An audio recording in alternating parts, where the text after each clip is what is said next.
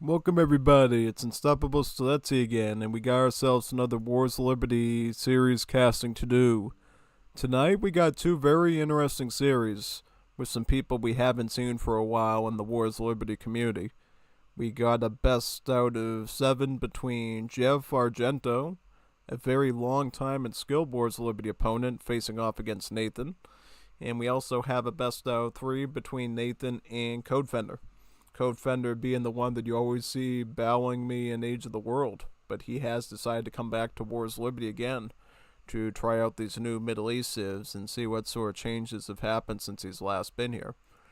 If I recall correctly, last I've seen Codefender in Wars Liberty has been over a year now, so he's going to learn a lot of stuff.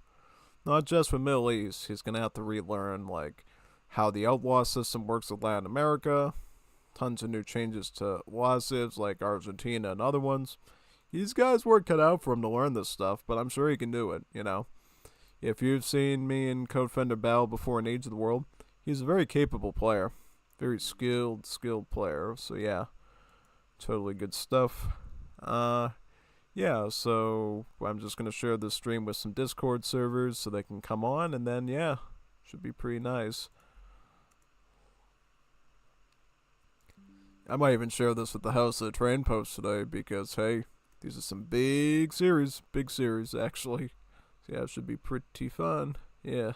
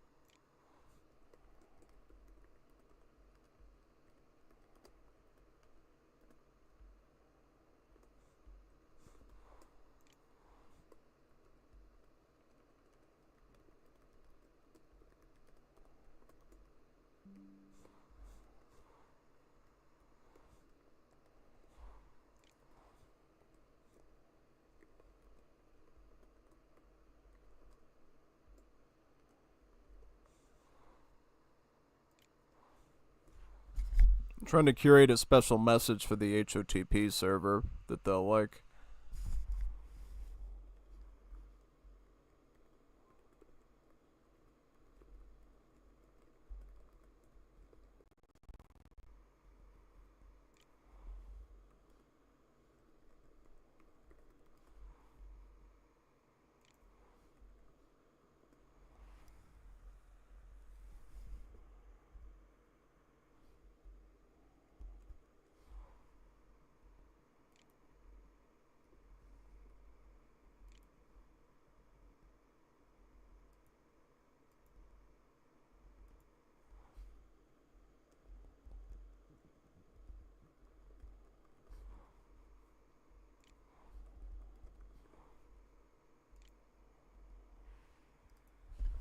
Yeah, they should like this a lot. Totally. It should be very fun, indeed. Yeah, let me just do the rest of the service and then we can begin. The good news is I did actually take the, Wars of Liberty. Yeah, Wars of Liberty of actually downloading the games ahead of time and sticking them in my save game folder. And I should probably see what those recordings are in a few moments just so you can see what the recording series looks like on the screen over there, which we'll do very briefly. But yeah, I just want to paste this to a few more Discord servers so we can have some fun tonight. Why did it click all the way up there? That's weird. Alright, well, start from up there then, I guess. That's all I'm going to do. Why is there an equal sign there? Meh. PC's acting weird. It's not really acting weird. It's more or less like a Discord thingy more than anything, yeah. I'll be honest though, I wasn't expecting these series today, but I'm awfully surprised in a good way about it. I mean, Jeff Argento and Codefender are some Wars Liberty names that we haven't seen for a while in the recordings, especially Codefender. But yeah, Jeff has been on a bit of a hiatus as well. I think the last time we really saw a lot of Jeff action was around summer of last year, around the Middle East beta testing. Yeah, if you recall, we did some matches with him because I think the devs decided to bring him on board, and he was of good help. It was pretty good, productive thingy, so that was good. But yeah, now we're gonna get to see Jeff facing off against Nathan. Nathan's had a lot of practice lately, battling against people like Gommuistan and others who are very skilled. We'll see if all that training and practice with other skilled players has paid off for him. It's going to be a tough one, though, especially against Codefender, because you know how good Codefender is. He's so good that when we battle each other in Age of the World, he literally gives me handicap in the menu just to make sure I have a chance against him. And usually I don't. Even with the handicap, I'm still toast. He'd have to give me like 100% handicap or something to, be a real threat. Unless I play like Zulu or Yorubas, Like, Zulu and Yoruba are the only ways I really get close to doing anything to Codefender. Or playing Pirates. Pirates, doing the pirate Fast Fortress, Fast Industrial thing too, sometimes can throw them for a loop. But every other strategy is kind of meh. Yeah. Yeah, pretty much. Pretty much. Of all three of those, probably the Zulu one is the most fear-invoking for him, because once I get that spam of MP and other stuff out, it's no bueno. It's like scary. Because once you get me going with that Civ, it's kind of hard to stop it at that point. It's like very, very, very dangerous. Yeah, totally dangerous. So yeah, looking forward to tonight. Looking forward to some good commentary stuff. I mean, I'm gonna expect some high level plays from Jeff, honestly. Though I am slightly worried, because if you remember during the Alucard versus Jeff series, Jeff was slipping a little bit to Alucard. Alucard stayed pretty bold and strong as always, whereas Jeff was sort of faltering in his strategy, and I was like, man, you gotta work on your strategy a bit, because I remember he was doing some weird stuff with like Vive Endeavors and stuff, and I was like, dude, you gotta make some other units and stuff. And then he kept getting creamed by Alucard. He did beat him a few matches though, so that's good. I think he beat him with Mapuche, right? I think he beat him with Argentina. Can't recall if he beat him with any others. No, I don't think. No, did he play Argentina? I know Alucard played Argentina in that series. I think it was Chile versus Argentina, wasn't it? And I think Alucard ended up clapping him real hard with that Civ. Oh, he clapped him real hard with his native Civ there, because Jeff is from Argentina. So I was like, man, imagine getting beaten by your own country, man. That must be very sad indeed. Oh, tell me about it. Most definitely it is. I'm trying to remember any of the other. Oh yeah, Alucard during that series did a lot of Central America, right? Usually it went well. Well, I think there was a few times Alucard actually got clapped playing in Central America, so it went against him. But there was that one game where he went full into the Outlaws against Jeff, and he just like went woo like that, and Jeff couldn't do anything. He was like really powerful. Oh yeah, I remember that.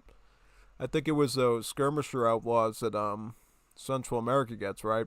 Yeah, totally. I think at that point they already did the outlaw rework, right? Oh yeah, no, I think they did. So the outlaws had the new stats on them too to boot.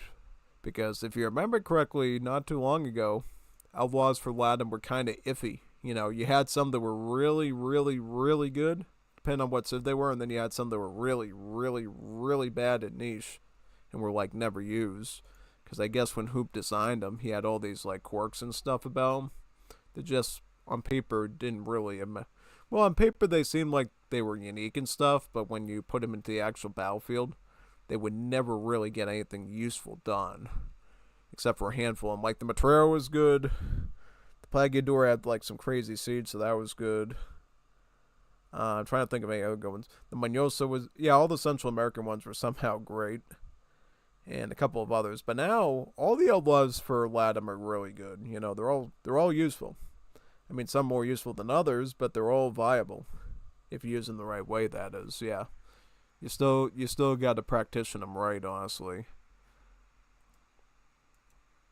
So yeah, we're also looking at planning a date for doing the Wars of Liberty tournament and starting that process up. I think me and Nathan talked about today, and we said let's wait for another hotfix to come out because we want to make sure that the millisieves are like clean and pristine, right? We don't want to have any situations where people want to play these millisieves and people like, oh, that's cheating. These civs were poorly. We want them to look as best and proper as possible because we want Millie's gameplay to be central in this tournament. As you know, I put a special rule in to let people play a Millie Civ twice instead of just once during the series, and you also can't ban them from play either. Yeah, no, you can't say, hey, don't play Afghans or Persian. You have to let them play those up to 2 times. So, yeah, take the copium if you don't like battling Middle East.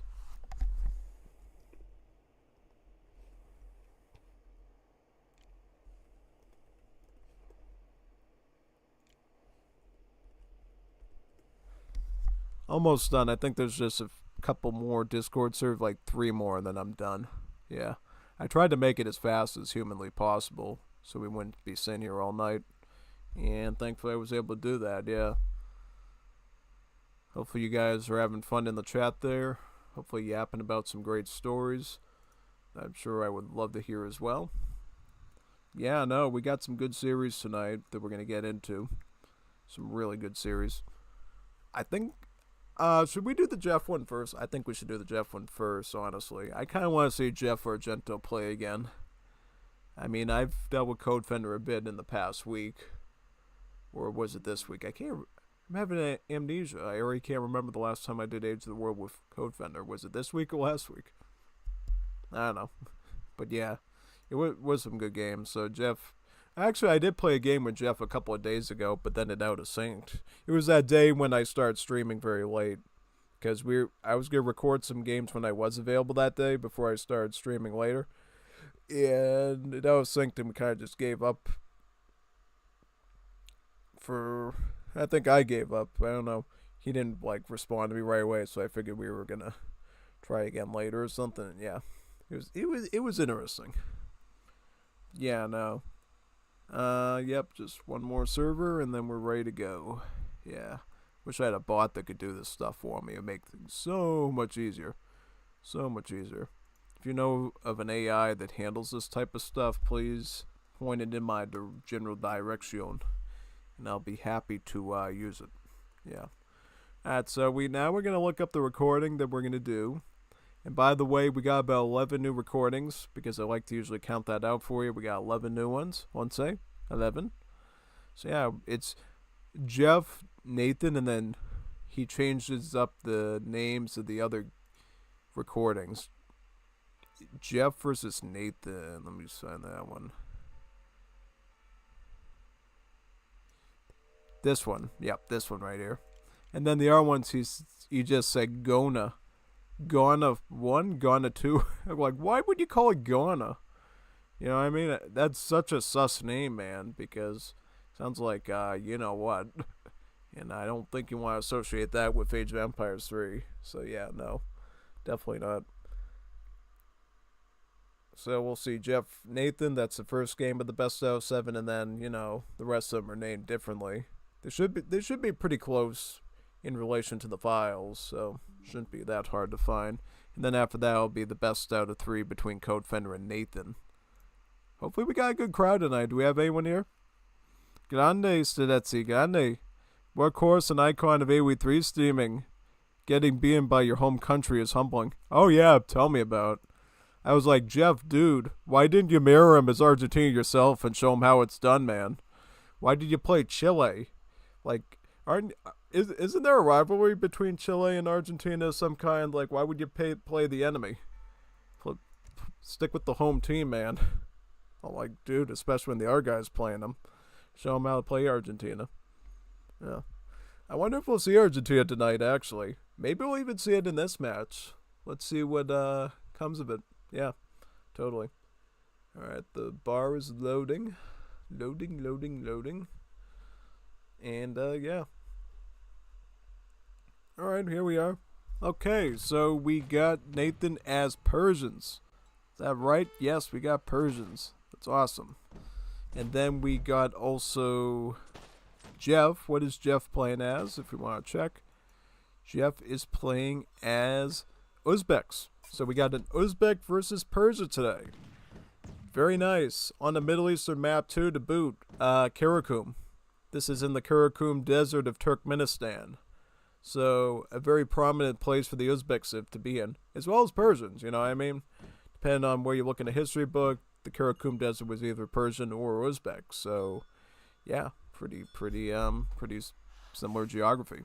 Alright, so first is first. Whenever you play a Middle East civ, first job, build a mahalla. Mahalla is your house. You don't get houses as Middle East, you get mahallas. Mahallas are 200 wood houses. They give you about 20 pop space. So like 2 houses in one. Plus, once you get to, well, not just Imperial Age, it has all of your like capital texts that you would normally have as Europeans, as well as some of the texts you would have at like the church and stuff, like stuff for line of sight, your sort of mercantilism tech. That's where you would find all that, is at the mahalla. And then you also have to build this building right after that called the madrasa. Madrasa is where you age up. You do not age up at this citadel building here. The citadel is simply where you train villagers. It's a TC that has an automatic range attack that's always active, so you do not have to garrison this building to get a ranged attack to fire from it, which is really cool. So it's almost like a big, huge tower fort. It creates these nomads for free over time, which for most civs is a standard one. But Uzbeks are the one unique example that can get 3 different nomads that they can configure over time for free.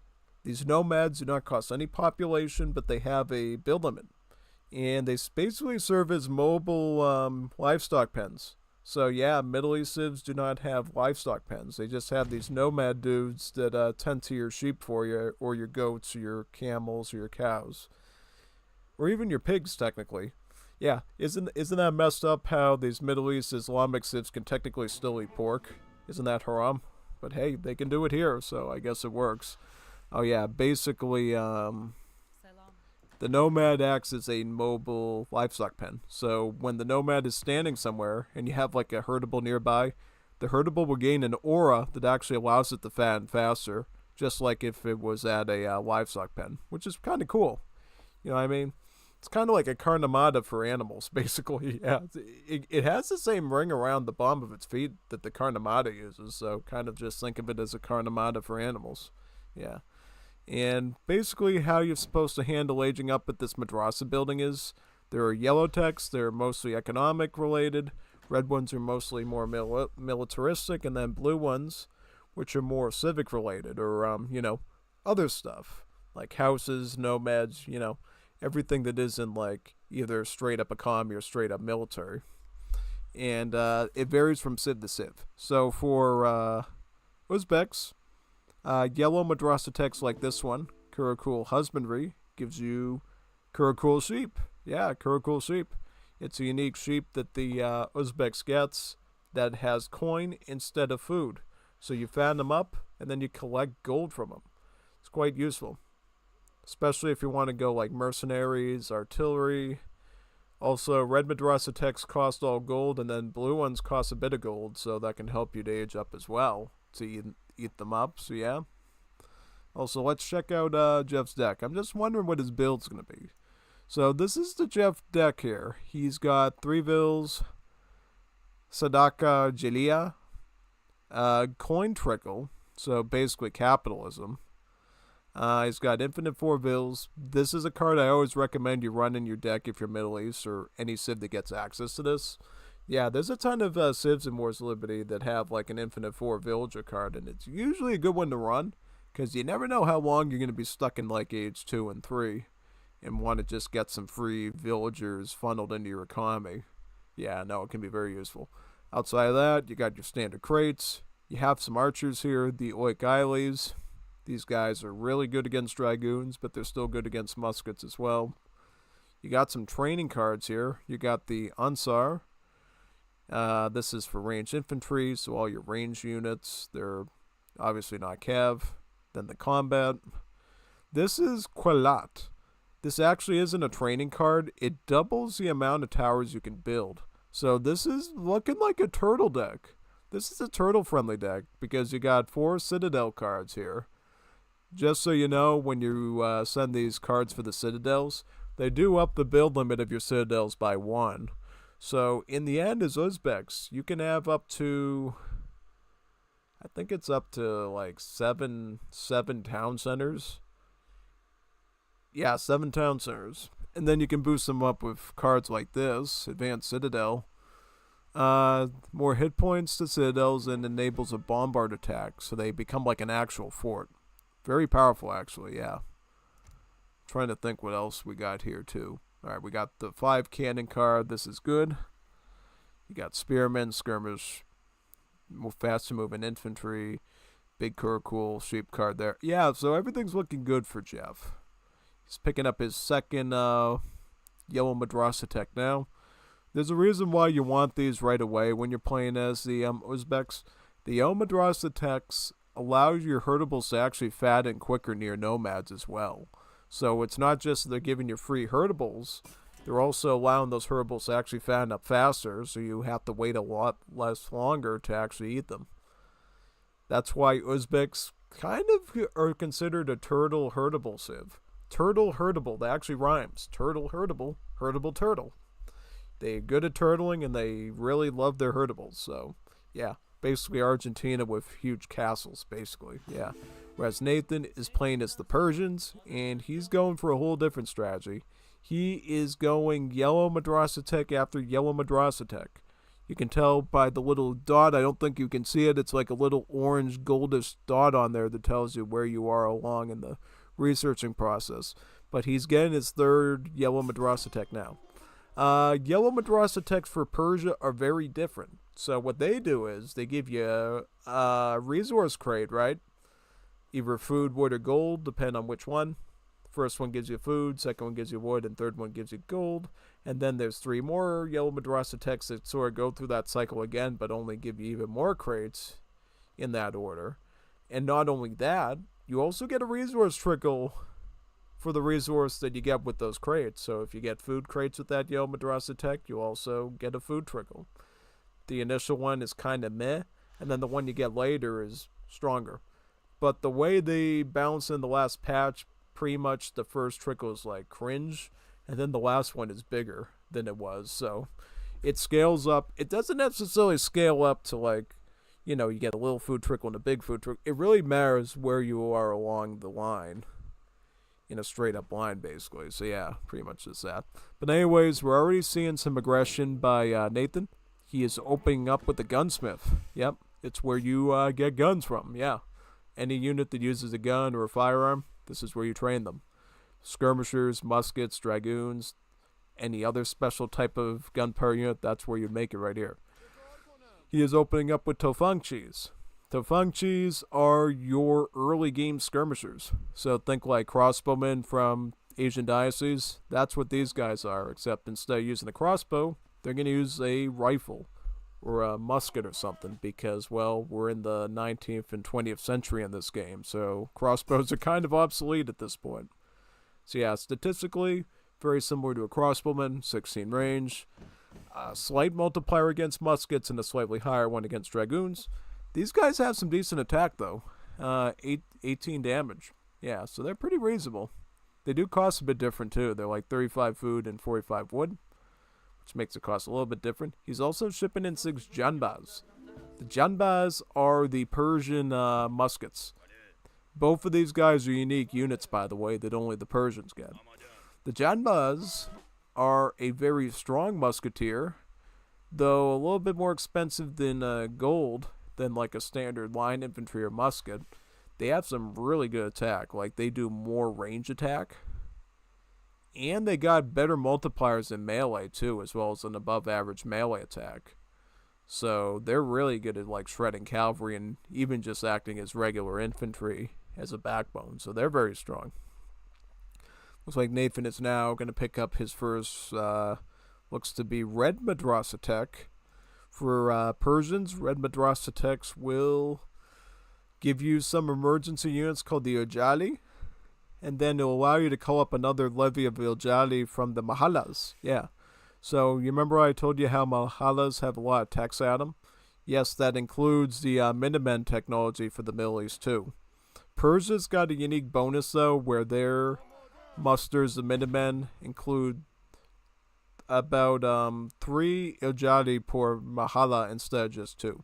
So instead of getting your Minutemen at the town center, you get a batch of Minutemen at each one of these houses. So you guessed it, it's better to send them out when you have more houses, so you get the biggest possible mass of Minutemen, right? And that's why, for particularly Persians, you see this card a lot, Jihad. Jihad simply allows your Minutemen to no longer use hit points. And then you have this card too called Fizabola. That one basically allows your Minutemen to get more ranged attack, more line of sight, and more range. So they have the same range as like a crossbowman instead of that of a musket, which is quite good. Yeah. And it also looks like Nathan is the more dominant aggressive force right now. Jeff has really not produced any military stuff yet. Yeah, no. He's got a few free archers here. It looks like he's gone from his red madrasa techs, since red madrasa techs for Uzbeks do give you free archers. He has a little bit of a defense, but not much. He's also picking up what looks to be his 3rd yellow madrasa tech right now, which is going to give him some more curricle sheep to maybe consume. Now, I don't know what Jeff's plan is, because right now he's on the back pedal. He went for a forward silver mine here, but it looks like that could be contested very quickly. Because look, Nathan is surrounding him. He's shooting him from this side, he's shooting him straight from this angle. He's going to have to pull out of there now, and think of all the lost villager seconds that Jeff is going to suffer from now, since his villagers are literally on the run. This is all lost seconds that those vills could be working on somewhere else on the map completely safe. So Jeff is going to kind of suffer for that. But it's okay, because he is going to get some more free Kurikul sheep from that yellow madrasa tech that he could eat up right away if he needs to. Yeah. Because here's the difference between most AoE3 cultures in the Middle East. You don't need a ton of resources to afford all these early madrasa techs. They're pretty affordable, so you don't need to like stack like 1,000 gold or 1,000 food till like the until you get to like I think like the 5th or 6th madrasa techs. So you do have out sinks like that too that happen, which is really unfortunate. And I think that might be a bug related to nomads in combat or whatever. So yeah, that does happen. So. And that's probably why they named the other records differently, because, yeah. Overall, I think in general that game was probably going to go to Nathan, though. So we'll kind of give Nathan that one, I think. Because you saw the army masses right there. Nathan clearly had a full stack of both Janbaz and Tofangchi, which when you combine them together are very dangerous. So I would assume in that situation, that was a Nathan win. And maybe because Jeff hasn't played a few games in a while, he kind of just let Nathan walk all over him there unintentionally. So, yeah. We'll see how these other recordings are. And I hope we don't run into that same garbage again. The devs need to figure out why there's so much out of syncs when nomads engage in combat. It's like very weird. Like the nomads... It might be because they act like buildings or something. Some weird fact of why the nomads always invoke crashing in the game. I mean, if it's really bad, they might just have to get rid of the nomad feature altogether, which is not going to be good. But, yeah. It is what it is, man. But, yeah. Let's see how the rest of the series is. The rest of the recordings are named like this. Gona. Like that. And you can kind of see already why that naming convention is kind of a problem. Yeah, if you don't know anything about medicine. Yeah. Alright, so we are in game number 2. We're staying in Karakum Desert, it looks like. And what do we got? We got Nathan playing as the Saudi Arabians. Yes, Saudi Arabia is in this mod. So if you love Saudi Arabia, you love your oil, you want to be rich in an oil country, come to Wars of Liberty. Yeah. And on the other side, you got Jeff. Oh, this is Gommuistan? This is Gommuistan? Wait a second. I thought this was going to be Jeff. Oh. Oh, I got to change the name. Wait a second. We got to change the name of the stream, folks. It's misinformation, and I will not tolerate misinformation. It's going to be Gommuistan versus Oh, okay, alright. I didn't know. You should have just said Gumu, or something weird like that. Alright, let me change that as stream title really fast, dudes. Yeah, no, big time. I gotta fix that. I will not rest easy until I do. So let me just update that stream title to Gommuistan.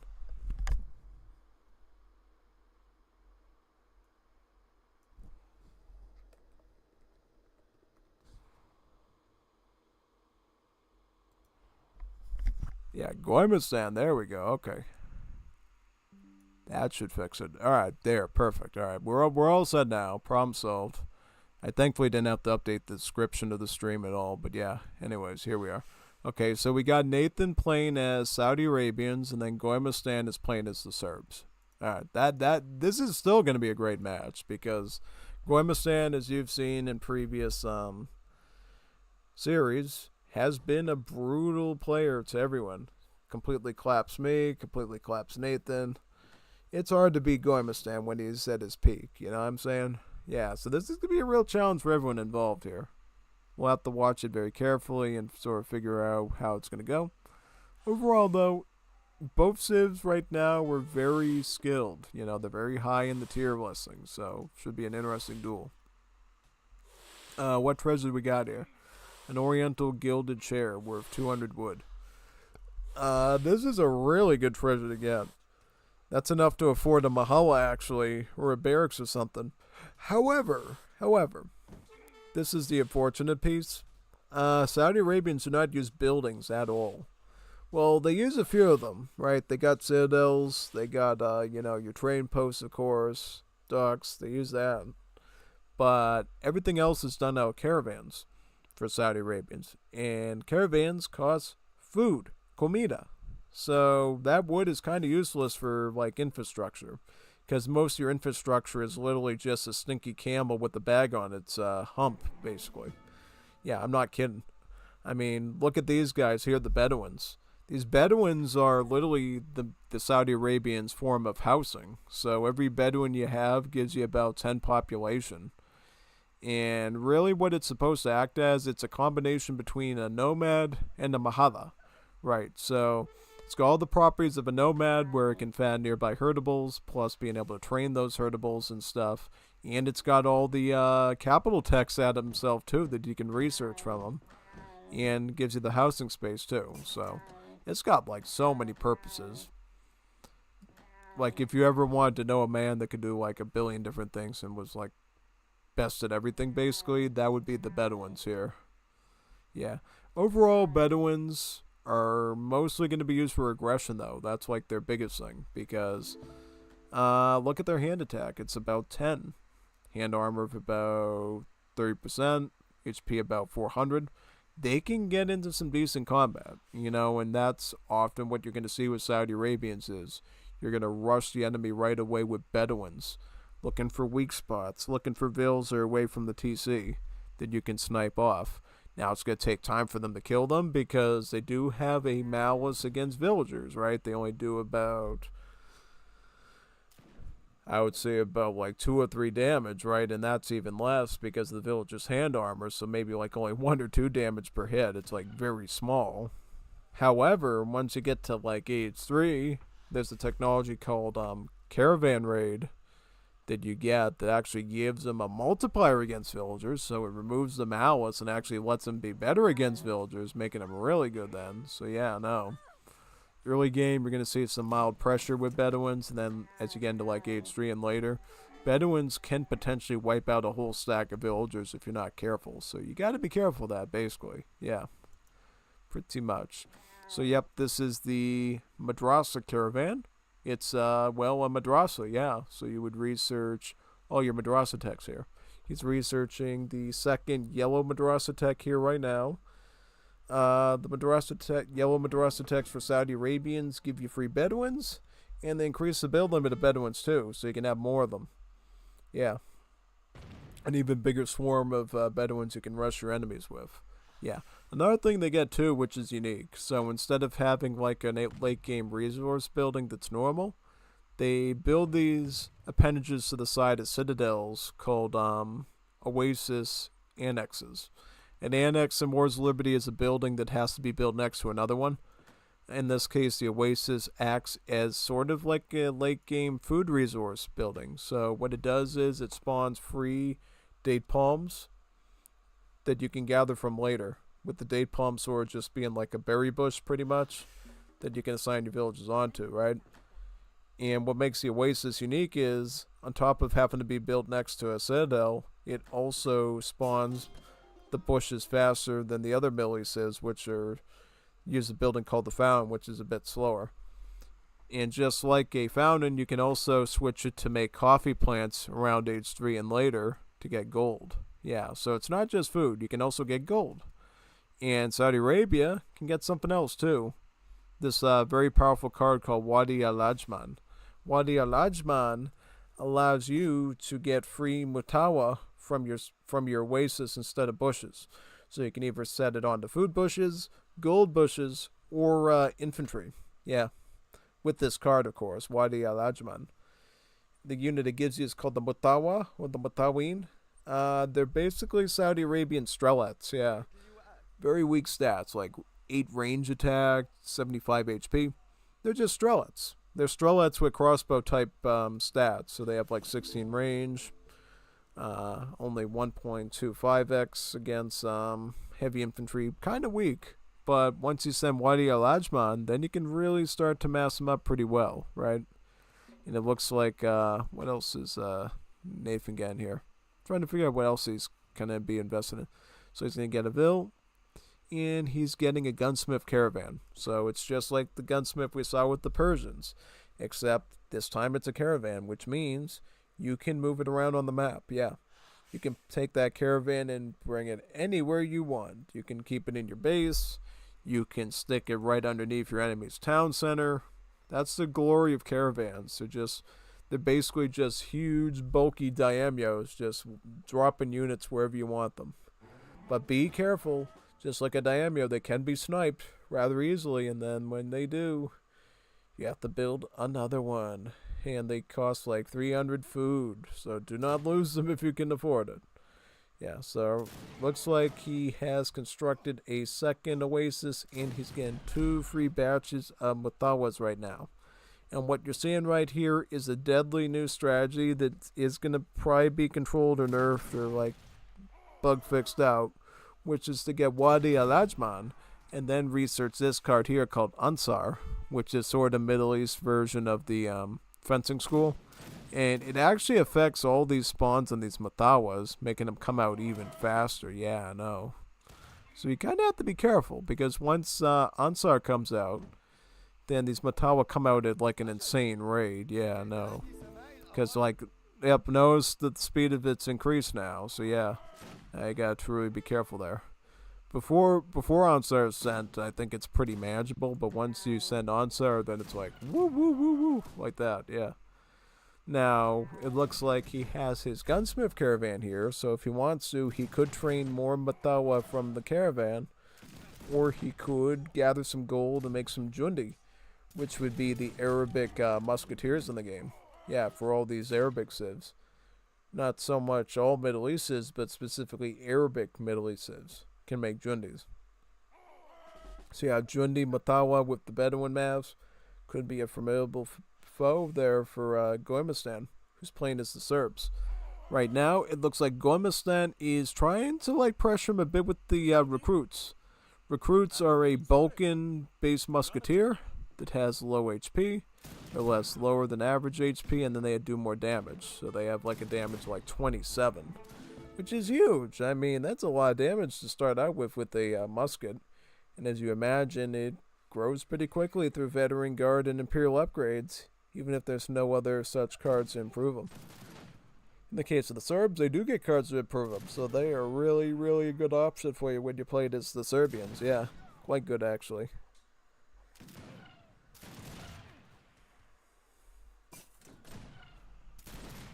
Looks like the Pandors are... Well, they used to have a unit in the game called the Pandor that looked just like this. That's why I call them the Pandors sometimes. But yeah, no, they're still in the game as a mercenary. Looks like the recruits are being swept by the Mutawa mass, and then the Bedouins in the front. See, this is the deadly wombo combo that leads to problems. You get a situation where you want to fight the Matawas and like rush them with cabin stuff, but then they have the bulky, Bedouins there to protect them. Big meat shield. Yeah, it's quite dangerous. Quite dangerous. Big chubby camels getting in the way of your units trying to get to the skirmishers. And this Bedouins or Matawa combo right now is like the strongest thing on the Saudi Civ. Almost unbeatable, So it takes a lot of strength to beat it. If you can beat it, you're probably in great shape. If you can't beat it, it's kind of tough. So what it looks like Gommuistan is trying to do is he's going to go line units or heavy infantry. So he's going to make a massive recruits. And then he's going to make marauders from the stable. These marauders are basically Ulans, right? For the Balkan civs. Like Serbia, Greece, Bulgaria, Romania. Yeah, so you got like Ulans here, and then you have like muskets. These guys, they're low HP, but their attack is great. Like 37 hand attack, and then HP of like only like 180, 190. So yeah, they're actually so low in HP and stats and stuff that they're actually a 1-pop unit in this game instead of a 2-pop unit, which means you can stack them pretty well. You can get some pretty big masses of these guys and get some huge armies of them. Particularly, I think what you should do, you should try to get this gunsmith caravan first. Oh, he's rushing the Matawas with the marauders. Good. Yeah, get some of them. He's right on top of his waypoint there. Look at that. He's going to wipe them all out. But now he's got to deal with the Bedouin mass. Let's see if he can kill the Bedouins here. If you can kill enough Bedouins, you can like house your opponent and stuff. So I would dare you to try to get those Bedouins, but here's the thing: he's not gonna let you do that. He's gonna retreat them constantly.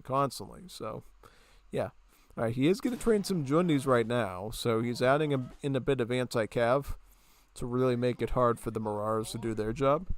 So yeah, the addition of Jundis will be pretty fierce here, actually. So I don't know what's gonna happen. Honestly, you're gonna have to be very, very careful here, I think. And you'll still see tons of armies of Matawas coming out too. Act as a huge mass here as well. And going back to Gommuistan's perspective, so he's getting more Marauders, more recruits. He's gonna ship in some mule artillery as well. So he has some siege units here. These mule artillery are kind of like the lever cannons from Definitive Edition, except that they're for the Balkan civs, right? So maybe not as much splash attack as like a falconet, but they do good at one-on-one and wiping out infantry, so that's good. Oh god, he wiped out his gunsmith caravan. That's a loss of 300 food. 300 comida. Alright, looks like Gommuistan made some progress there. Now let's see what happens in this situation. I would honestly prefer Gommuistan could get away from those trees, those arboles. Get away from the trees and find them out in the open, so that way he cannot like stick his Bedouins in the middle here so they can't be targeted.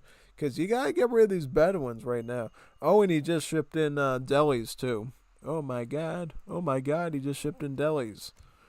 Oh yes, he's got the Oddman mission card here, which is an infinite shipment of delis that you can ship in from the Ottoman Empire. Yeah, Middle East civs can access those cards they call Royal Courtier cards, which gives you like a foreign unit that you can ship constantly through the game as infinite shipment. They all cost gold, so you better have gold to afford them, but it looks like in this case, because Nathan's getting so many free units, that he can't afford to like, get something like that here. Trying to figure out what else Gommuistan. Oh, he's raiding with the Marauders right now. He's gunning his madrasa caravan. Good. Do that, please. Great. All right. So what Gommuistan was aware of was, if Nathan gets into like age 3, gets another citadel, and then he adds Oasis onto that, he'll be dead. Like his only hope of doing this is literally to cut him off from aging up and gaining a mass. But unfortunately right now, there's just so much handicap there in the front between the delis and those Bedouins. It's kind of hard to make a direct assault on all those skirmish units. nevertheless, you have to even worry about some of these Jundi mixed in stabbing your cab too with their bayonets. So it's really a tough one. It's a super tough one here, for sure. So we'll see how it turns out. But honestly, it looks like the death ball, the Mataween death ball, is coming to fruition again. It is. And Nathan is going to add the range attack. This card right here, the Wahhabi attack, helps out Matawa and helps out Jamal's. Basically their camel rider. And it looks like so far Nathan is kind of unstoppable. Is an unstoppable Steletsy right now almost. I don't think he can do much, right? Oh yeah, no. Alright, he's pushing back with the recruits there. I'm trying to see what like Gommuistan has left. So he's got some Mirars here. They're cutting into the Matawas, right? He's gonna take out a Bedouin, right? Yeah. Okay, it looks like Nathan is housed right now, so it looks like Nathan Gommuistan could like try to kill off all these dudes here and maybe clean up his base a bit. That's a huge if, because obviously once those Matawas are dead, more are going to be coming out rather quickly. So it is a bit of a challenge, honestly, but we'll see how it goes, honestly.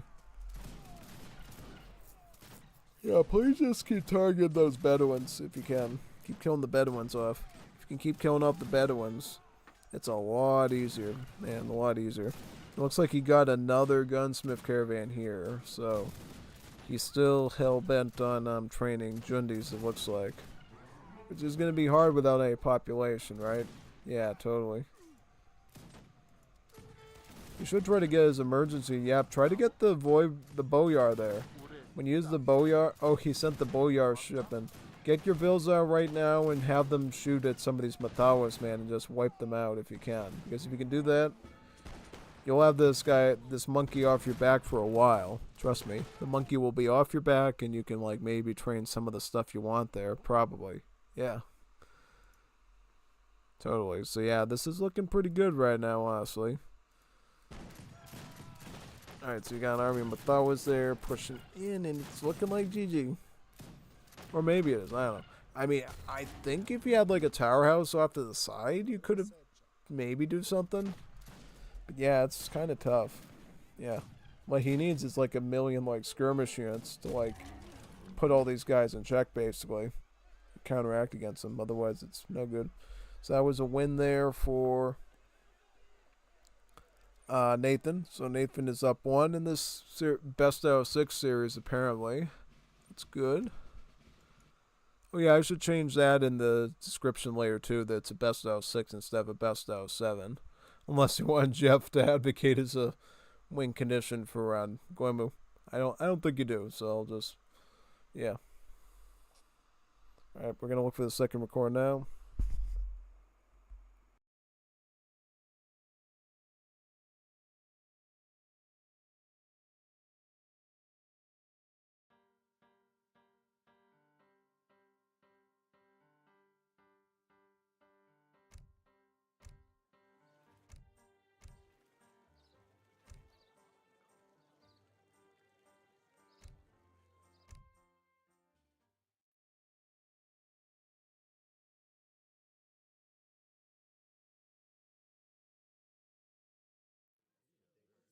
So here we are in game number 2. We got Nathan as the Afghans and Gommuistan as the Italians. So we got Italianos versus the Afghans. Normally in this matchup I'll give it to the Afghans because I feel like the Afghans have the better tempo, especially early on. They got a really powerful skirmisher called the Gizelci. Has extra range and extra damage. Really strong opening unit, and I think that just leads to better momentum down the road through their blue Madras attacks, which gives them free villagers. On the other hand, you got Italy here. Italy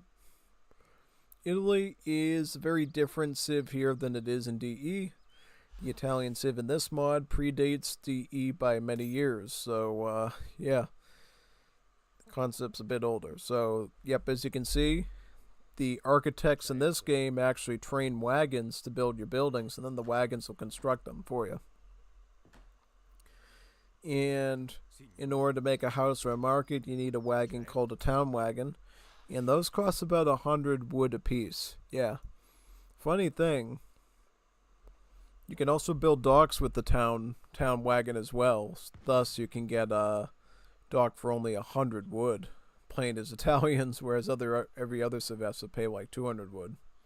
Yeah, very interesting, right? Yeah, no, most definitely it is. Looks like the madrasa's coming up for Afghans right now. He doesn't have the mahala yet, though. Doesn't have the mahala. Where's no mahala? Get the mahala. Alright, looks like he's gonna pick up the crates at least, right? Yeah, I get that done.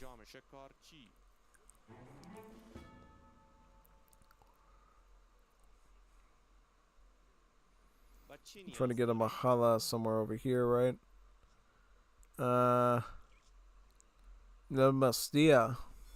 So he's getting the madrasa tech first. That's okay as long as you can keep up with it.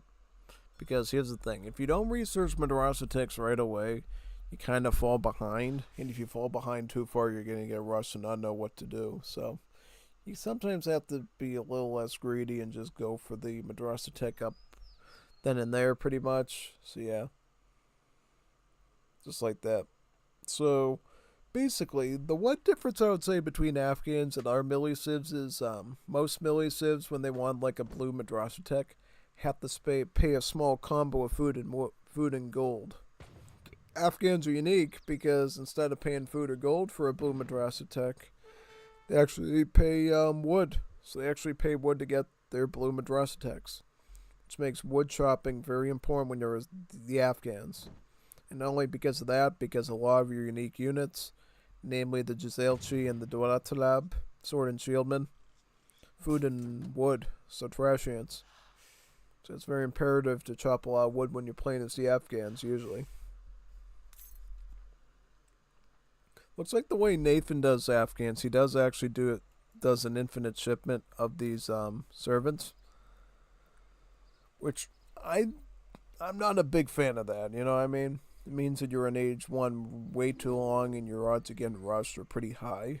So, yeah, I just go for 3. I don't even go for any villager cards when I play as Afghans. I just go for wood chopping cards. Like in Dorsia, 20% wood chopping card, and then you got the carpentry. Same as the one for the Latham civs that gives you 15% on the wood chopping. So those are the 2 cards I would say is way more important than getting Vil shipments in age 1 at least. If you want to run infinite 4 Vils in age 2, I've done that especially in the past, so go for it. But I would still say, sometimes at least, feels like I don't need that card and I'd rather just have something else, which is why in this case I don't have that card in my deck, so unfortunately, yeah.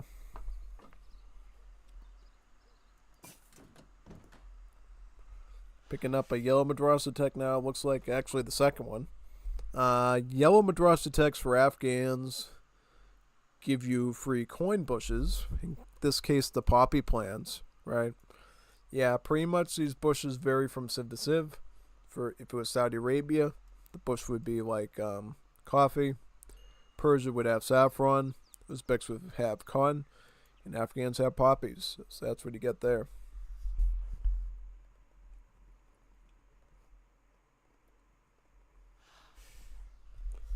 And not only does it give you free poppy plants, it also increases their gold capacity.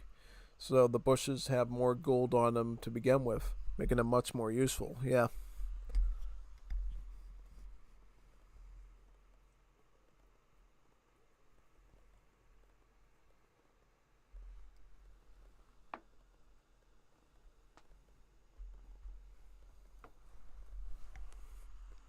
Trying to see what else we can discern. So it looks like Goemon is going to go up the Artisan. That's the same as Core Master, by the way. It gives you about 400 wood, which will especially help you to train up some wagons. Yeah, in order to make military, you have to build a military wagon, right? And military wagon can build 3 different buildings. It can build a barracks, a stable, or a safe house to make spies from. If you want to get artillery, you have to use, I think, an engineering wagon that makes either artillery foundries or arsenals. Yep. It's like the Italy is shipping in about 3 hussars now. Looks, yep. Let's see if it becomes a barracks or stable.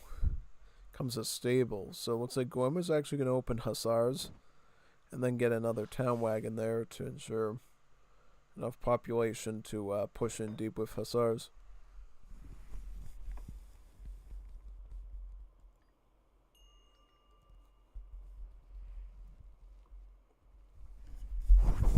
I'm assuming he can get at least like 3 hussars out of this batch, plus he's picking up steam machinery.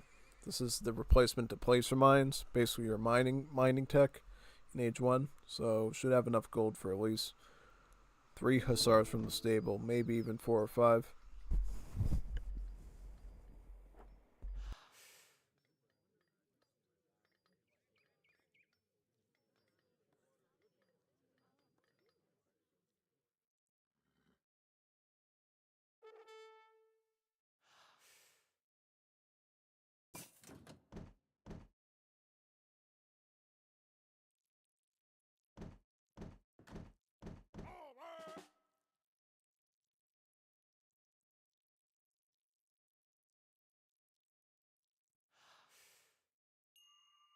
There and would have had only 3 hussars for a while, but thankfully he was very lucky with the house building time of that wagon, and he just barely squeezed out the 4 hussars that he wanted.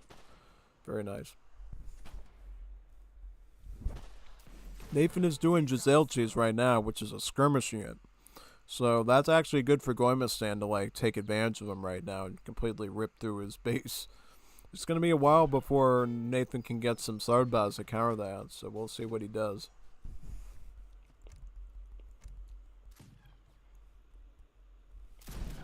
He's going to try his best to fight him with the Giselles.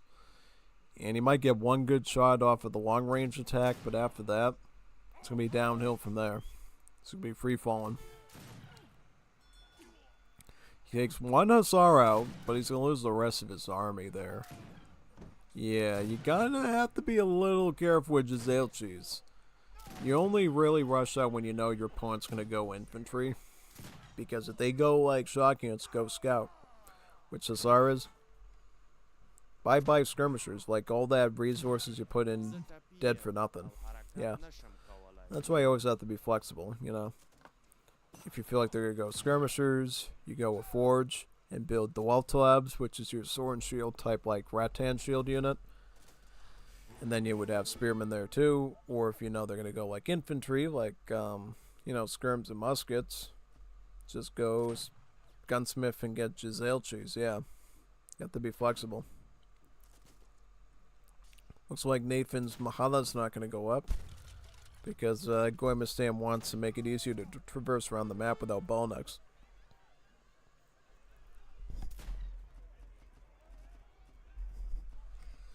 Good job by Nathan saving most of those vills.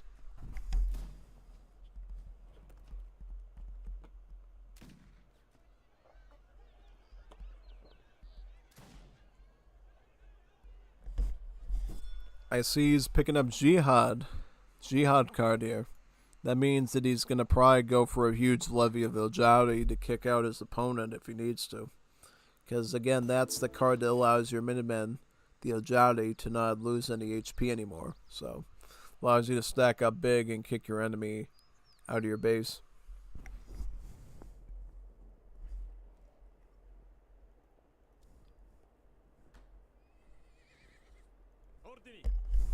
But that's not all. Looks like Gommuistan has shipped in a batch of 8 volunteers.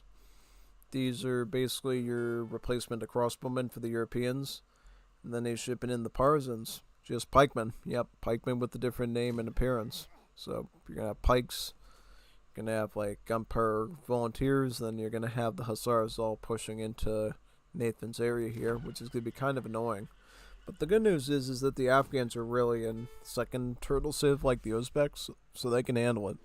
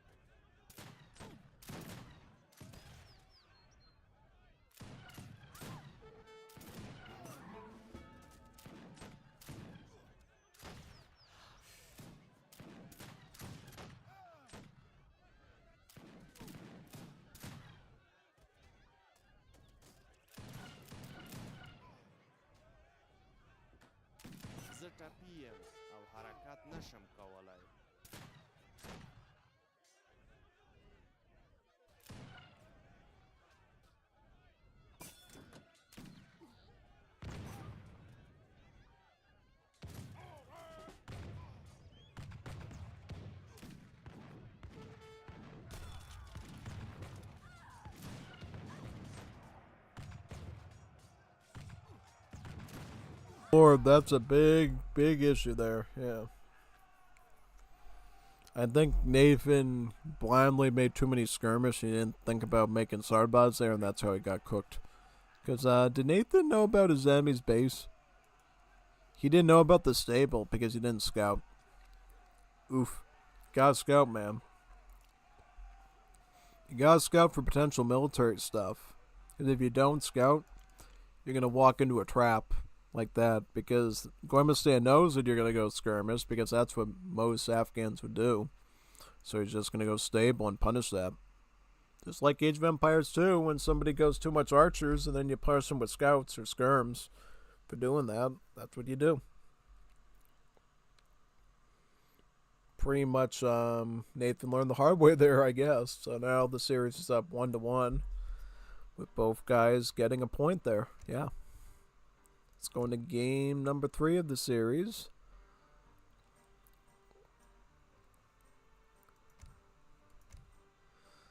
Let's do this one, I guess.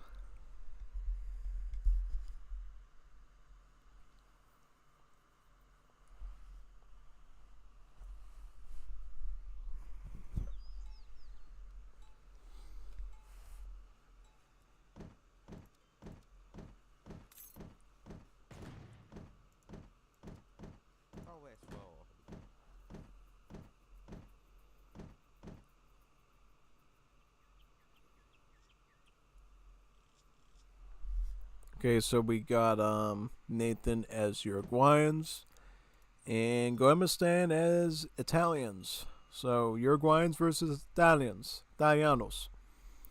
This is another matchup where normally I would favor Uruguay over Italy. Yeah, I would. I mean, the matchup between Uruguay and Italy is so skewed against them. That poor Hishe, the guy used to make play on huge maps so you couldn't rush him, would still get rushed and die on it. So, oh man, yeah. No, it was. I'm trying to remember. No, yeah, no, no, that was United States. That was United States. Yeah, old story, an old story. Because he was playing United States and I was like Uruguay. I like hard rushed him really bad. He got so angry, he said, try that again, and now I'll play Italy. And then he ended up beating me with Italy. I'm like, wow. How's he all of a sudden do good with Italy? But hey, I mean, Italy's at least like a C-tier civ. United States is like a D or E-tier civ, honestly, so really bad.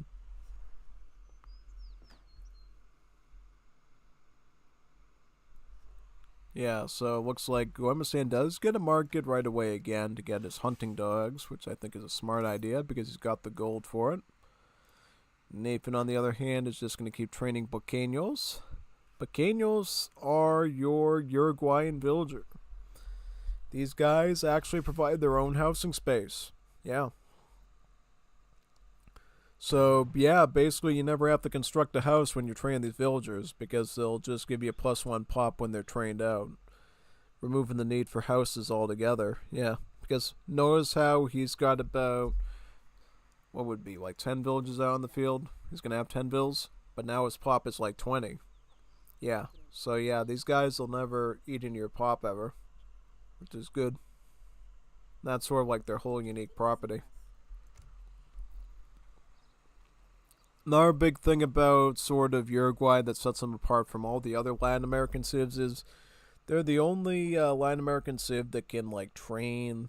They can train their immigrant units from regular buildings, like normal, for resources. So they do not have to have a colony out there to ship them for a shipment.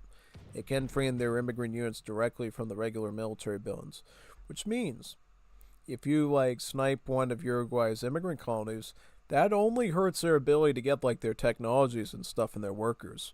Does not affect the ability to access their military. Well, at least not in the new way, right? You can still Uruguay can still ship in immigrant battalions from immigrant colonies for a shipment, but now they have the option of like actually training them for resources too, like regular army from a building. So yeah, Uruguay is really the immigrant civ. That's what way you should think of them, as like the immigrant mechanic civ. Yeah. And they're also shipping in a card here called Bautismo, right here. Bautismo, or whatever it is. Basically, it's a Uruguayan version of sumptuary laws. So it gives you a bit of food, a bit of wood, a bit of gold, and a bit of XP. You obviously don't have export as a civ, so the trickles in the other areas are just slightly ramped up a bit. Yeah. And what immigrant colony will he choose? He will choose, I'm assuming, Polish. Yeah, Polish. Yay! I know Nathan too well. All right, so he went Polish. They give you the Grenadier unit, the Danube Legion. So go more the anti-infantry route. Yeah. One neat fact about Uruguay that's the case of no other LAM civs, Egypt, is for the other Latin American civs, they have like 3 different immigrant Egypts that they can choose throughout the game. Whereas Uruguay has a special rule that if you don't pick a certain immigrant colony when they first show up in the Egypt options, they get weeded out and get replaced with another one in the subsequent age. So Uruguay offers an astronomical amount of mixing and matching beyond even what most Latin civs allow you to do.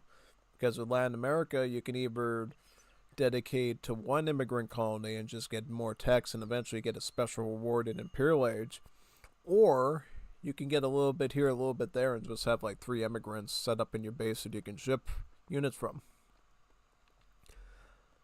It really depends on what you're looking for, and what the techs are, I think.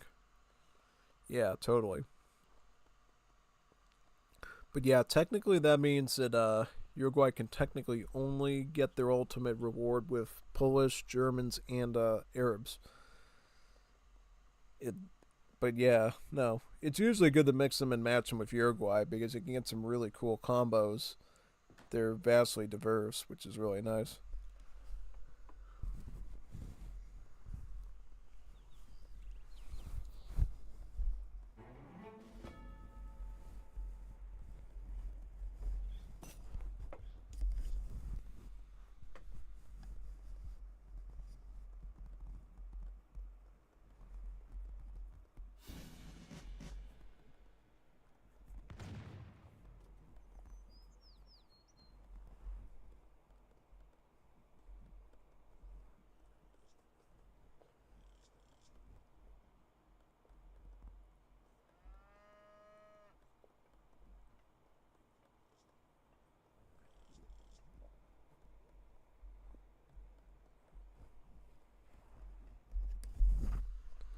He's going to open barracks, it looks like. Yep, barracks, Polish colony.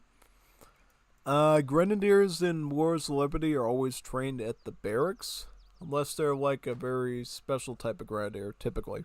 Because the way grenadiers mostly work in this mod is they throw a bomb and then they have a musket that they'll shoot for like 60 seconds as a cooldown period, and then they'll throw another bomb again. So they're more or less like anti-infantry specialist musketeers, yeah. Though they don't counter cav at all, that's the only caveat. They're purely anti-infantry. So yeah, you can train them at the barracks here, and then you can also ship them in from this. So a Polish Danube Legion will contain about 5 units for one shipment. Whereas here you can train them for about the cost of the unit right here, basically. And one thing to note about immigrant battalions as well, when you age up to Fortress Age and Industrial Age, the number of units will also increase as well. So that's quite good. Lead to some bigger masses, mostly. Oh, yep, Goima's going Hussar again. Nathan responded with anti-infantry. Oh man, you're gonna have problems now. You've already lost a Ville there. Bikino's gone. Let's see if you can do something about it this time, yeah. Like in this situation, you can either go like Spearman or Musket from the barracks. Or you can go Outlaws and make trying to make a ton of cuchillos to use their splash attack and hand armor against those Cav.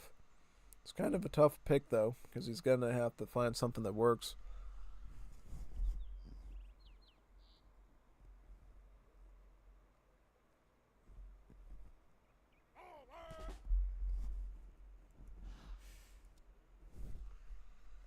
Looks like more Hussars are queuing up at the stable.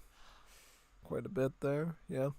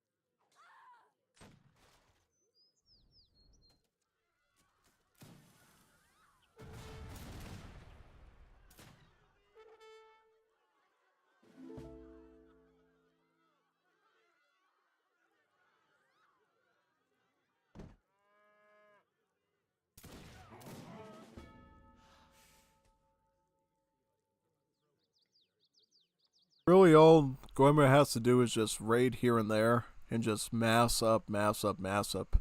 Because the more Hussars he gets, the more advantage he's going to have over these Grenadier units here, the Danube Legion. So, yeah.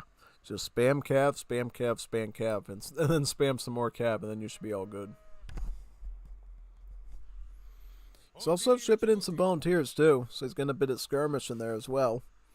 That combined should deal with those Grenadiers just fine.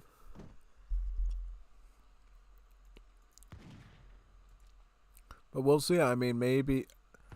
Okay, so he's going full into Grenadier. He's going full Danube Legion. Like, I was expecting him to get Codissimo and maybe throw in some Cuchillo Outlaws to add a bit of variety. But I'm not seeing that. He's just going full Grenadier. Could be very risky. Could be very risky, man. That could be true. We'll see what happens. I mean, I'm hoping they do alright, but you never know. You never know. To watch it very, very carefully here. Could be very risky indeed. Yeah.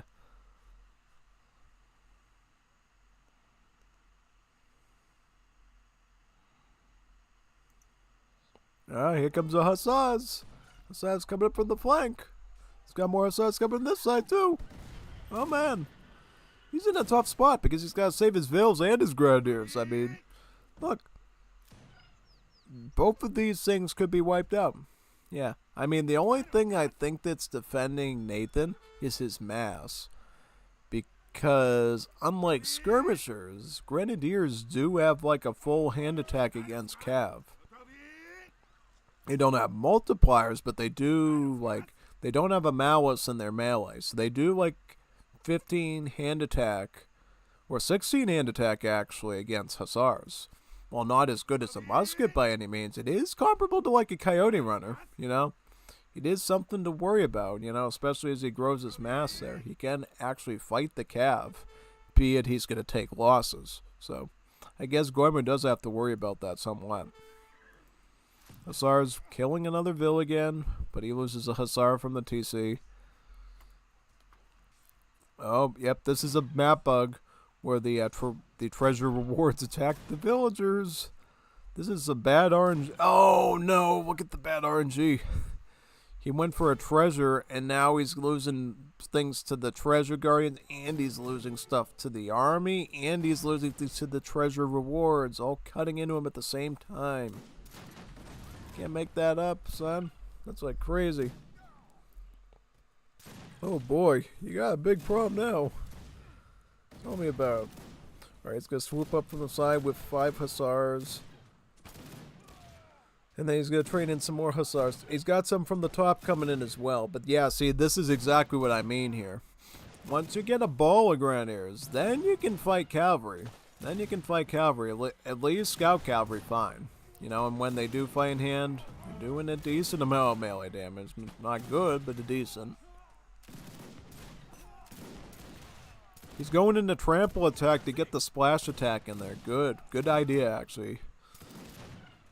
One thing to note about trample attack in Wars of Liberty, it no longer damages the cav unit like it does in the vanilla game. So, trample attack, as long as, you know, movement speed isn't an issue, usually doesn't hamper you. It can actually help you. So, trample attack was a really good decision there to try to cut through as much of these units as possible.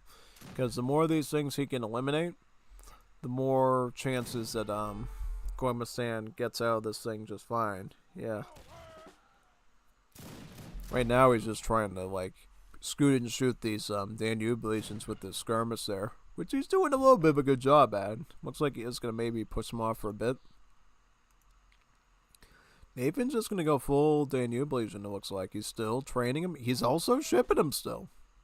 He's still shipping him. He's not getting A crates. He's not getting any other units. He's not investing in the Spanish immigrants here. This card here gives you access to a Spanish immigrant colony, advanced immigrants. Not getting anything else of the sort. He's just going full spam of these Danube Legion Grenadiers. Which I think is fine, but you gotta keep the pressure up.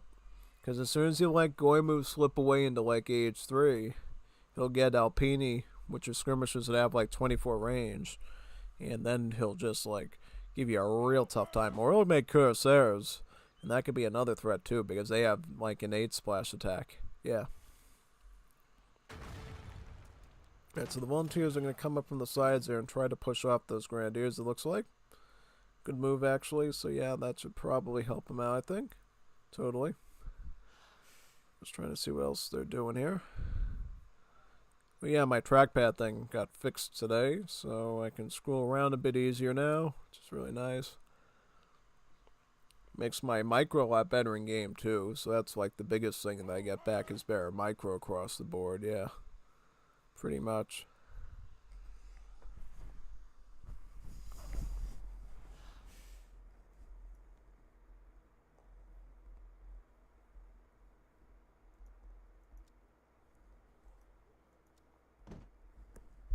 He's gonna resume volunteer and hussar.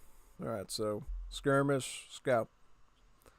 That's probably fine. I mean, that's likely going to be your best like solution. Best thing would be to go skirmish assault, but obviously you don't get assault usually until age 3. So that's going to have to do for now, I guess. He's also shipping in some pikemen too. So that's more or less out of desperation. Yeah, it looks like that's more or less out of desperation to stuff his numbers up, I guess.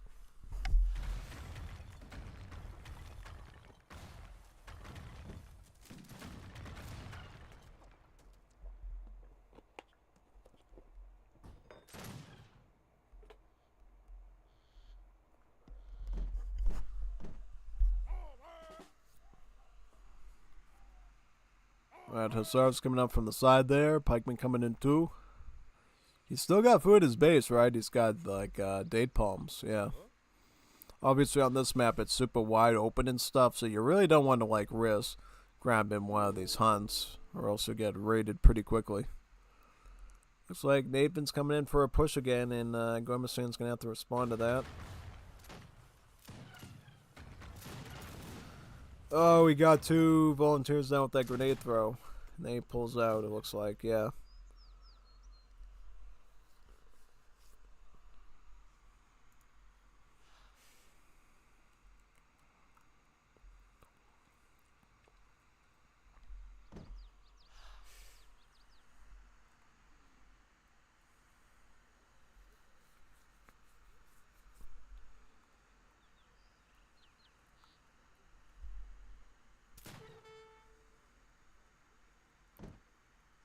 little mini hussar raid again. No Vil kills though, mainly just applying pressure. I mean, hey, even if you don't kill Vils, you can sometimes cause a bit of pain for the opponent, which distracts them. And keeping the Vils garrison obviously cuts down on villager seconds, so it's not like it does nothing, honestly. He still has 700 coin too, so he still has him waiting again in H3, it looks like, yeah. If Gommuistan can, they'll probably try to get an Italia Illedenta. Italia Illedenta allows you to turn all your pikemen into skirmishers, be it the Alpino skirmishers that Italy gets. So yeah, that would be a powerful play. Now, I don't think he can pull it off right now, just because of the scope of the situation. Yeah, right now he's just trying to hold the line, I guess. He's not going to pull those pikemen into combat unless he really needs to there. Yeah. Yeah, Grenadier units like this often have pierce armor, which means that the spears could actually do about full 8 damage to him. Actually, 11 damage to him. So that's really good, actually. Yeah, no, 11 damage with the pikemen. It's quite good. Quite solid.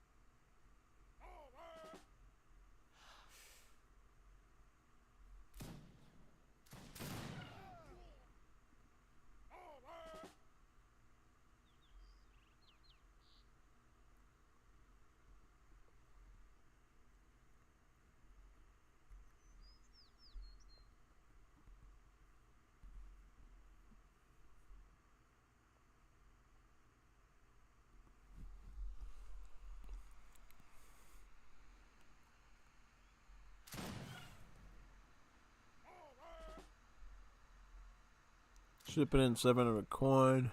So he will be making a move to age up, yeah.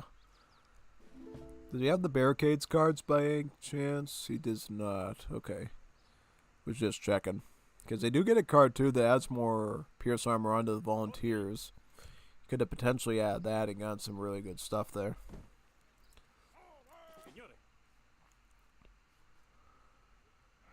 Hussar's coming in from that side now, it looks like. Yep, Villa's down. Very nice. Volunteers coming over here.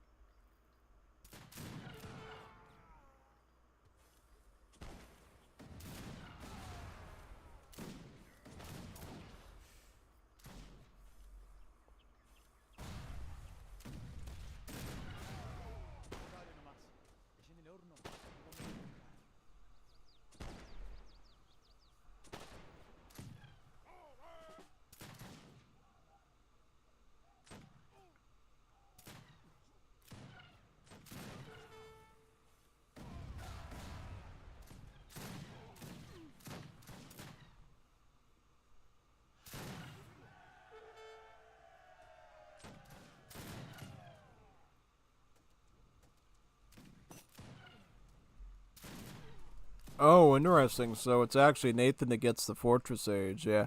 Oh, wow, look at that. He actually got, his wagon almost got shot there. If you lose that wagon, you can't get the techs. I mean, it's obviously you could still get the units, but he wouldn't be able to get the techs and he wouldn't be able to spend shipments on these units. Yeah. Now, French is a good one to go for, because French will give you 3 immigrant units instead of just 1. they'll give you like a halberd with splash attack, so basically almost like a doppelcylinder, called the Palatine Guard. And then at the stable, you get the Red Devil, which is kind of like, kind of similar to the Nagi Riders, because they got multis against skirms. And then they give you the Foreign Legion Cav, which is a cavalry that has multipliers against both heavy infantry and cavalry. So it's kind of similar to the Rifle Riders, except they don't counter artillery at all. Basically just that.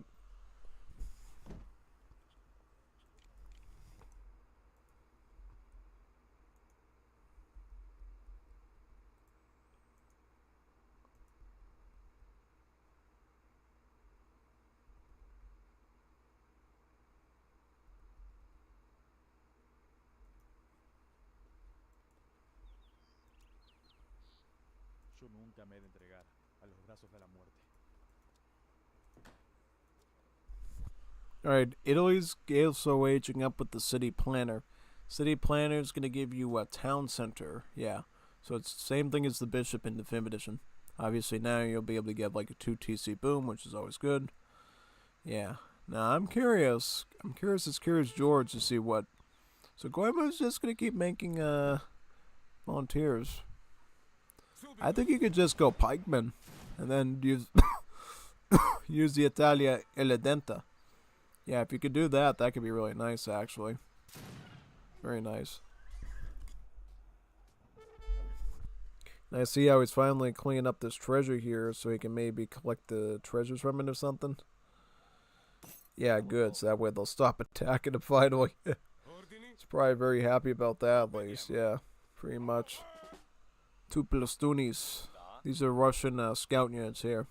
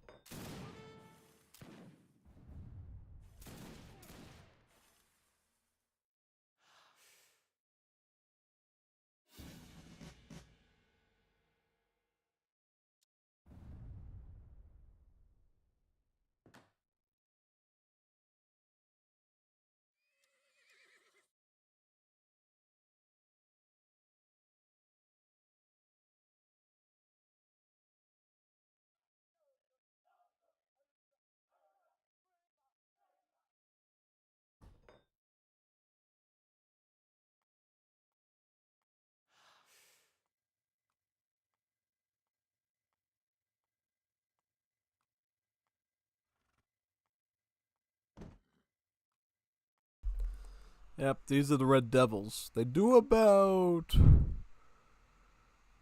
they do a lot of damage to skirmishers. They do like almost 50 damage to skirms in age 3. That's a lot of damage. That's a lot of damage. Oh yeah, no. You know, he's also making mercenaries too. They're making the Elusies. These guys here.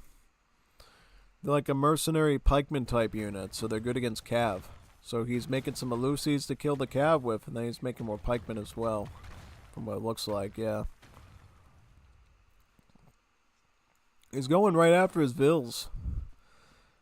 Goemon did put down a tower though, so he does have a safe place to put them. Vil somehow survives over there, yeah.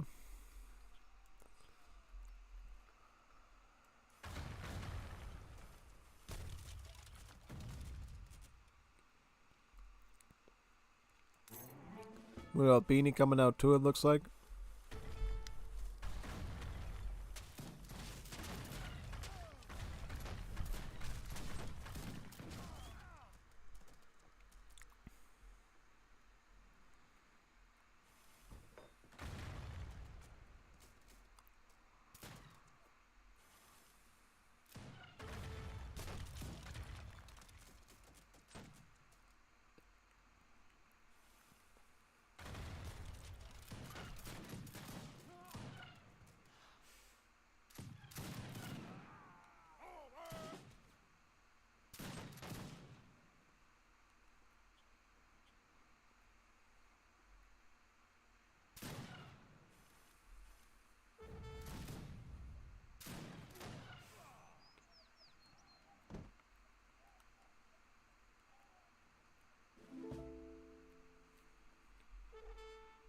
Signore! Signore! Signore! Ordini! Signore. Alright, so now at this point it's got like 28 skirmish units and a couple of pikes. Plus those Lucy's that he's gonna add too. Where's the Lucy's at? The made one? Yeah. Now he's got a shipment of Basigadietes. The Basigadietes here. These are the guys you see from Definitive Edition. But in this game they're actually dragoons. So they're good at killing cav.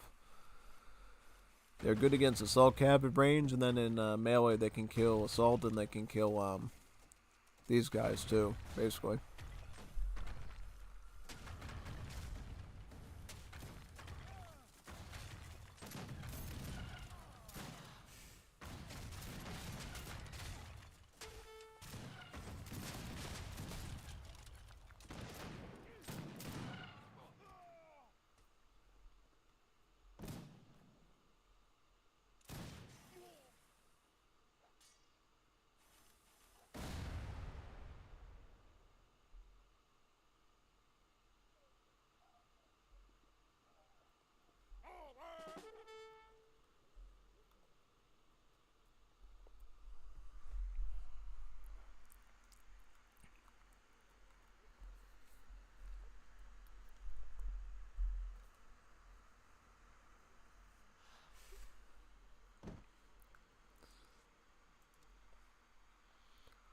At this, he's training Red Devils. He's training Danube. He's also starting to ship in more Red Devils too. So he's getting a much bigger mass of scout here. Yeah. The L4 is going to make more hand infantry to counter it though. He'll have to make more pikes. Or he'll have to make more Lucy from his mercenary structure probably. And yes, because these Basigadietes are a dismount unit, you can make them from the barracks too. Just so you know.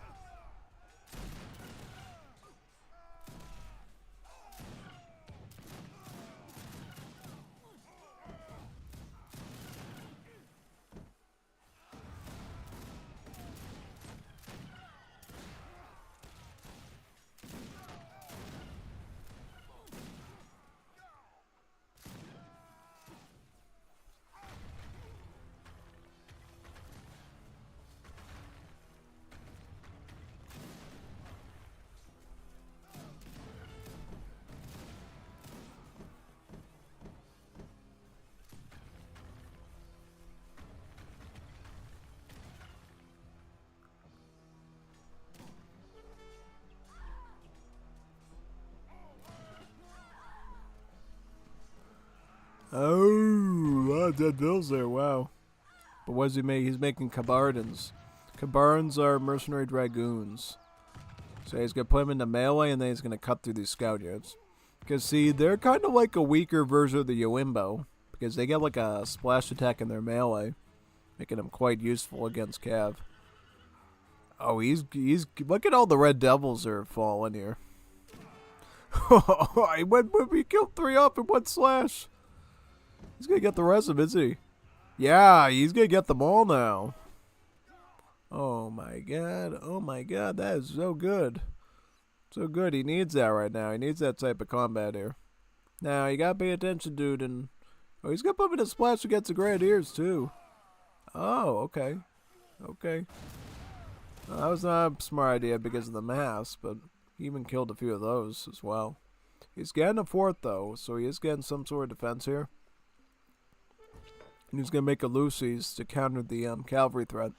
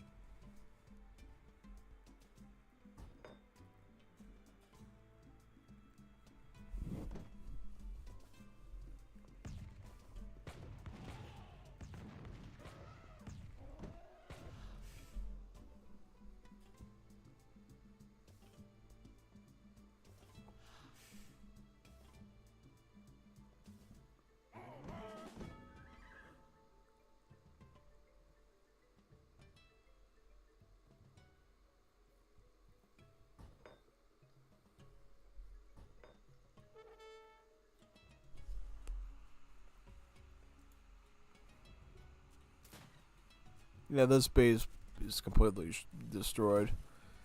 Guayma's going to have to fortify this position really well, which looks like he is because he's got multiple towers, he's got a fort. He can hold this area for a while, plus the TC back here. That's why it's good they went city planner, because if he didn't go city planner, he might already have been dead at this point. So that probably saved him a ton, probably. I would guarantee you that, most definitely, that bailed him out there really well, yeah.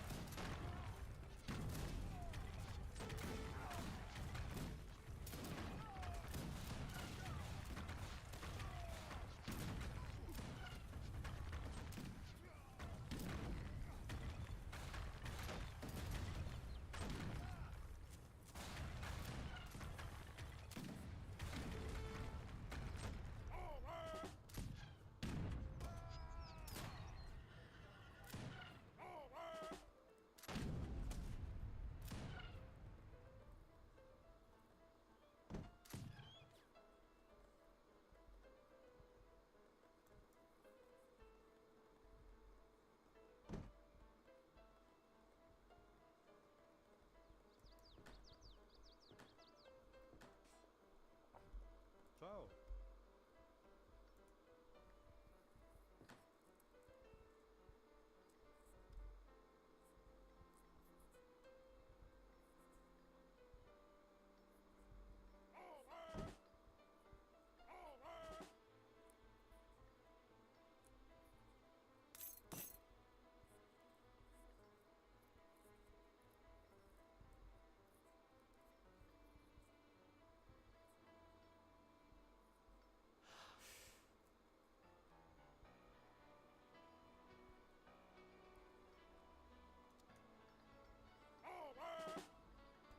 Готов.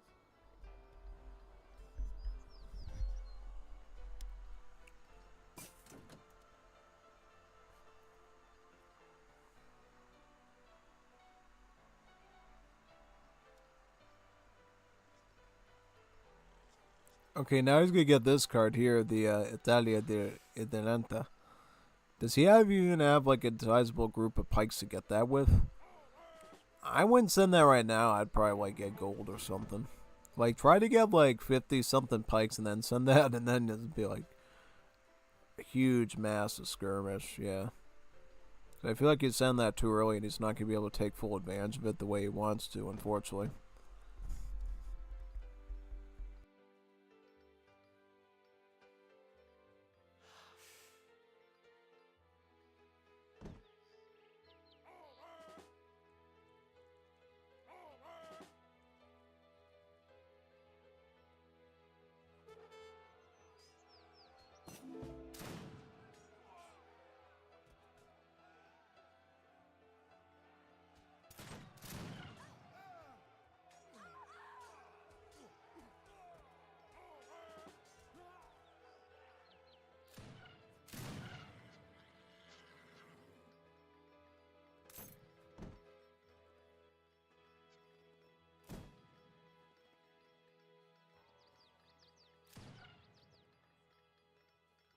No, he had that massive pikeman back there. I wasn't paying attention to that. So he's got like 35 Alpini now.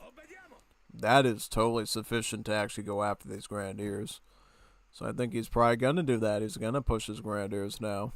Plus he's got some Circassian Cav Archers here to fight the scout units in melee. Plus Alpini will be good against these foreign legion Cav since they're a Dragoon unit. Really good stuff.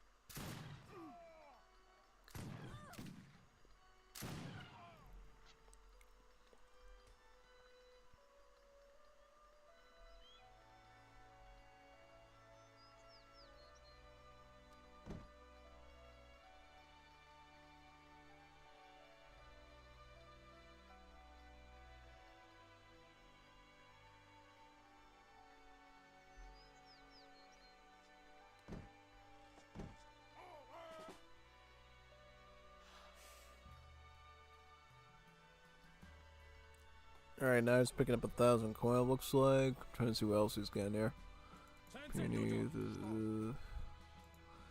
How much mass has Nathan got in his... So he's got about 47 grenadiers, 5 scout units, 1 maneuver. He's adding to punch more scout right now. Looks like Nathan has the better score. I'm just trying to figure out what Gommuistan's next plan is. Is he gonna... He doesn't really have a reason to go to H4, does he? No, not really. Yeah, well, the scary good advantage for like Nathan is immigrant units don't have to be upgraded manually. They just get shadow tech because they're considered like consulate units.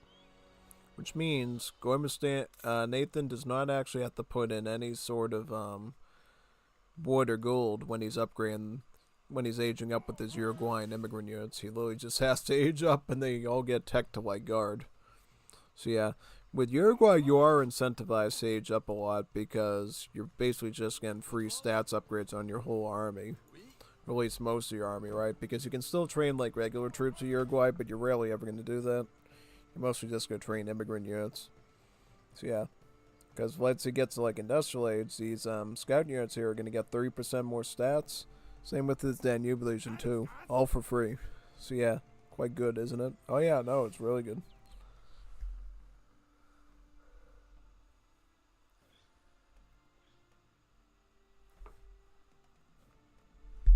And I think if he goes to industrial age with a different immigrant, he'll get the Irish next. If he starts with Polish.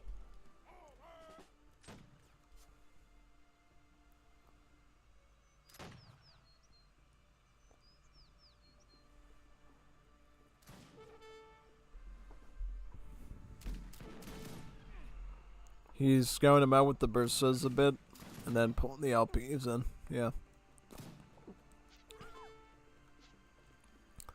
Still Ray Nathan. Killed a Vil, actually. That's really good, actually. That's really good. Let's see if we can get some more raiding done, too. It's forcing Nathan to retreat, which is really interesting. Because it takes a little bit of the pressure off of Gommuistan's base right now. Because he has to pull back to save his Vils.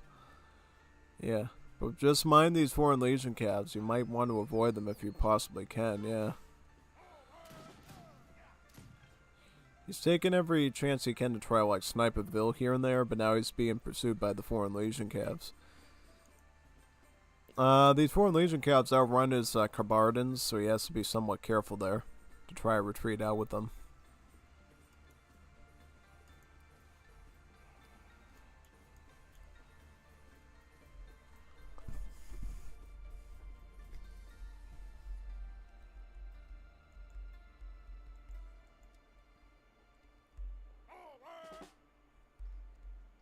Signore, obbediamo!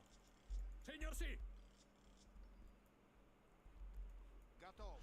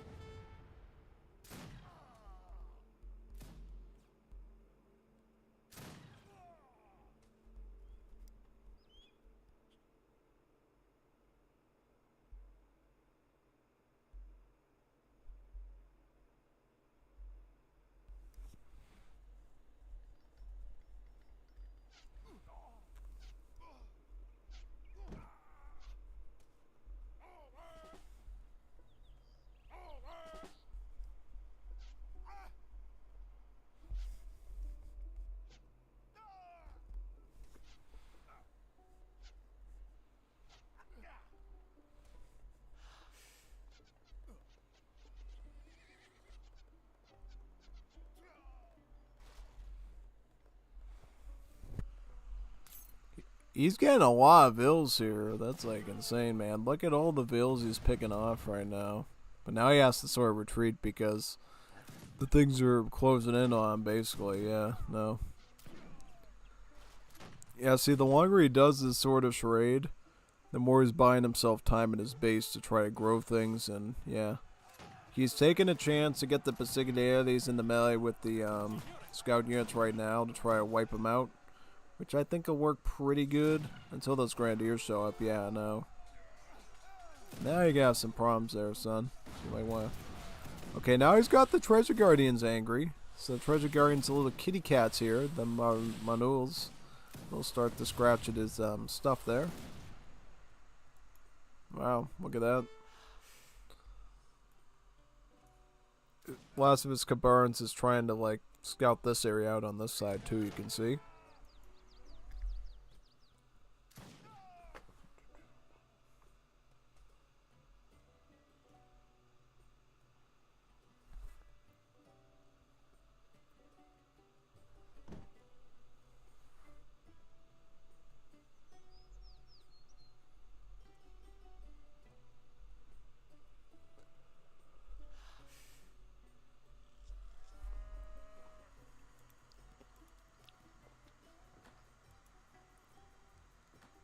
For an attack on the units there, very nice.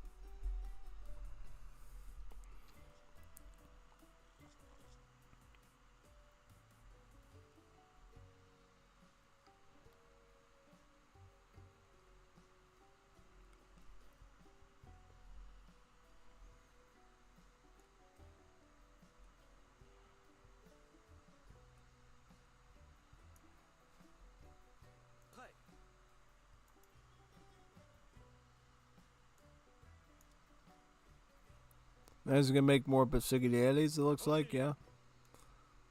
I would have just made pikemen myself. I don't think the bursts are even good here if you're going up against scout. Bursts are mostly just gonna be good against like assault units. Against scout, you're better off just going spearmen or line infantry usually, yeah. So I think he probably needs to change his strategy up there a little bit, honestly. At least I think so.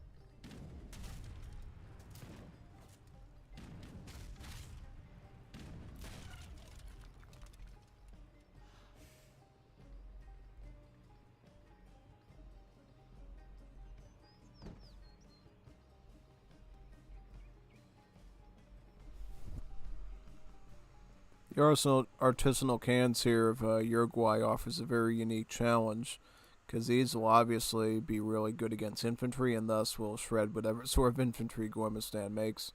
He's going with a lot of attacks. He's going for full dress. He's getting infinite needles, which allows grenadiers to have more range, I believe, with their grenade throws, which is quite interesting.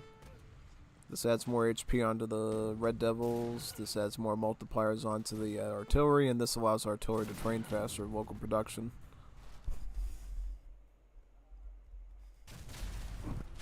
Major push by Nathan here. He's got his artillery, he's got his scout, he's got his grenadiers all pushing it at the same time. fort is the only thing to defend this area right now. Does Gommuistan have any sort of like military presence here at all? Doesn't like he's got skirmish here that he hasn't moved for a while, but that's about it. I'm sure the Red Devils will find their way there and then those will be dead rather quickly. So I don't know what's gonna happen next, but it's kind of concerning. Denying him an agricultural wagon, that's a big loss. That costs like 500 wood. So if you let that get killed, that's very serious.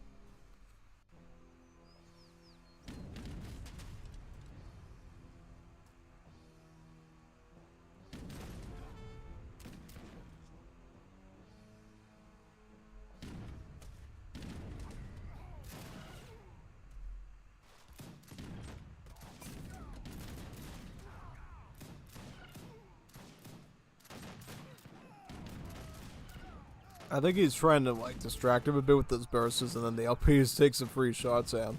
Definitely the 24 range on these units definitely helps out quite a bit there. Yeah. 24 range gives them a lot of range power to not receive damage in return. Phil's being cut from the side here by Red Devils. It's all looking downhill for Gommuistan. Yeah, Gommuistan's looking cooked right now. He's got no food. Doesn't have any mills, right? He's got a mill here, but no one's on it. Yeah, it's just looking like a really awful landslide, because now Nathan still has a hunt over here too. So yeah, it's gonna be a real uphill battle for Gommuistan to come back from this one, I think. That's at least from what I'm seeing here. Yeah, if you're Gommuistan, you gotta start changing some stuff really fast. Like maybe get a ton of pikemen, get some cannons, and just try to force onto Nathan's base or something. Even then, it's gonna be tough, but yeah. I would have gone like a bajillion pikemen and gotten like some sort of falconets or something and just like went boop, boop, boop, boop, boop. Try to take out as much stuff as I could. At least the bursts here are shock units like Cav, so they can kind of handle those artillery just fine. Looks like they are actually, so that's great. Yep, this is a very, very fascinating situation to say the least, I would say. One can survive though, so be careful. Just one little can there.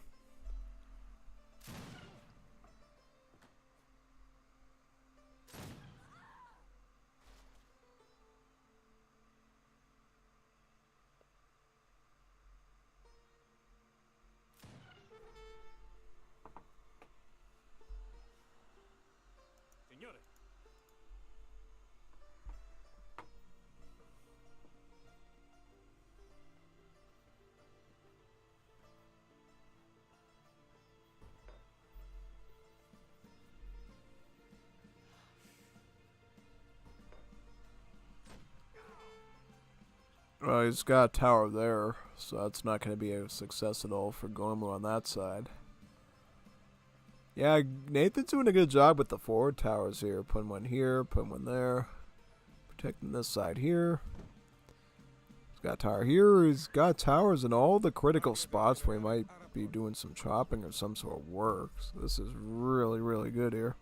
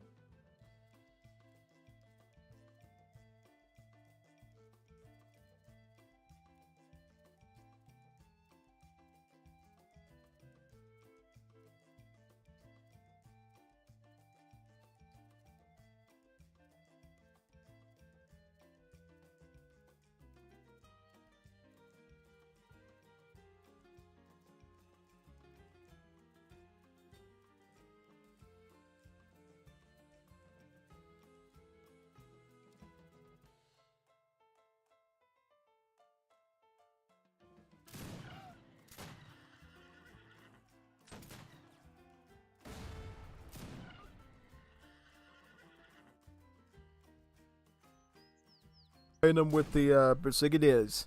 Very nice choice there. I mean, it's not gonna make a huge difference, but at least you can get that can. Yeah, you almost got. Get that identity piece right there. This one. Because now it looks like Nathan has shipped in some horse grenadiers. We can now do a caballo. They're basically hussars that can throw a grenade at your troops.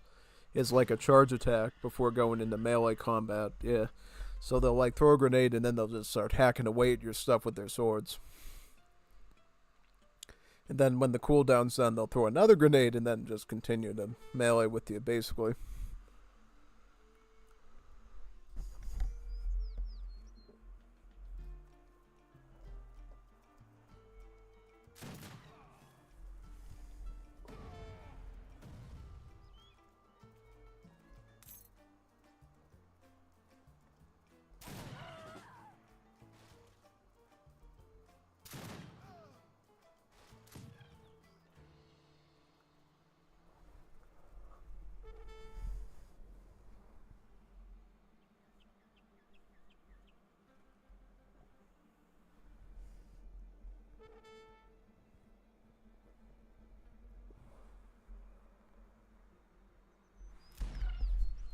These horse grenadiers these are actually like the unique unit of Argentina, but you can ship them in as Uruguay and Brazil as part of more of their Triple Alliance support cards from the home city, which can give you a limited number of them to use.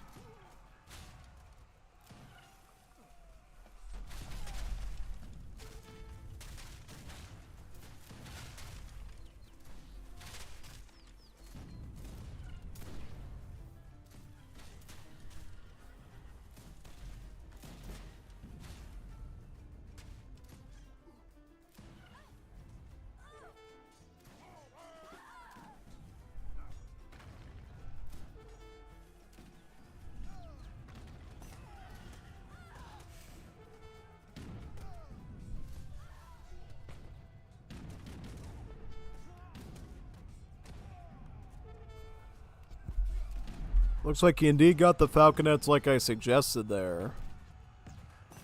Alright, so the falconets are still alive. Now he's just got grenadiers and some calves there. He's got a ton of towers here that he could put down too. Yeah. How many vills is he on? So he's got 13 here. And he's got some skirms here. Alright. Is he going to try to push out or something? He's got a force. He's got a force to fight back. He could fight back with something. I would try to push out with this stuff and see if you could succeed. If not, call it quits. Yeah, no. But yeah, no, he's trying more stuff, so it's like kind of tough. Kind of tough, really. I don't know exactly what you would do in that situation with so much coming at you. It's really insane there, honestly.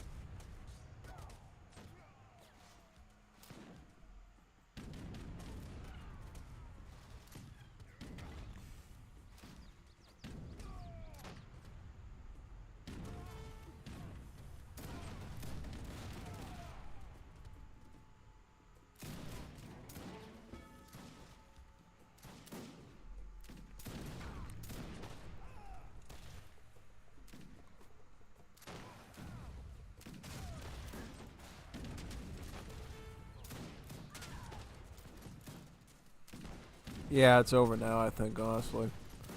Pretty much, yeah. GG's, though. Was a good battle. That was a really good battle. Because it highlighted the superiority, I think, of Uruguay when they're fighting up against Italy. That's for sure. So, yeah, no, that was a good showcase of why Uruguay is so often going to be the stronger pick in a lot of matchups, because they can just throw tons of forces there. Codefender. Which ships are they playing? Yeah, they were playing Uruguay and Italy. Yeah, Uruguay is right, like, I would say an S tier civ, whereas Italy is more or less like a B tier civ, honestly. Yeah, pretty much B tier in general. Are they a B tier civ? Yeah, I think I class them as like a low B tier civ. Now we're going to game number 4 of this series. Let me see, G. This one now, let's get that one there.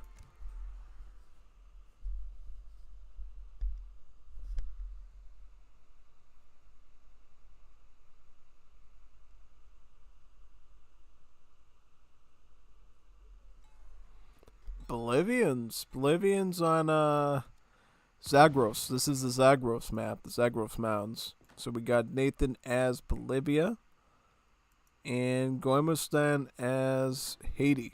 So we got Haiti versus Bolivia. Two very different Latin American civs. Haiti is all about using voodoo magic for some of its bonuses, whereas Bolivia is all about natives. Natives, and more natives. Yeah. So many natives, in fact, that some of the natives are, in their military roster. Yeah. And those natives are indeed pop free, but they have a build limit. Two main units. They're Grenadier, the Kiuruna, or the Yellow Soldier, and the Illimani, which you can get in Age 3 is like an anti-skirmisher. So, yeah. Yeah, the Bolivians are very good with natives. They also get a ultimate building later on around here called the Sociedad Folklorica. That actually doubles or nearly doubles your build limit on every native that you're allied with. So you can get really big stacks of natives. And to go along with that, you get a villager here called the Pongo. The Pongo has a build limit of like 150. You can have 150 villagers as Bolivia, man. 150 villagers. Plus they're very cheap to make too. And then you can build mining camps to make some of them for free. And then the mining camp has to be rebuilt and they'll make some more free bills. And yeah. Very wacky. It's probably like the most abstract civ in Latin America by far. Like they play the weirdest, I would say, Bolivia. Them in Central America. The others kind of make a bit more sense, but Bolivia kind of does its own thing, I would say. I mean, they're even weirder than Central America. Central America at least has some sort of logical basis around Central American nations. Bolivia goes in a completely different direction of how you handle them macro-wise and everything.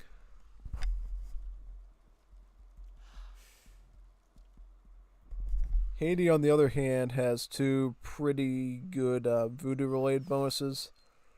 The first one is when your villager gets killed, like these guys, the Civites, they actually can be revived as voodoo zombies to stay alive for a second time. And then when that zombie's killed, then they like die forever. So you would pay like 10 food, I think it's like 10 food, and then you get your villager back as a zombie. The zombie has the same gather rate, but it's faster, it's slower moving, which means that enemies, if they camp around them, will be able to whop them off pretty easily. They won't be able to like retreat or anything. But if your enemy is out of the base and you have the food, which you probably will, just revive them. So that way you reduce the instances of lost economy wherever possible. Because as you know, losing vills is a huge expense. If you can do anything to like keep that vill stack up, go for it. It's like really helpful for you.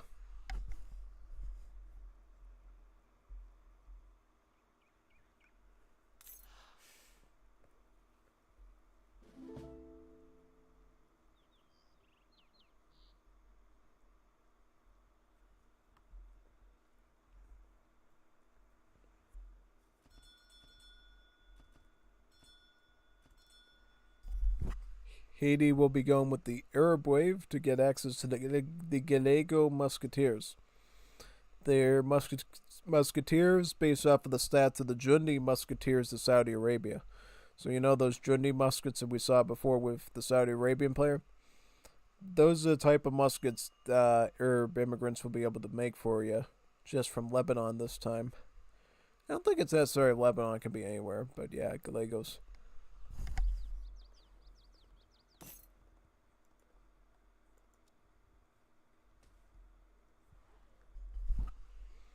Looks like Bolivia's picking up a card here, Carnival de Oro. This gives you a church and a crate of XP. Yes, churches in Wars Liberty do trickle experience points, just like the Definitive Edition ones do. So they did add that D feature to this mod, which is quite nice.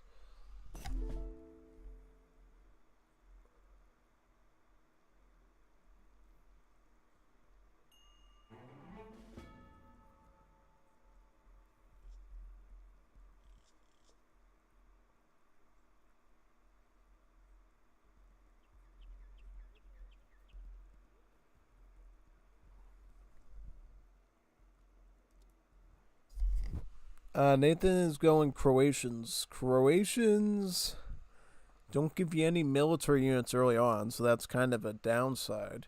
But they do give you 300 wood, so kind of like a slightly weaker quartermaster. That can be very helpful to send yourself up as Bolivia, because often you're gonna want like a barracks and a native embassy, because Bolivia does get some cards that do actually unlock additional natives too, namely the Guarani and the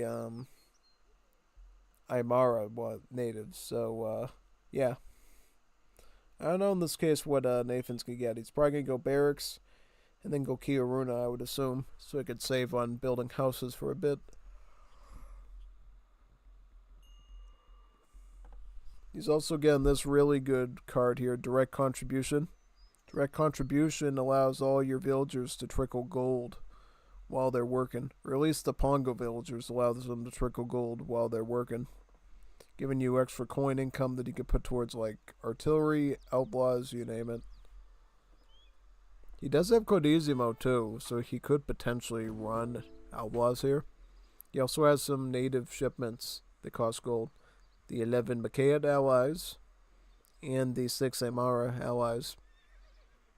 He also runs this powerful card here called War of the Republiquetas, which gives you about 3 of these Macaats per trading post that you build. Yeah. And it's really nice because the more trading posts you build through the game will give you additional Macaats, and if one gets burned down, then you'll get another batch of Macaats after that. So it's really, really nice, pretty much.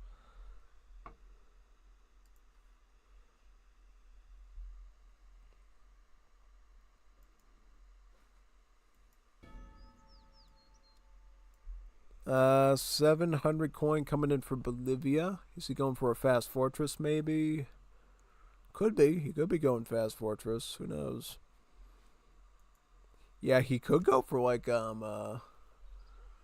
Sociedad Folklorica, because that would actually get his build limit of his grenadiers up from 20 to about 32, I believe, which might be what he's concerned about. And then he'll be able to make the anti-skirm from that building as well. It won't help if he deals with Mosquiteros, but it'll definitely help against a bunch of other unit classes. What is Goimu playing? So Goimu he's got a barracks, and it looks like he has. No, he shipped those Mosquiteros in, so he is going for a wood chopping tech, which means he's probably gonna go Mosquiteros. He could also make Escopeteros, which is a skirmisher, and pickets, the unique Haitian pikemen with extra line of sight that can also detect stealth units. So yeah, it's got a few food and wood options there. Yeah, it's kind of similar to Aztecs, how early on you can completely bypass the gold for the most part unless you need like spearmen. In this case with Haiti, you could just play around no gold at all. Get pickets for anti-cav, use Escopeteros to fight your infantry threats, and then use Mosquiteros to also fight infantry threats at all as well that the skirmishers don't necessarily do good against, like say massed up longer range skirms and cannons, of course. Because at the end of the day, Musketeers are just like coyote runners, but they do splash attack and they have hand armor, making them much more hand-to-hand combat melee proficient than instead of cavalry, which can soak up bullets and go into melee.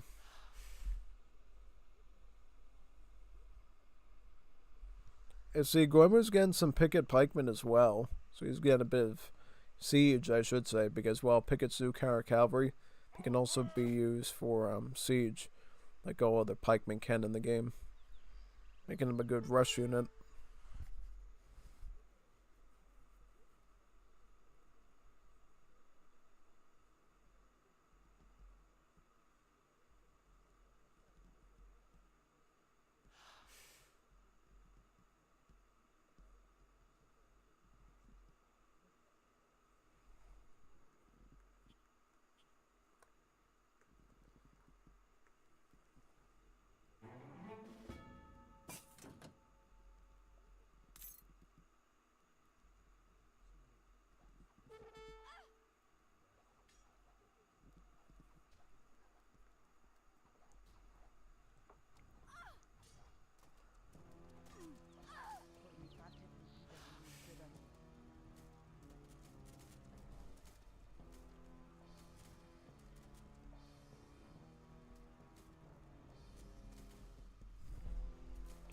Did Nathan ship in Musketeers too? I see Nathan's got some.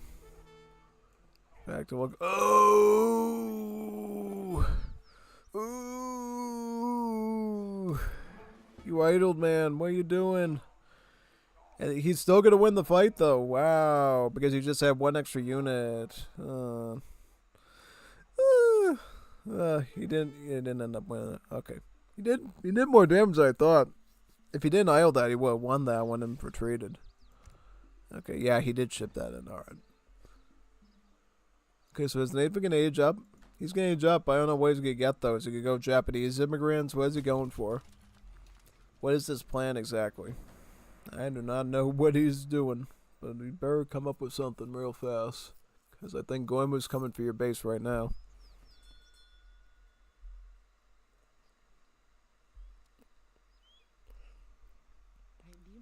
Alright, so he's shipping in a batch of Kiaruna Grenadiers. Pop free, so won't count against his pop space at all.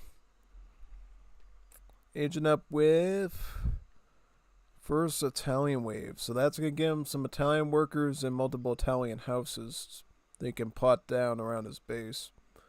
Yeah, Italian immigrant houses can be used like rice paddies. They can be gathered for food or gold that you can configure. And the Italian workers gather especially well on them, so that's quite interesting to say the least.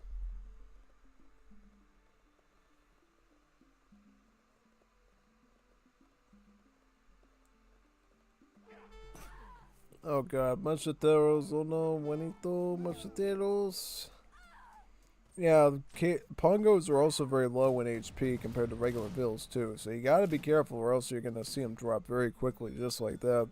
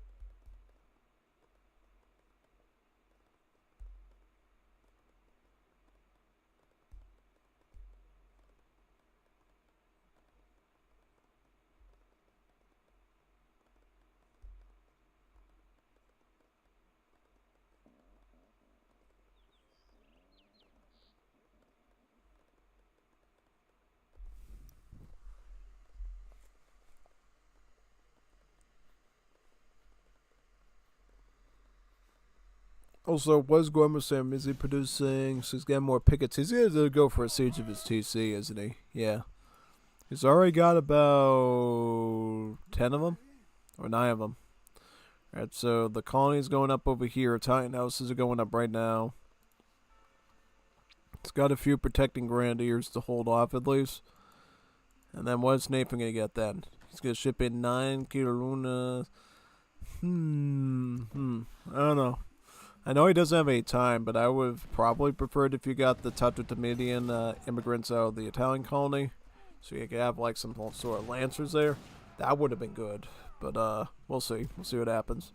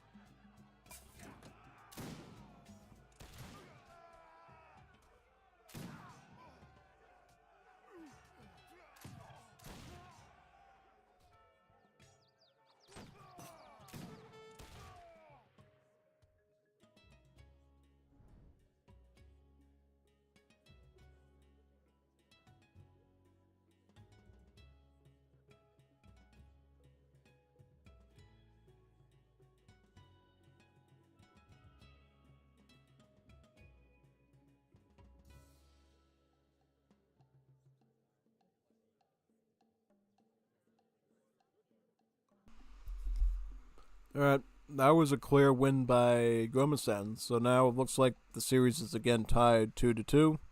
Let's see how the other two games do. Will it be Gommuistan taking home the crown, or will it be Nathan taking home the crown? Because since it's like 6 games, that means that somebody has to win 2 games in a row to really dominate. Otherwise, it'll be a tie, pretty much, yeah.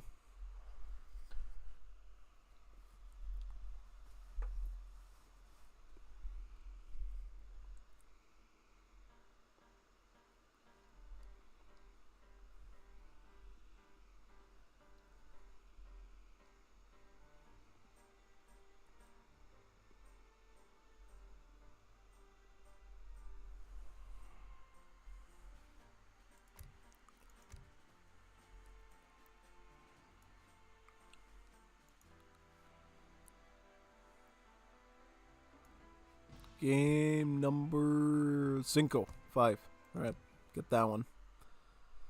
I wonder who's going to win this series in the end. Is it going to be Gommuistan or is it going to be Nathan? I have to see who wins this one. So it's Zagros Mountains again. And Gommuistan is Haiti. And Nathan as Bolivia. Again. Okay. This is interesting, so they rematch each other on the same map. Very, very interesting. Yeah. Now, I wonder how it's going to go this time. Yeah. I'm sure Nathan has been doing some thinking about his Bolivia plays, and he's probably contemplating some sort of tactic, I would imagine. I don't know what tactic that's going to be, but we'll see sure enough what that tactic is. If you pay attention to the timer on the bomb thing of the map there, looks like we are getting closer to the minute and the thing is barely filling up, which means this is going to be a bit of a longer match than the one we just saw. Yeah, totally. At least I think it is.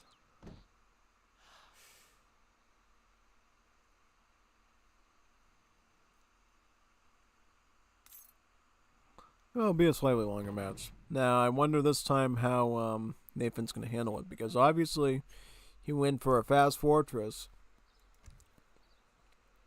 without really doing a lot of methodical strategy, I think, and he ended up getting cooked because of it, pretty much. Yeah, totally. What's this deck he used to run? War? He actually ran 2 surges in a field hospital? Really? Oh my god. Oh my god, that's crazy. I don't know anyone actually runs that stuff.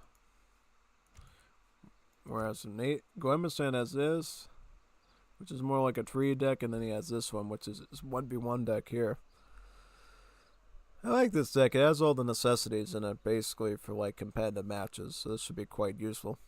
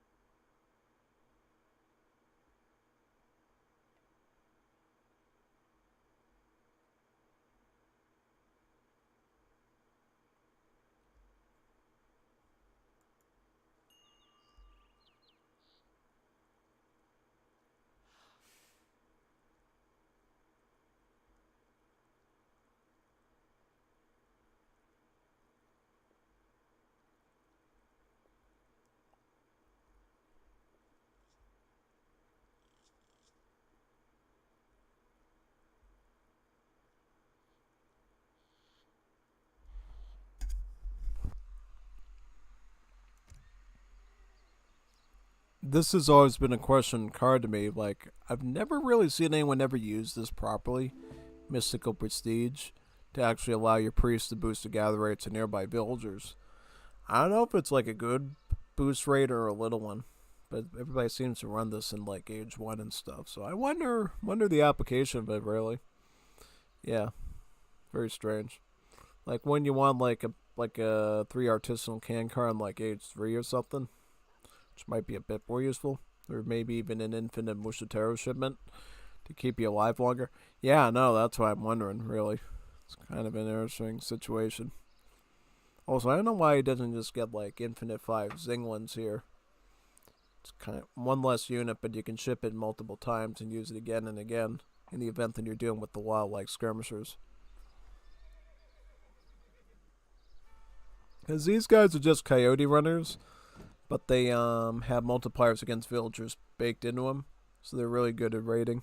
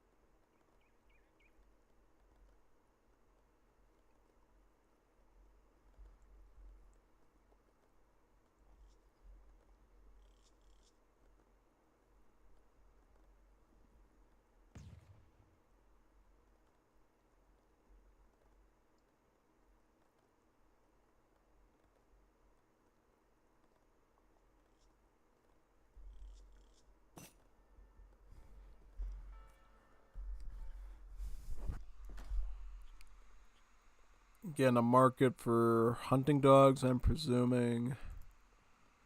Whereas Goemu is, let me see where he's at. He's already got his market up for hunting dogs. At this rate, he can get his cage trap to get the hunting rate up even more. Probably.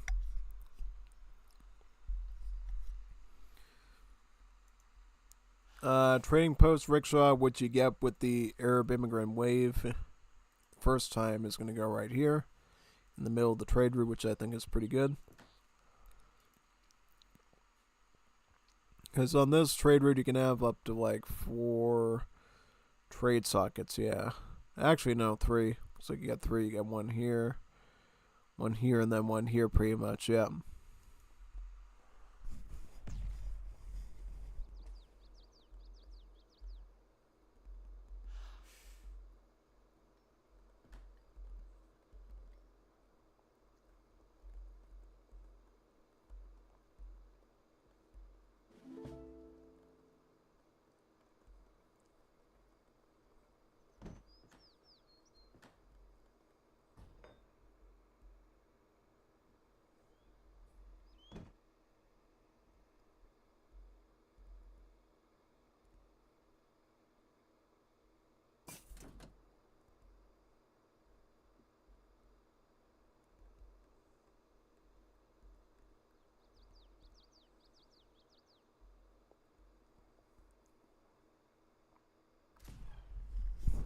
Again, Nathan, watch out for your musketeros.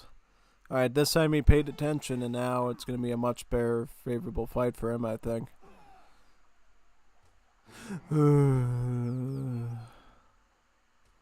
Oh god, they're focusing on the wrong one. They need to focus on the group of two instead of just, Mr. Taro Micro can always be a bit of a pain, but you gotta know what you're doing, otherwise you'll get a less favorable matchup like that one, basically.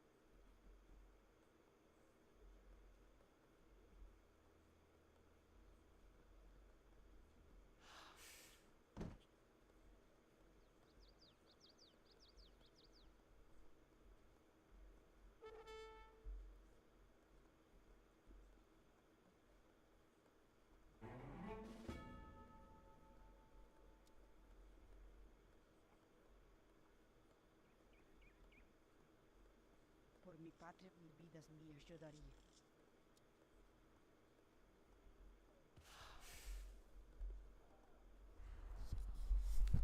Oh, look at that. Mushatero's going for a raid. Ooh, not good. Alright. Yeah, Mushateros, when they raid properly, can be deadly because they have splash attack. Yeah, they get one area of effect. So about the same splash attack as like a samurai. Yeah. It's really powerful because it can like hit multiple units, kill multiple vills at the same time. You gotta be very careful when you see that being run pretty much. It's quite risky.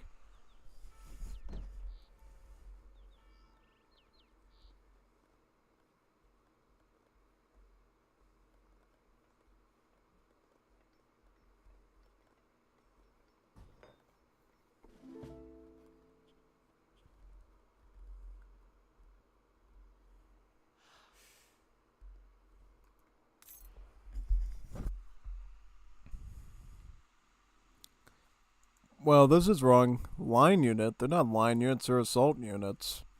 That must have been carried over from a long time ago when these guys were heavy infantry. That's like crazy, man. Oh, yeah, no. It's been a long time since Musketeros were like a heavy infantry unit of any kind.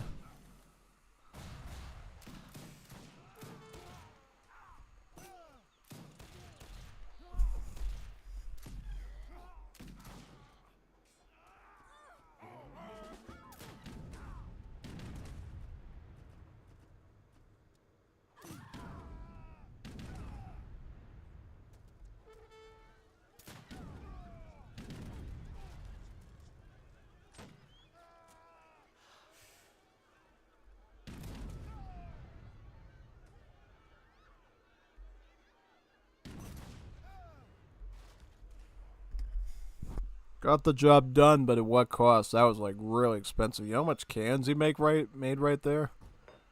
Oh man, that was a huge expenditure for him. I don't know if he could afford that. I mean, I wouldn't want to lose that many cans if it was me, because you know how much wood and gold loss that is? That's a pretty serious number right there. Pretty serious number. Oh, most definitely.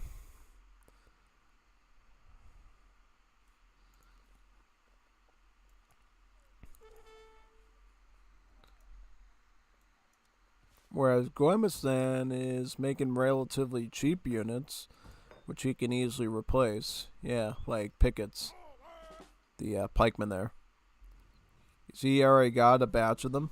No, he's just made some more Mosquiteros, I think.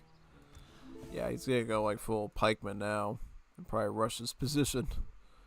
Yeah, it looks like Nathan has shipped in the Marabula Riders. These are basically like a native dragoon that uses the bola in combat. It's got a initial range attack of like 20, and 18 range. So yeah, they're pretty good dragoons. They can be used for like range support as well, pretty much.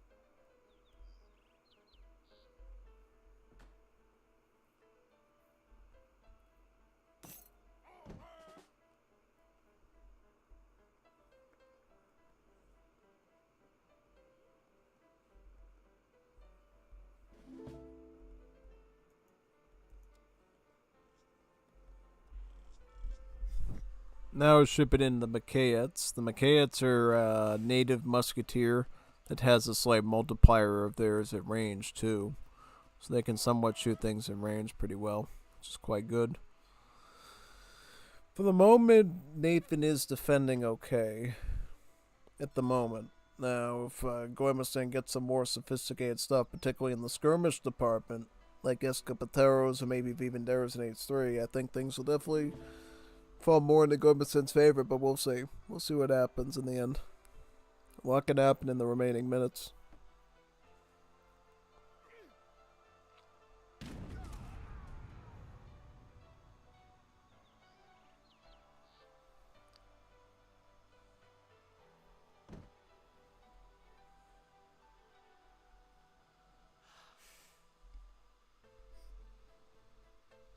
He's going to go for an advance. I think he can. I think he's got... Because here's the thing. You got to use these Amaras to shoot the assault units because they have multipliers against assault. You cannot have them that close, though. That is bad. Don't do that to yourself, man. Just... Yeah, see, you got to watch your artillery, too. Don't let them snap your artillery, either. You got to be very, very strategic about how you advance here, pretty much, yeah. Oh my god, Micro Man, you didn't even target the Missionary, he was targeting the Spearman. Got a Micro Man. Also got problems. It's very tough.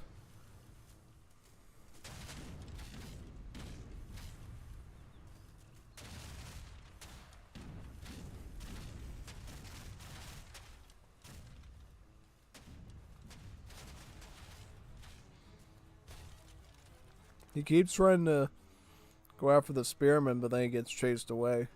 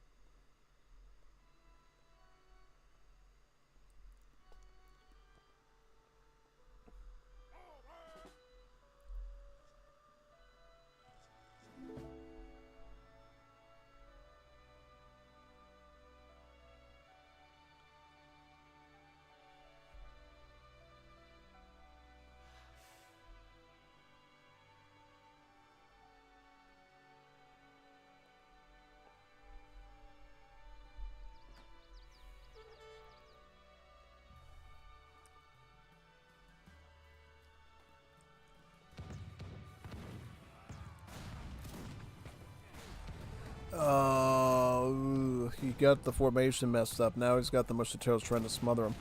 Let's see if the Imaras can be microed properly. They'll target the Musketeers. Oh no, he's got the Francotiradores. Oh no. You need those Francotiradores shooting the spearmen because they're actually like mounted skirmishers. So they're aiming at the wrong stuff. Aiming at the wrong stuff, man. Now he's gonna lose everything. You gotta be careful with your micro. Because Musketeers are very unpredictable. You gotta be very strategic with them. Because you let somebody mass up a ton of Musketeers, they could be a huge threat if you don't micro them properly.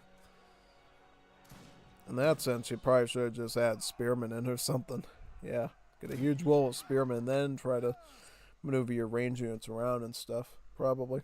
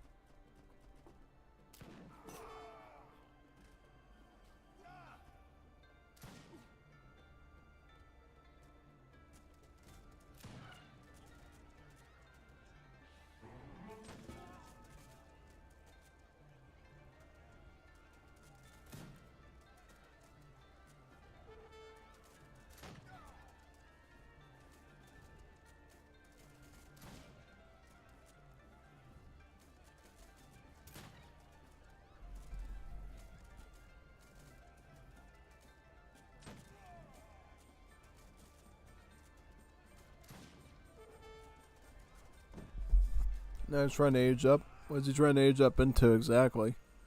Spearmanship, Grenadier, Vivanera, Artillery. I don't know. Still doesn't seem worth it to me, actually. Yeah, so we'll see. See what happens. He just lost the TC, though, to those pickets. It's over, man. I didn't even realize he got veteran on. Oh, yeah, veteran pickets. That's a GG for you, man. GG, well played.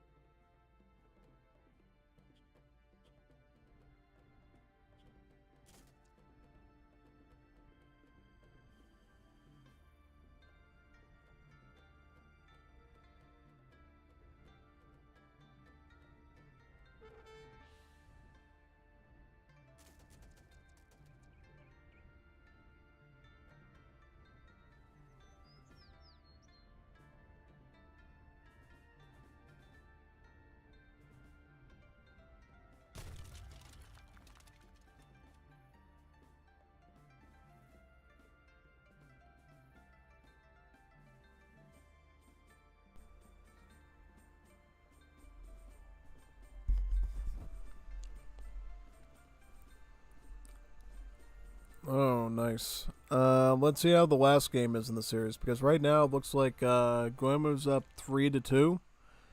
Nathan can either tie it up, or he'll end up losing out 4-2 which is a landslide of a loss. Yeah. Let's boot up again and see where we're at. Overall, good battle so far, I gotta say. Quite impressed with the gameplay as we've seen here so far.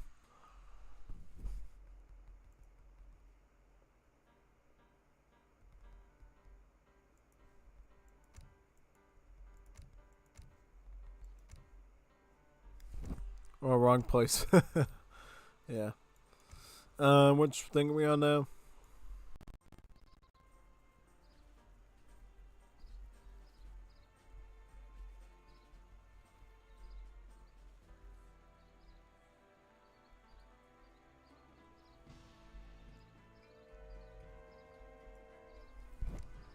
Going to the sixth, last one of the series, and then we'll look at the Nathan versus Codefender series then. Alright, we're on trying to remember what map this is. Iranian Plateau. I think we've seen this map today already. Yep, I think it was actually the Jeff game where we saw it, right? Yeah. So what we got? We got Nathan playing Haiti now, and then Gommuistan is doing Uzbeks. So we got Millie Civ again. We got the Uzbeks. It's been a while since we've seen them today. Yeah. Uzbeks, the herdable turtle civ. The herd turtle civ, or whatever. I don't know. So he's gonna start with Karakapal nomads, it looks like. Interesting choice. Yeah. He might be trying to set up some preliminary TAMs around the map to prevent Nathan from doing a forward base, which would be a smart idea. Yeah, because the one thing that nomad units with Uzbeks can do that other melee civs can't do is the Uzbek nomads can build a building. In the case of the Karakapal nomad, which he's getting now, they can get toms, which provide a bit of line of sight, and they prevent the enemy from building anywhere near it. So that's quite good. And then there are other nomads. The Kurgs ones build yurts that can lure enemy hunts in, so you can hunt them easier. And then the Turkmens has an aggressive building, the Alaman, which is a mud tower that you can put near your enemy's town centers. And it'll shoot at units, right? It actually has multipliers against vills, so it actually is a raiding structure. And then it also produces these Gaia units that will attack everyone. Kind of similar to the Taoristic gate in ancient mythology, honestly. Called the Alemannias. The Alemannias or the Alemanninas. Basically these Gaia cav archers that will attack everything, basically.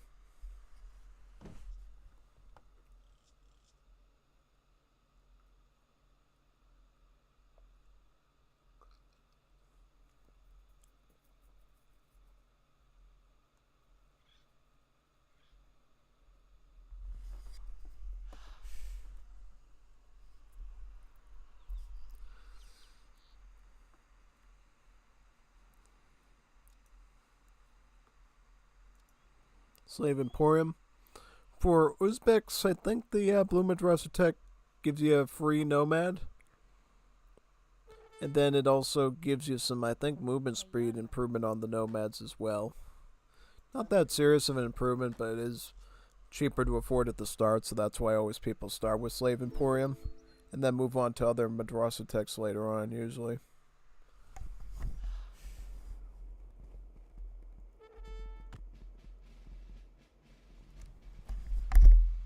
Oh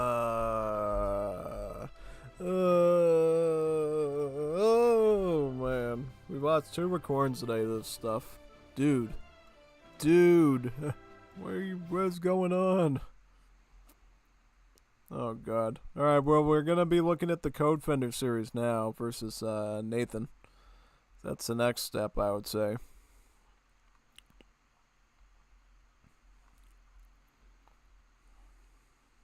Alright, let's boot up.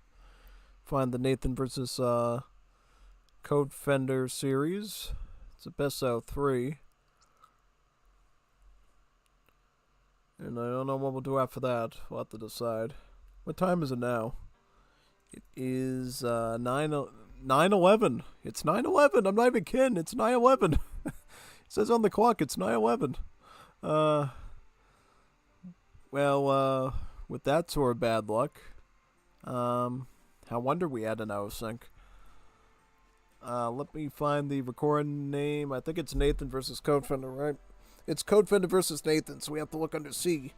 C is for Codefender, yeah. Alright. Now, that's interesting. So, Gommuistan actually did a 2 versus 1 against Codefender and Nathan with 30% handicap.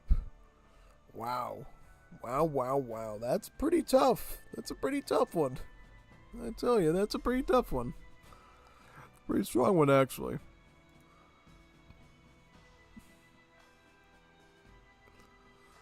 Good. Nathan's telling them to remember to record their stuff. That's good.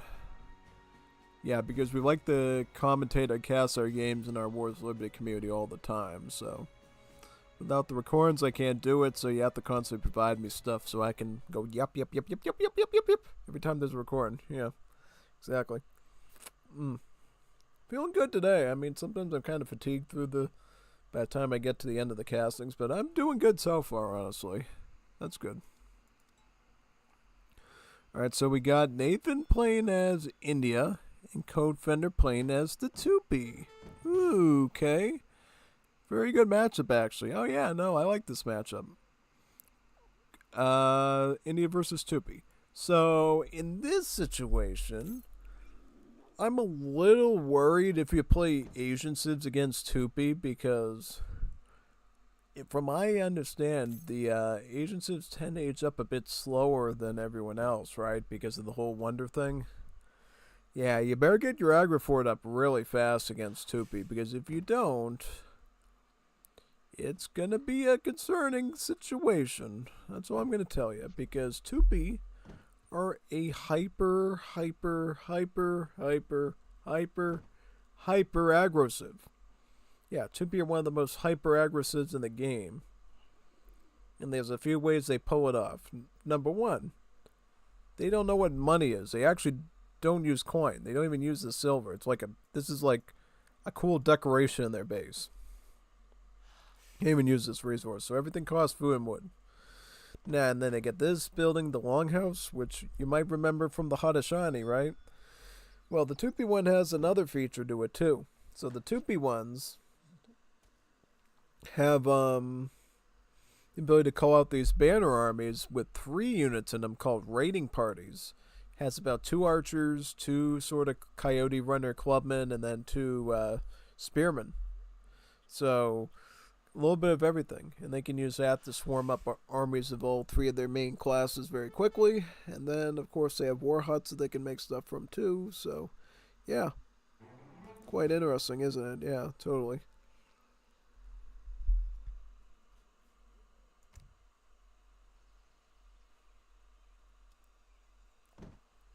And as you can tell, it's a very aggressive deck usually with them. They can send out huge armies of archers. While their archers are kind of weak, you can get them in huge numbers as a result. You can send a batch of renegade Brazilians here. About 15 Voluntario de Patria. Early skirms, pretty much. That can be a good push. Also, tons of combat cards regarding archers, clubmen, and everything else, too. Very nice. Flute House. Now you can train villagers from your longhouses, but your villagers train at half speed. I don't know about that one. I don't like that, because then your villagers train super slow, right? Yeah, and how many longhouses do you realistically get? Like, 5 of them? So, do you really make out better in that deal? I don't really know, actually. That's a tough one. Really is a tough one, so I don't know exactly. Seen some people run that, but I don't know if I'd go with that personally.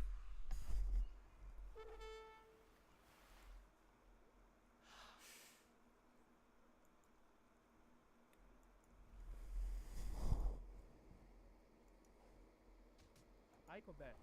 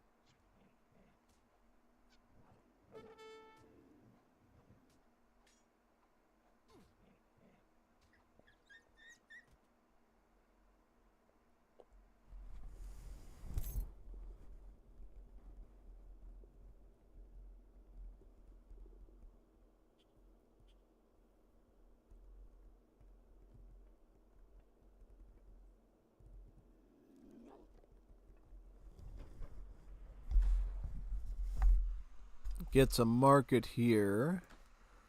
Let's see what's going on with Nathan. Is Nathan... He's getting a Carnamata. Oh, God.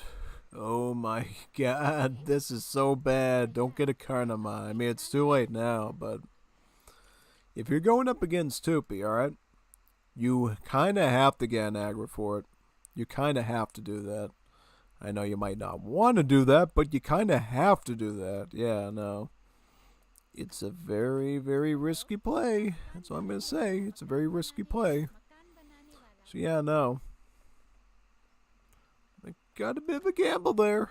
Oh, yeah, no, tell me about it. It's a bit of a gambit.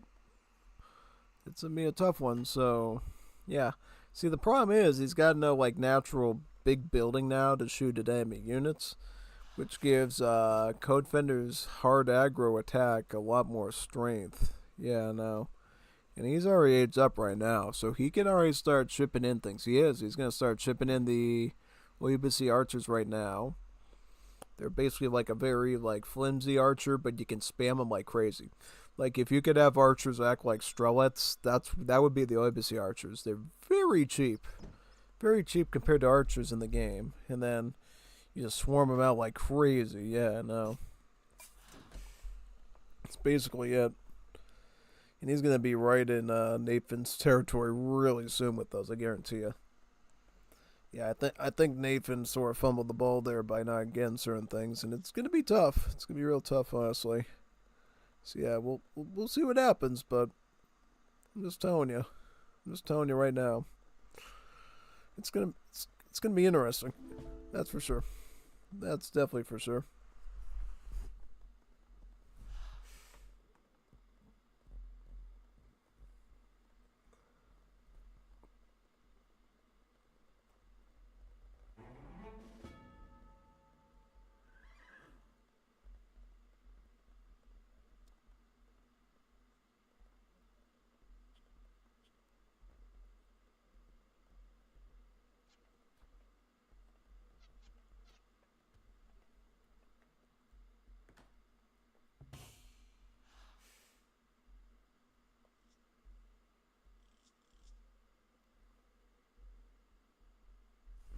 He's getting a native scout as well, so he'll figure out right away that Nathan went with a Carnamon, and he'll be able to push him right away with that.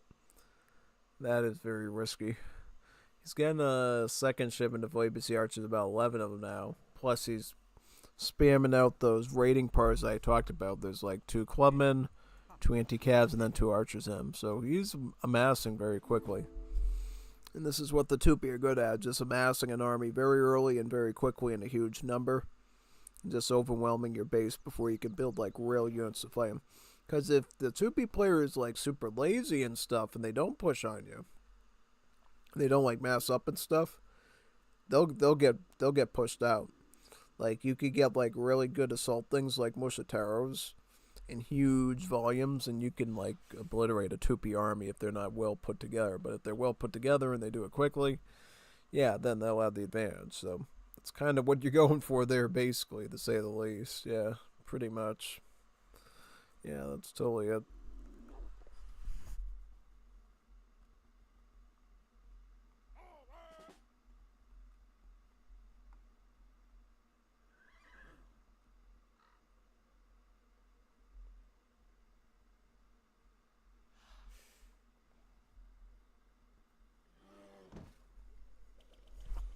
Oh boy, he's got the chakrams though.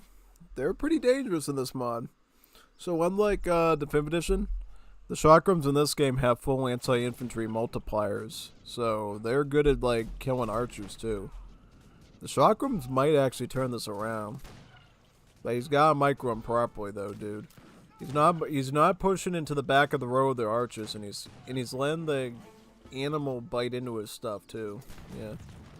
Yeah, get those chakrams out of there. Let the 2C do the work. You gotta put those chakrams to good use.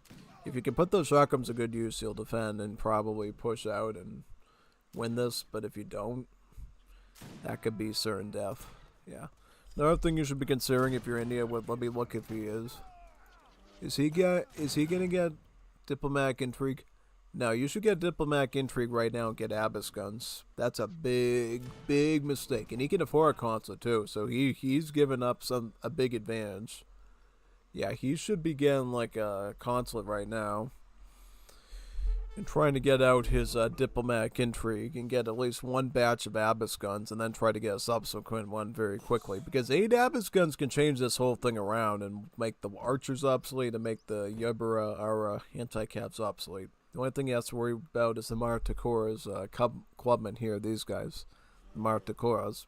So yeah, I think he should try to get a consulate very soon. If you can get diplomatic intrigue with the consulate, get some Abyss guns, you're in great shape. Like, you're fine. Abyss guns with all this, looking great.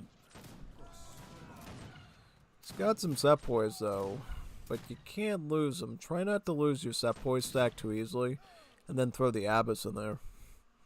Because that's the thing that makes Wars of Liberty Ottoman allies quite good, is instead of just getting some basic hand cab, you literally get Abyss guns, and that's like so much more value.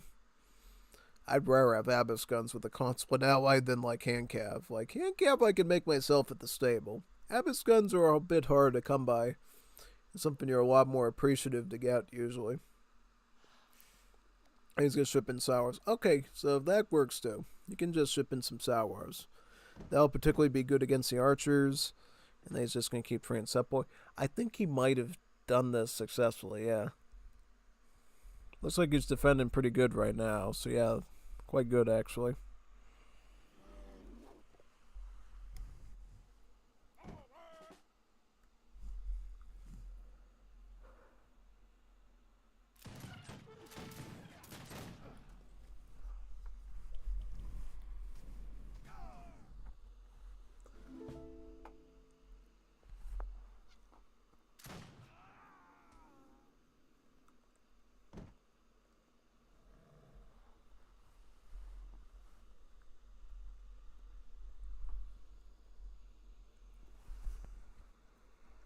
शरीर मार सकता है पर आत्मा अमर है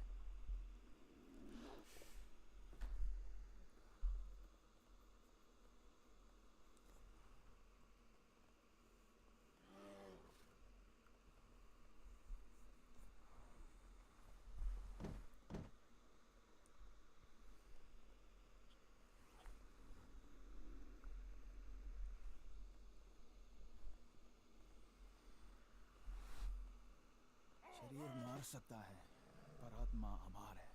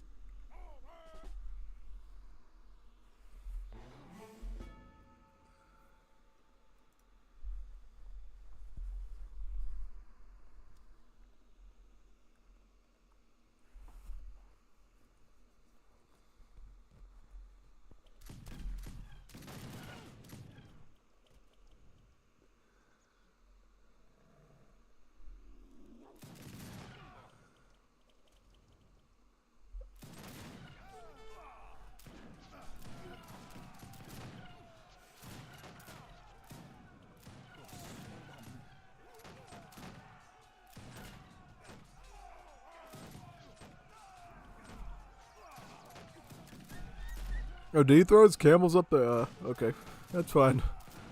He's holding on good. He's using the Sepoys pretty well here. And then letting the Chakram stay in the back safe, that's important. As long as the Chakram survive, he can hold an edge. Yeah. Oh, okay, so he looks like he's winning the fight here. Yeah, no. Sepoys are still alive and the Chakrams are still alive. And then Execute get, like, diplomatic intrigue. Which looks like he did, and he's going Ottomans, right? He has to build the consulate first, but yeah. He can get like 2 batches of Abyss guns, like get like 8 Abyss. And he does even, I don't think he even needs that to win, but once he gets like 8 Abbas on top of all this and then ships in Rajputs, it's looking fatal. Real fatal. Alright, so Nathan's actually winning this one. He's up by 1 point here. Nice. Nice work, Nathan. Good work. Doing good, son. Alright, we'll go back in again. Check out game number 2. So what game number 2 has.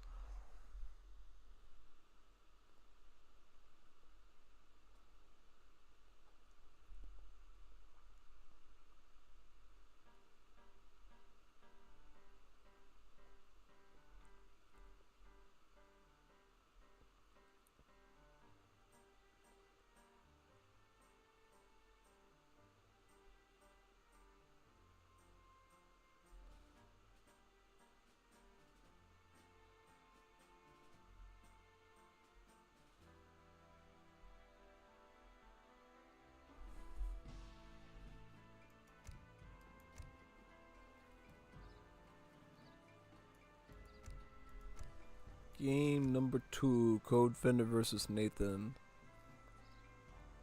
This one right here. Let's get that one now.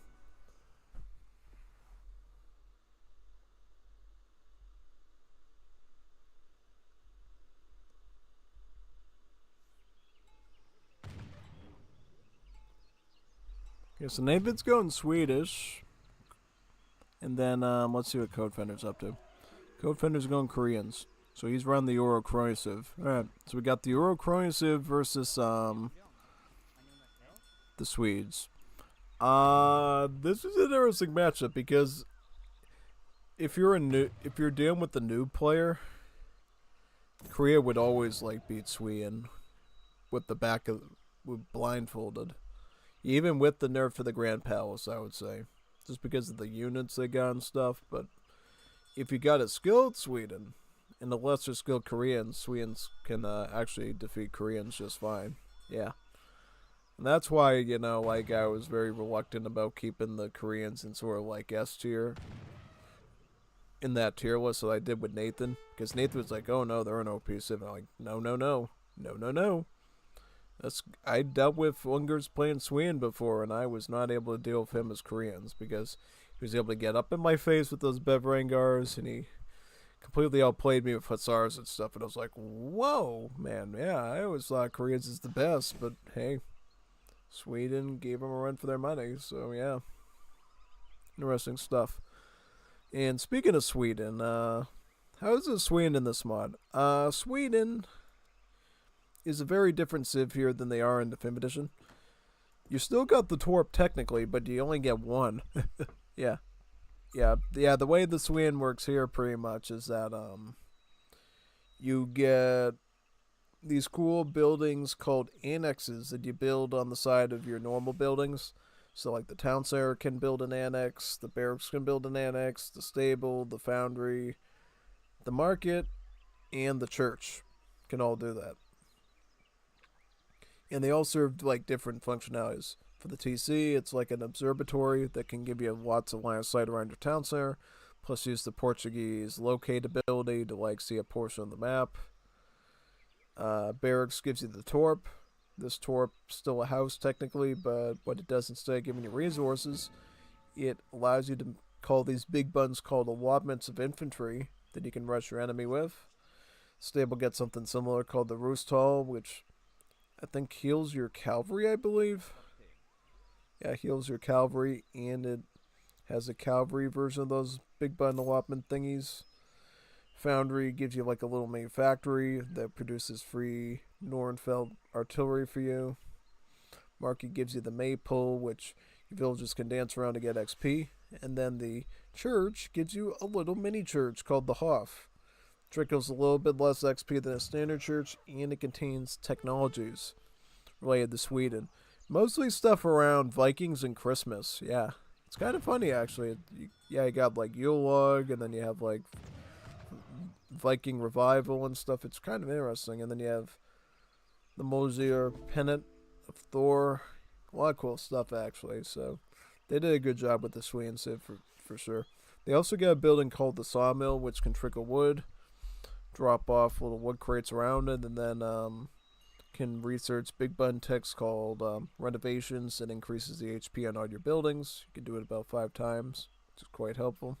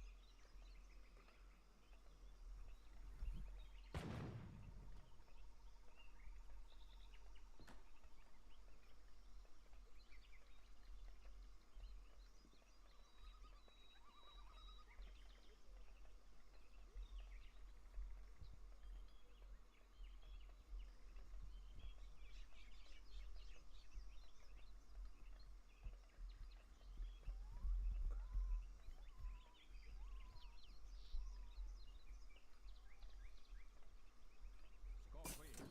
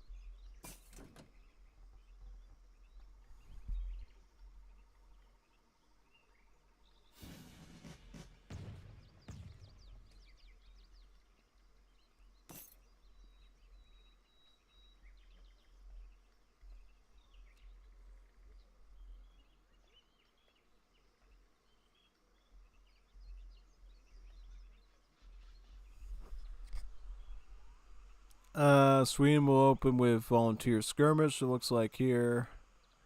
Sounds good. How about Codefender though? Codefender's probably gonna get barracks and start doing archers, I would assume. Yeah. Okay. Kind of late for a barracks. Yeah, no. He's actually getting hunting? What is he doing, man? Dude. His timings are totally off, man. Wow. Can't even make that stuff up, Kermit. It's like totally off with his timings. He's gonna get clapped. He's gonna get clapped and slapped. Oh man, this is not good. You gotta get your macro up a bit, man. Like this is really slow Korean performance, dude. Especially since your build production at the Grand Palace is a lot slower than it used to be, man. Wow. Crazy. That's all I'm gonna say. Crazy.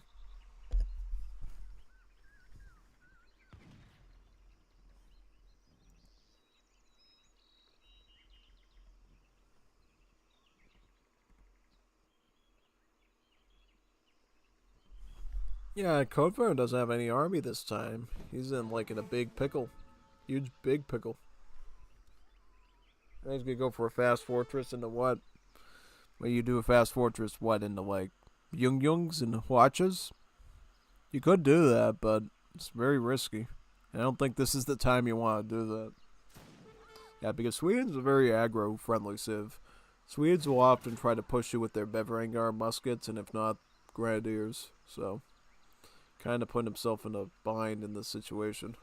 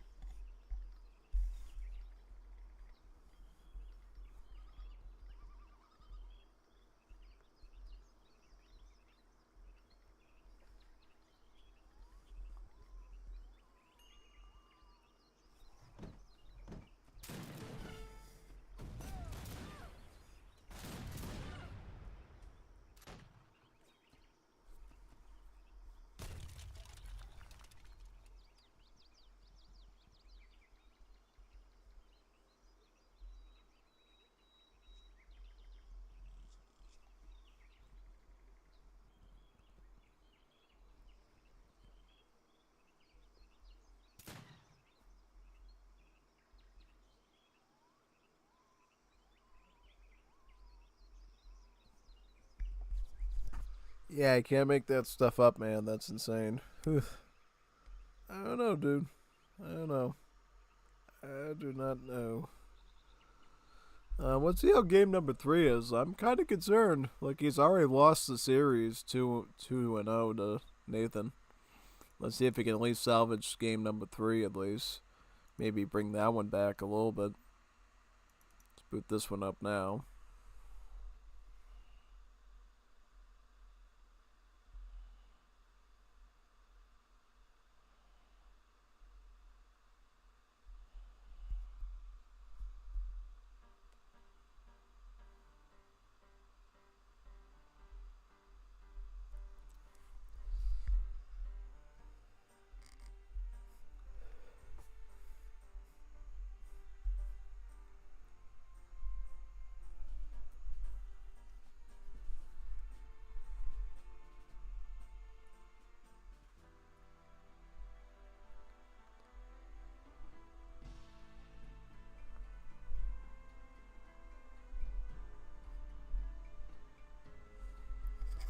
Let's get number 3 here.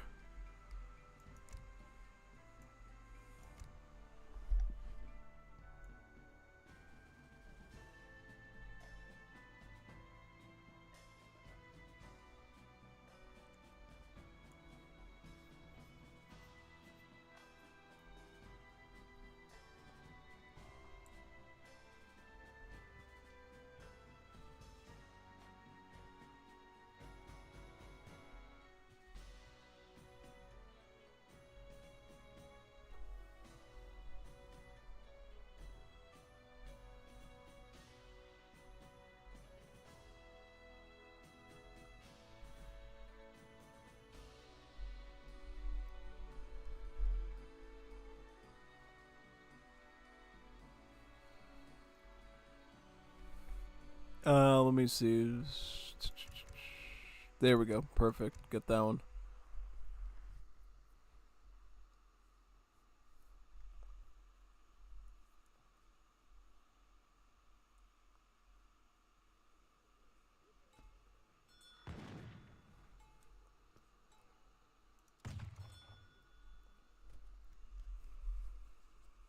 Is he gonna go Koreans again? Yeah, he's gonna do Koreans again. I think he got so salty about getting like rushed like that, they probably wanted to redo it again. That would be my guess. That would be my guess in that situation. Oh, most definitely. Big time.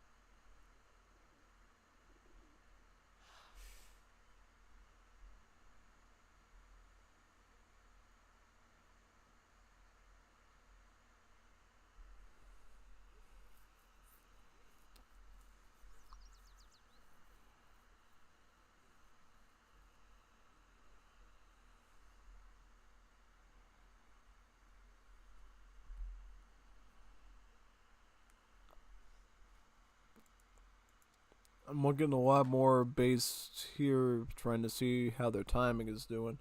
Because I think the big thing this time is His Codefender needs to realize that he's not going to be able to do a fast fortress in a 1v1 like this against Nathan.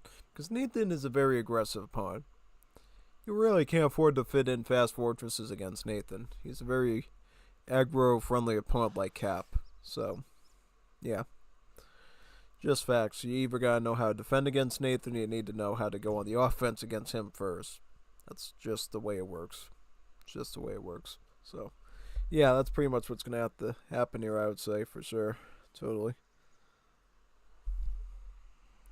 Scannic Market now. Good choice. Still think Market is a viable play for Koreans, honestly. Should be pretty good. Run, kitty, run? What is Baked Potato making in game range? I was like looking to see if he was hosting Arena or something. It's only him and Geo Punisher. Run, kitty, run? Huh. Alright. I'll take it. Run, kitty, run. Yeah, I can't make this stuff up sometimes. You really can't. Run, kitty, run. Run, kitty, run. Meow, meow, meow. Meow, meow, meow, meow, meow, meow. Oh, God. Not the meows again. That's reminded me of the skits I used to do for Hololive plushies. Yeah. You remember the meow meow cat? The one that, little man? Oh, yeah. Poor little man. Had to be done, though. It's getting too aggressive.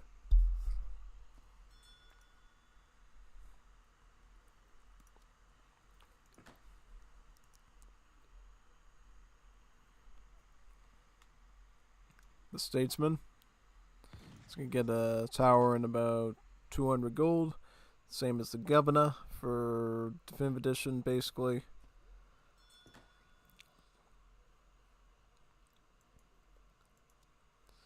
Grand Palace again, right? I mean, I'm going to start looking into, like, Koreans to see if... Oh, he's going Hwasong Fortress. That is a good idea. If he's going to go for a fast fortress, get a Hwasong Fortress. This is what I've been theorizing. You know, if you get a Hwasong Fortress to do a fast fortress, then it's a little bit more viable because you can frankly get the tower, the big fort there to protect your base, plus a few free archers to keep the enemy out, and then get the coin, and then age up. Yeah, I think we're going to see a lot of like Korean fast fortresses now with the Hwasong Fortress, which I think is totally viable because you have a huge fort in your base. They get the same sort of privilege that India does with the Agra Fort in that regard. So, yeah, I think Korea is much more going to be played a fast fortress and fast fortress into the Grand Palace to get the slightly better rate than an Age 2 Grand Palace.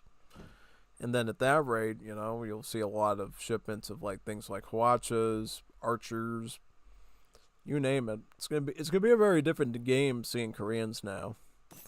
You might still see like Age 2 Koreans, but they're obviously going to be using other wonders, like maybe the Pyongyang Gate, which is going to be slightly different. Yeah, no, I mean, Korea is still a great civ, and Pride is still an S-tier civ. It's just they're going to go from like a hard aggro with the Grand Palace type thing to like a fast fortress identity now. Because all he has to do now is like ship in the coin, right? Yeah. Oh, he's going to get 5 vills first and then coin. That makes sense. Get the mass up in the vills so you can actually get the hunts for the fast fortress and then pull the fast fortress in. That makes a lot of sense to me, honestly. So yeah, very, very good, logical. Yeah, totally. That should be very nice, actually.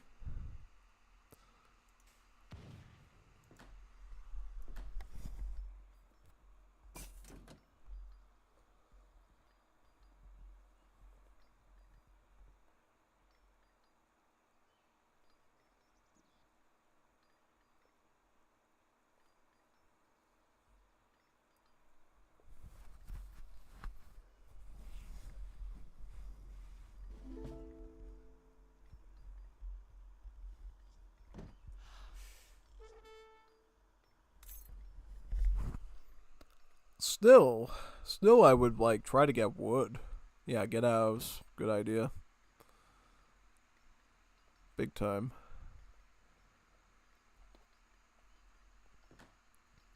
Alright, he's got a house up.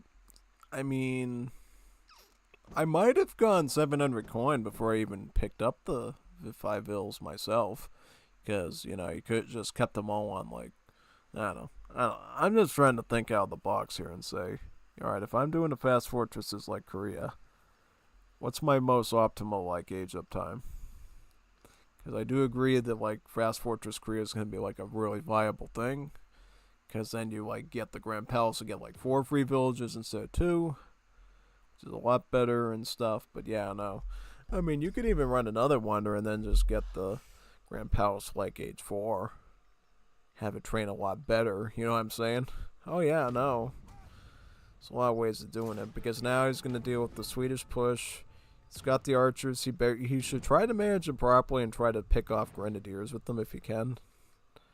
Yeah, but yeah, no. Nathan knows now he has to deal with a fort, so it's going to take him some time to develop. And I don't really like how Codefender is like stalling so long to like ship in the gold he needs, unless he's trying to double dip the chip and get something somewhere else. Yeah. Oh, he's gonna get wood. Okay, that's smart. That's smart. All right. That's actually better because then he'll have infrastructure for archers and stuff. Yeah, I should start like compiling a fast fortress deck for Korea and call it like New Korea or New Crony Bear or something. New Crony Bear, that's right, New Crony Bear.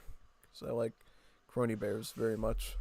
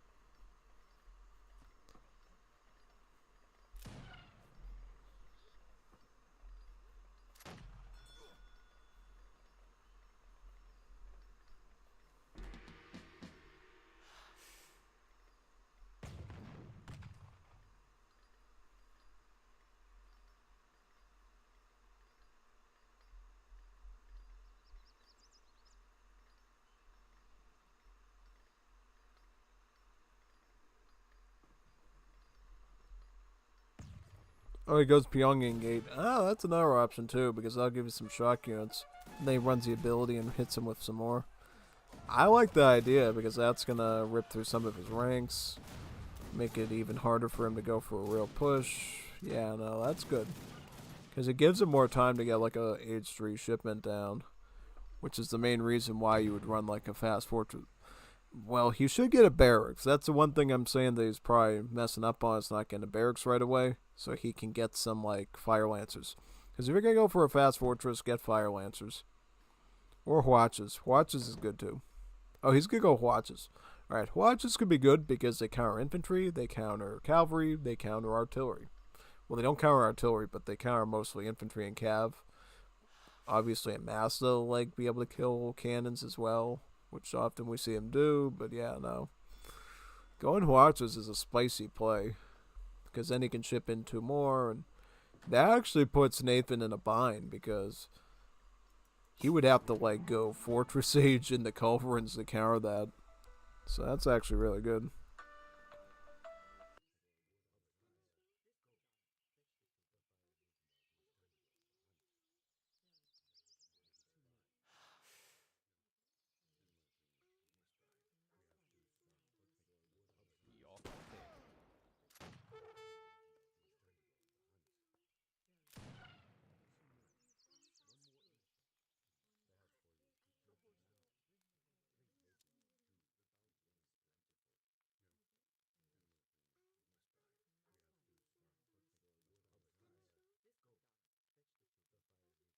Coming in again, so let me go out and grab that. It'll probably take a number of minutes, so just stand by. If you want to like watch another video and come back in a few minutes, do that too. Whatever's doesn't matter to me as long as I get that pizza in, and then we'll continue this match.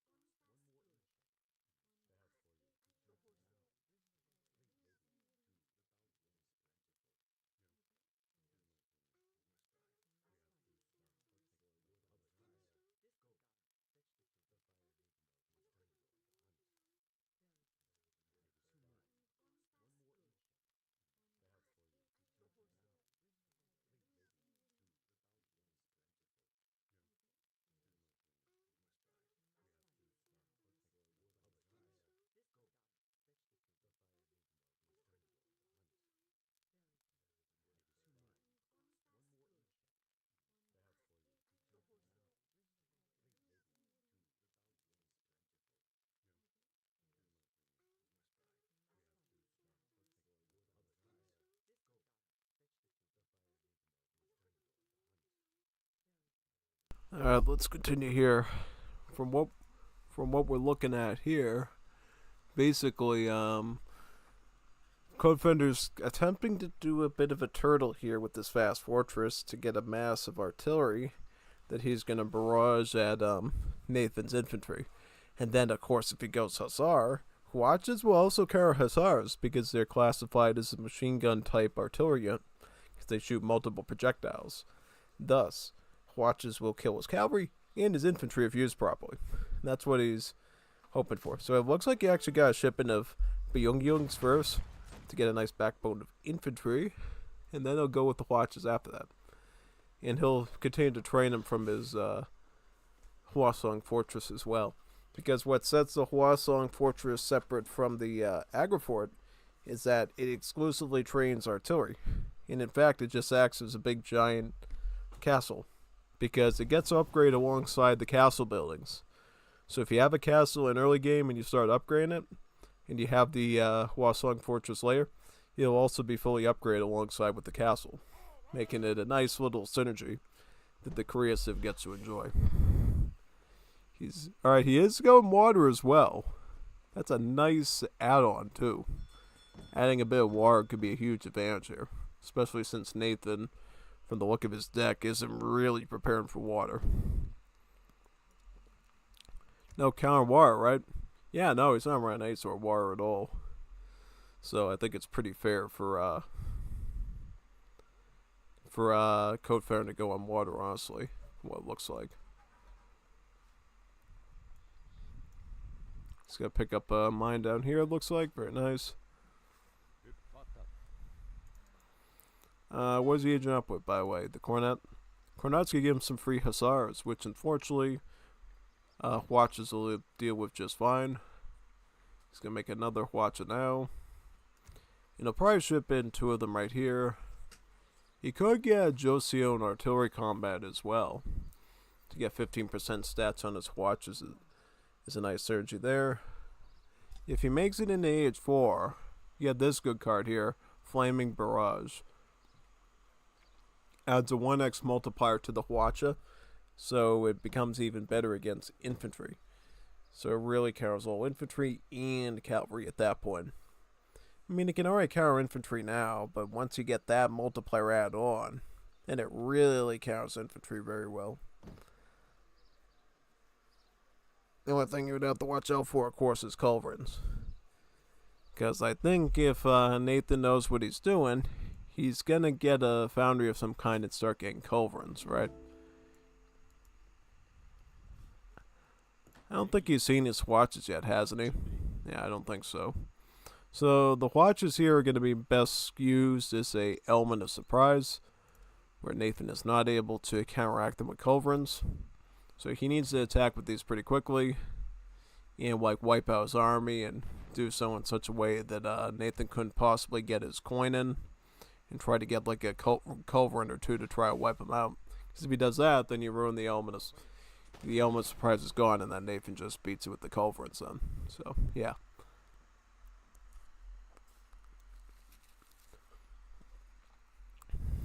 Alright.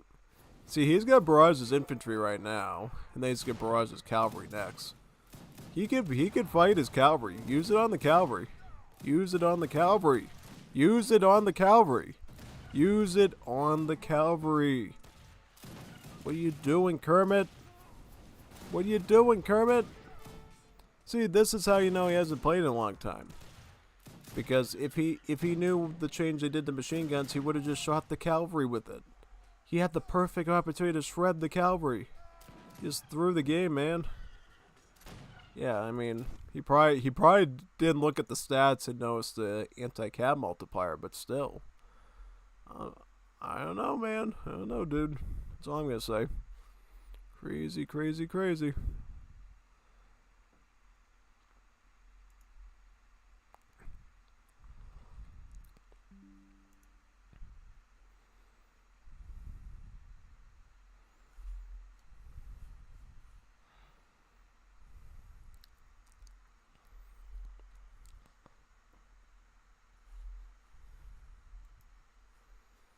Alright, He's gonna ship in more hussars, and he's gonna get vet hussar. So the tables have turned against Codefender. I mean, all he needs to do is just like launch him at some cav, and then he's gonna realize and go, "Whoa, wow, it's actually good against that cavalry."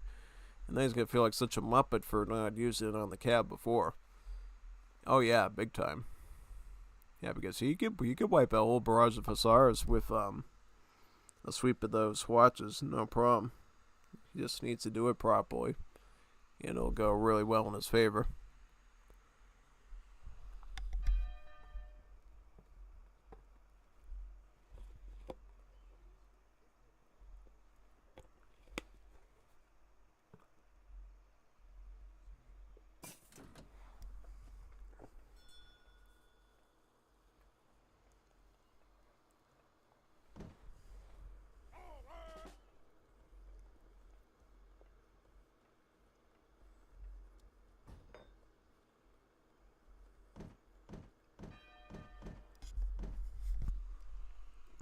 Sending intervention now will grant him, what's his consulate? Russians? So he'll get a batch of Plastuni. Yeah, he'll get a batch of Plastuni, about, how many Plastuni? About 11. Alright. That'll be a bit of a scout unit, so that'll be good against skirmishers. Which could help against the skirmishers he just got in age 3.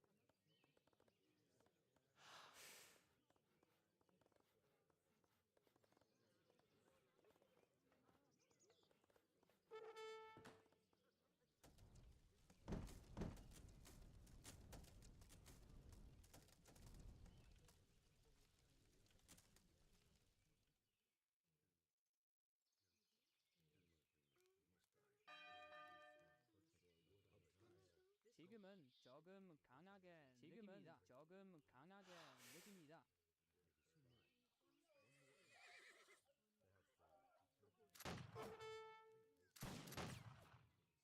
Just going in the infantry. So he's gonna use the Plastunians to do a splash attack into the. I just try to attack the cav and learn. Watch and learn. Watch and learn. See what the watches do to his cavalry. Yeah, because see, he could like just spray him with the watches, and then that's already gone, and they can just charge at the formation up there. He's completely making more work for himself than he needs to right now. Yeah.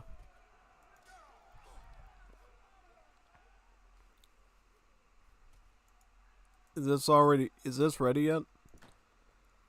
I'm trying to see if this Billy's ready yet. Yeah.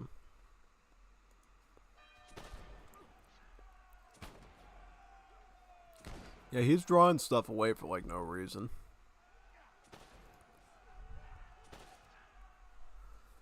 Nathan's just training up Grenadiers, but he's got like no gold right now. His gold stockpile is like dead. He's got a silver mine up there. Yeah, silver mine there. The gold mines are all down here, right? So, yeah, definitely not getting those for a while with, you know, Codefender operating in that area, basically.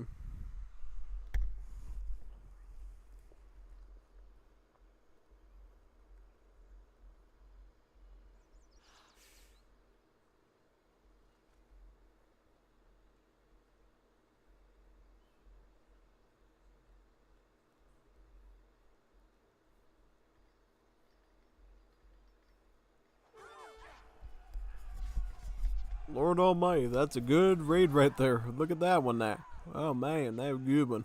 Oh, yeah, that's a really good one. That was a good raid. I mean, I hope Nathan realizes he's got to retreat this one, or else he's got some big problems. Now, this is a big problem here, too. He's getting raided with hussars. But I think he's pulling back now, isn't he?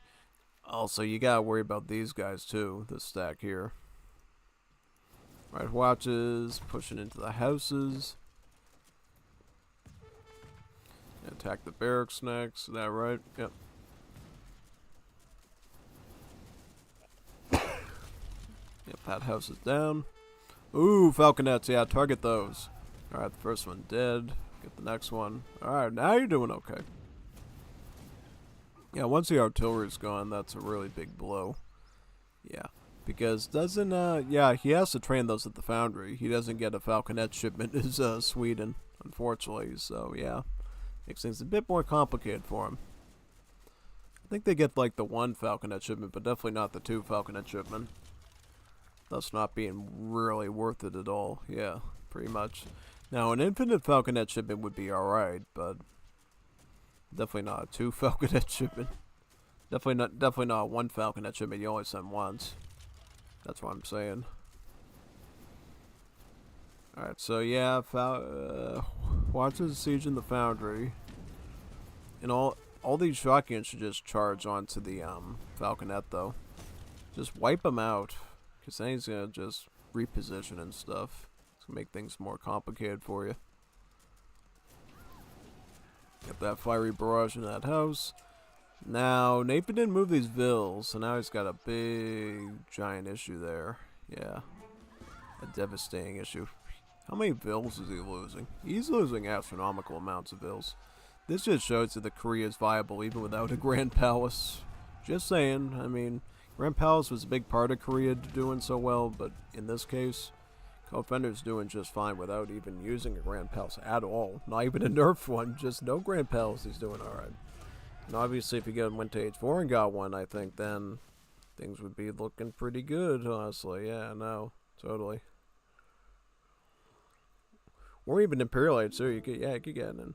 I don't know about Imperial Age. Imperial Age might be too far. I think Industrial Age is fine. You just have to wait to get, like, all the special Hacienda Temple techs until Imperial Age, maybe. So, yeah, that's the only caveat, I guess.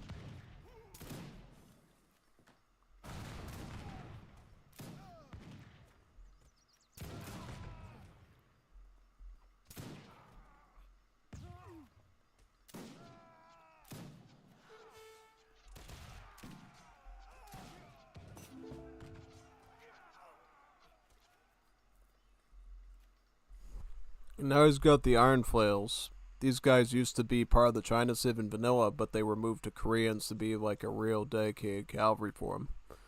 These ones are like a real hand cav. Like they're not like a weak cav unit. They actually have like legit stats. So you definitely want to be careful with these Iron Flails where you can, because they'll do a lot of damage to you if not.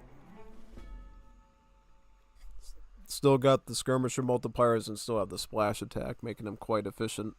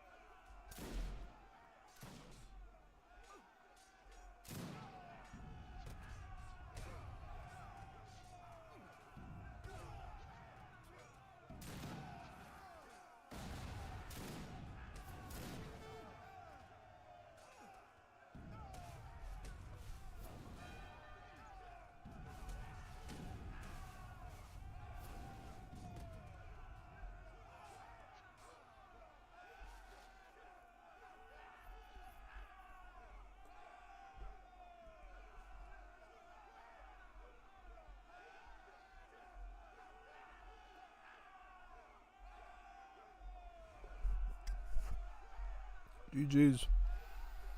Alright, now I kind of want to watch that 2v1 between Gommuistan and Codefender plus Nathan. So let's look at that one together. I think that'd be a real fun one to do, honestly. Yeah, totally.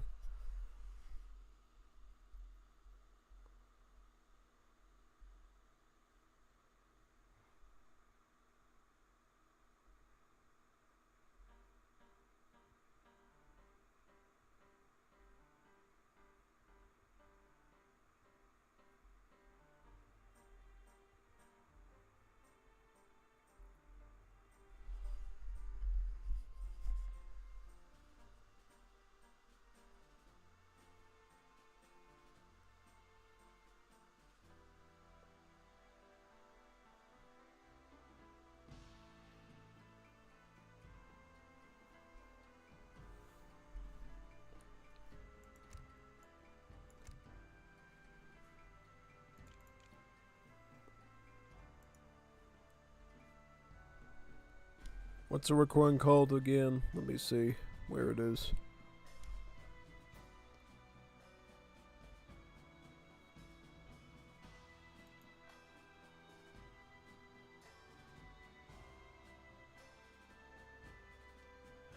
Rec Games.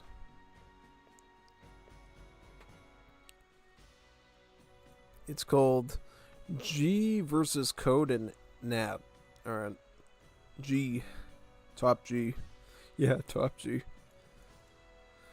See where the top G is here. This one. This should be a fun one, because we don't see a lot of 2v1s. 2v1s can be a very fascinating study of how a player really knows his macro and combat really well.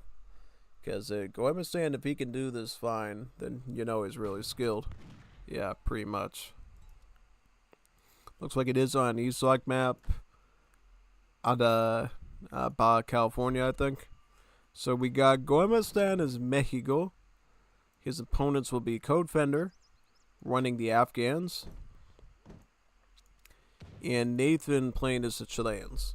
So we got a Chilean and an Afghan going up against a Mexico. And just so you know, Gommuistan has applied to himself a 30% handicap to beat these two. So he is gathering crates, resources, and stuff 30% faster. So this will be a real interesting one, to say the least. Yeah. Also, I don't know what kind of deck he's going to run here either. We're going to have to look at what deck Gommuistan's going to run, because honestly, he's going to be the biggest focus here, because he is the one who's facing to go up against two opponents by himself. It's going to be a really fascinating challenge, to say the least, yeah.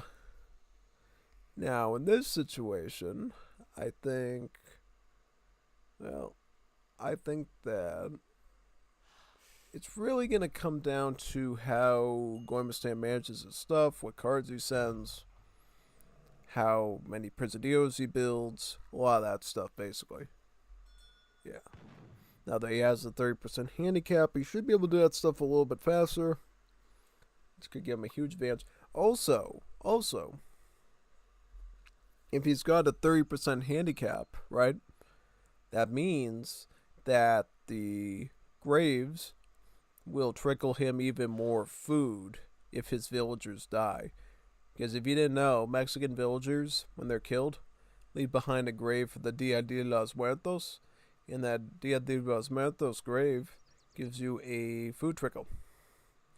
So these two might be severely punished by killing Gommuistan's villagers, because he could be potentially getting, if he has Dia de los Muertos as a card, he could potentially begin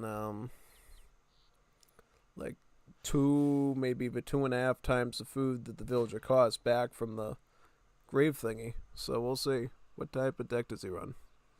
Well, we don't know yet. Let's see what the others are running, though, because we got a Chilean and a Afghan. So Afghan deck, he doesn't have one yet.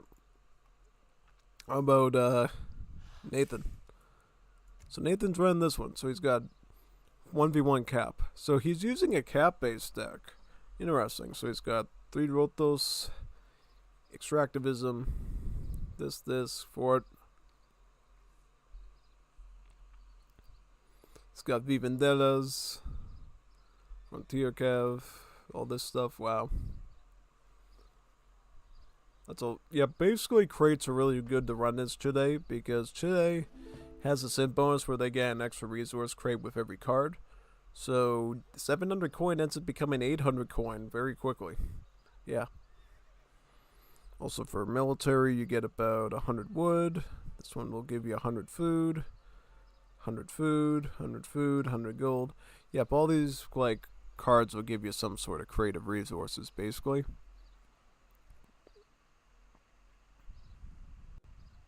He also has a ton of forts. He has like this fort, and then he has the claim to Magellan Straits. Ah, interesting.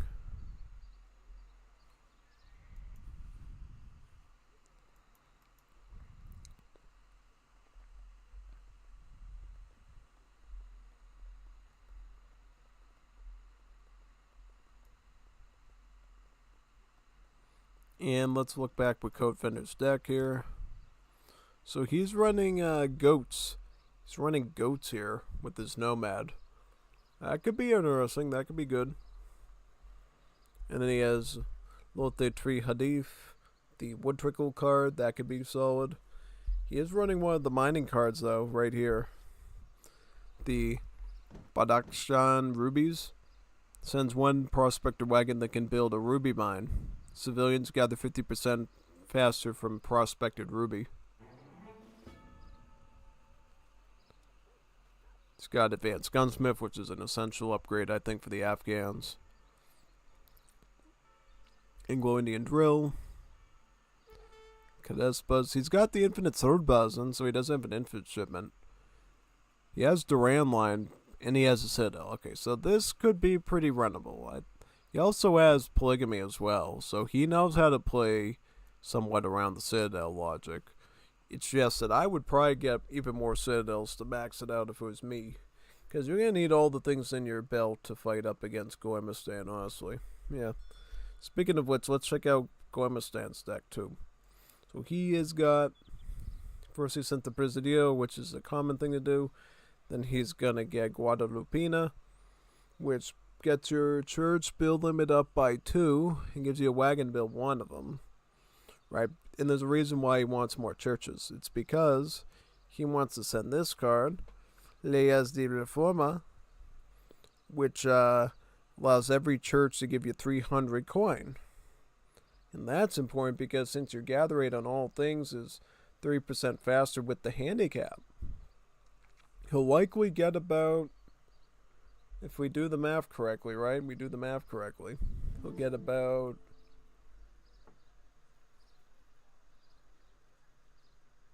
probably like over at that, like maybe like 1,200 resources, maybe 1,300 resources. Yeah, no, it's big.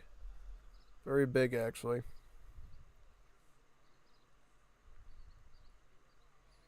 And that would essentially Gamma 3 without the need for 700 coin. He's got a ton of eco cards too. I mean, he's got Refridge, he's got Grand Coco, he's got Casa de Moneda, he's got Virgin Forest, Extractivism. He's even got a Parcia for the mill. He's running a good turtle deck here.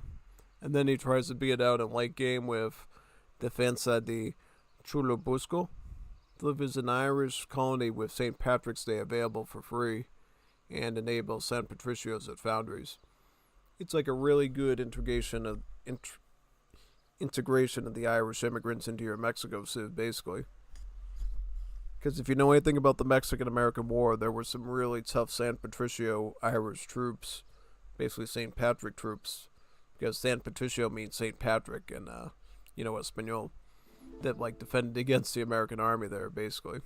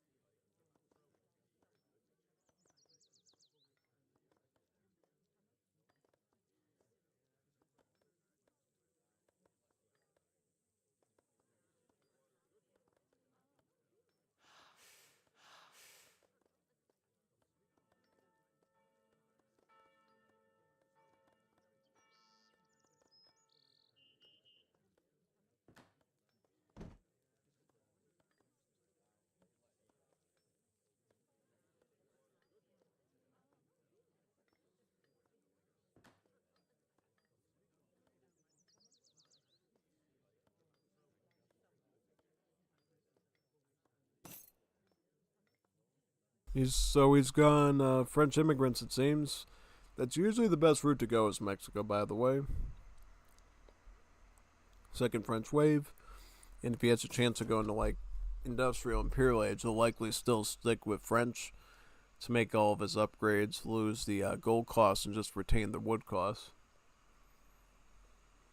That could be very well part of his strategy, is just playing a long-term turtle against his opponents while they sort of mass up and get ready to attack. You see Chile here going for a mass of Cívicos, the Chilean musket, as well as the Gallego Arab immigrants that we saw with Uruguay earlier today. Or actually Haiti it was.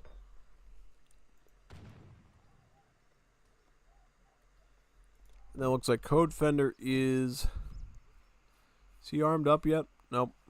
He's just going eco right now, it looks like. Yeah, I like it. Yeah, he's just going through all of his madrasa texts again, like wood, a yellow one there, and then again a red one next. Yep. So yeah, he's going like far up to industrial age, I think, just to get all the citadels he needs, and then he'll probably start fighting out very quickly.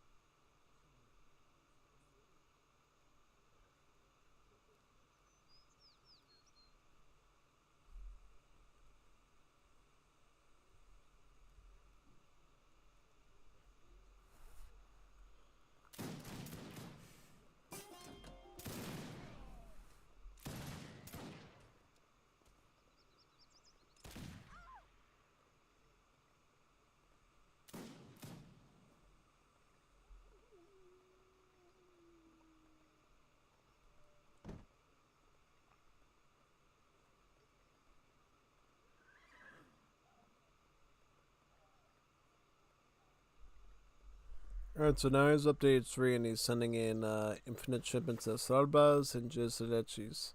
Looks like. So I think it's a pretty good mix. Look, he's still sending more madrasa techs in a huge chain though. Playing very strategically there.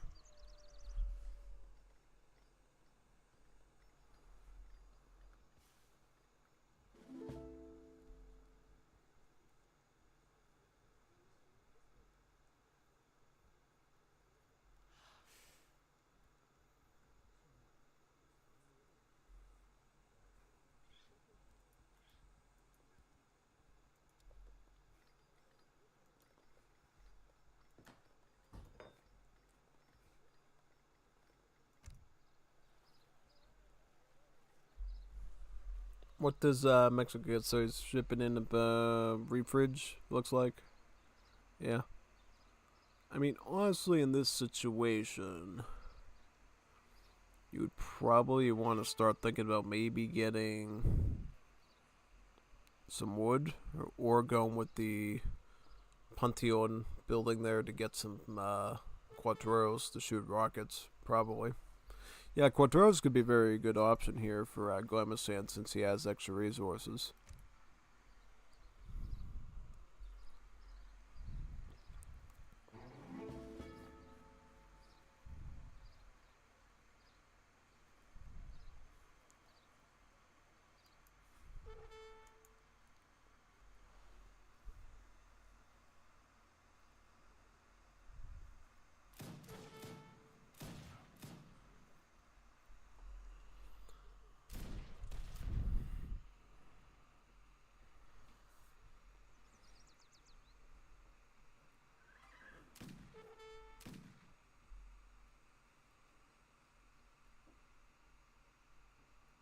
Nathan's just trying to probe out the area right now and probably win for Codefender to come in with them for a major push.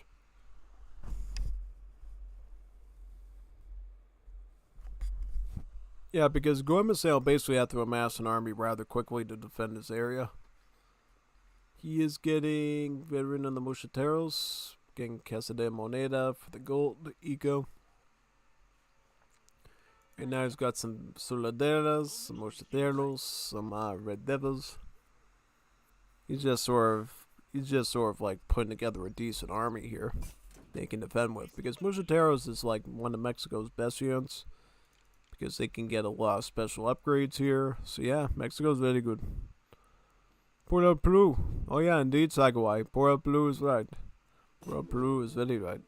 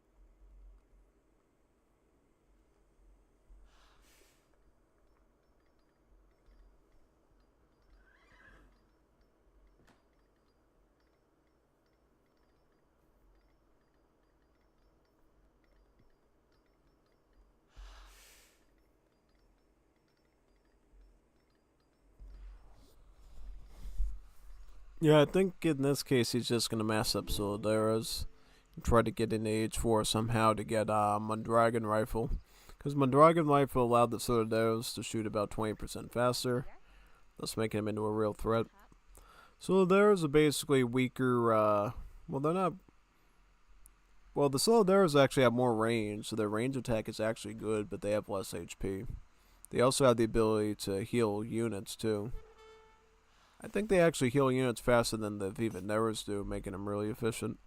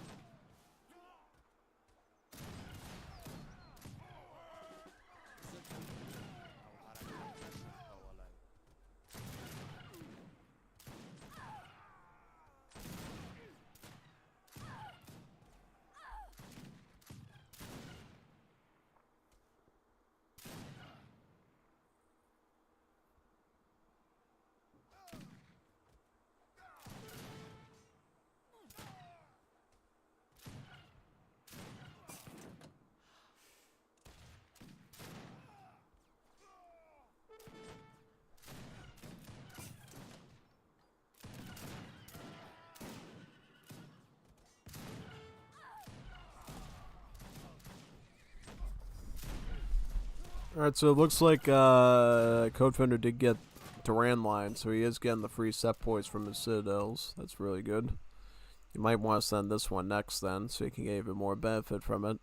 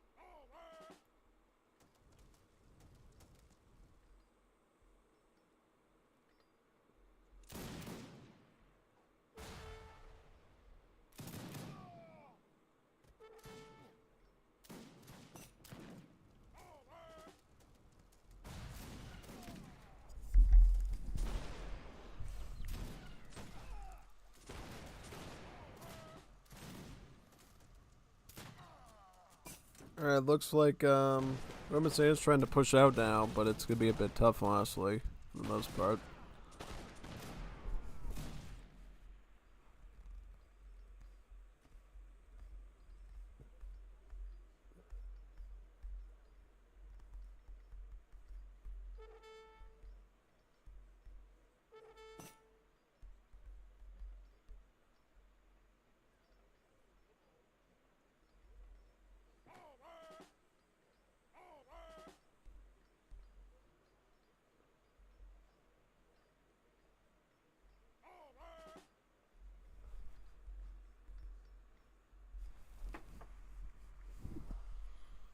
Attacking down here with an army of Mushateros and Soldados, it looks like. Yep, very nice.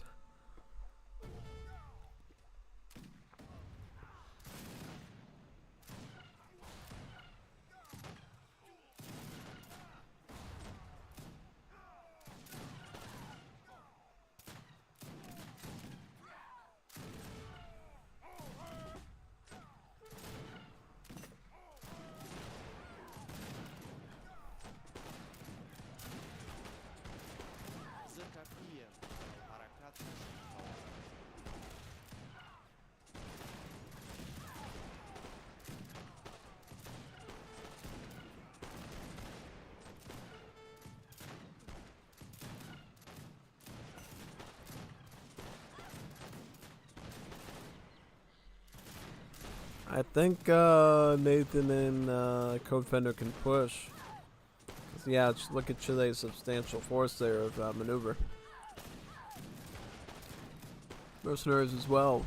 Outlaws, actually. Yeah, these are outlaws. Marginalized soldier.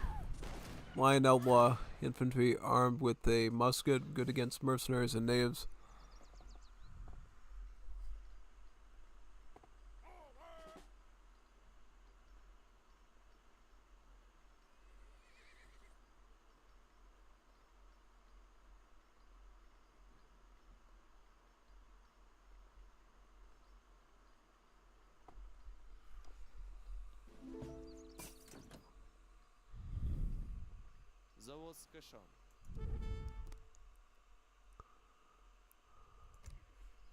He didn't even send Codesimo. That's weird. He's training like 4 pop outlaws. That's like insane, dude. Why did you get Codesimo to at least make him 2 pop or something? That would have been a lot better.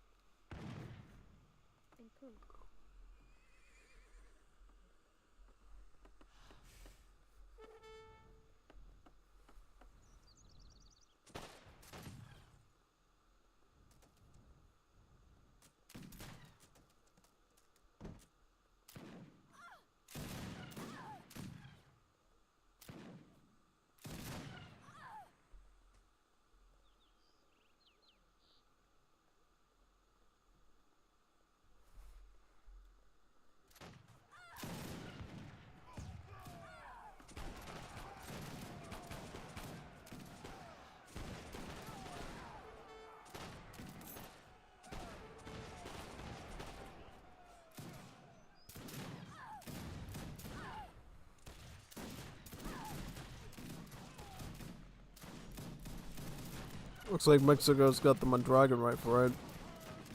Let me see. Yep, and he's got him up the guard now, so they should be doing a great job here.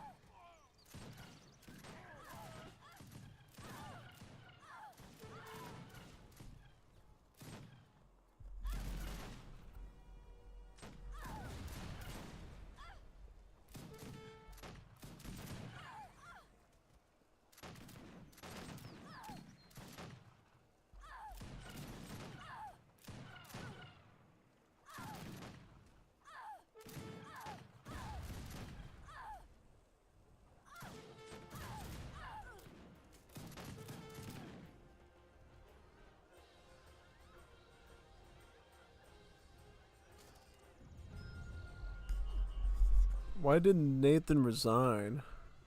They could have still won with an Afghan ally. It's like really weird, dude. I don't know.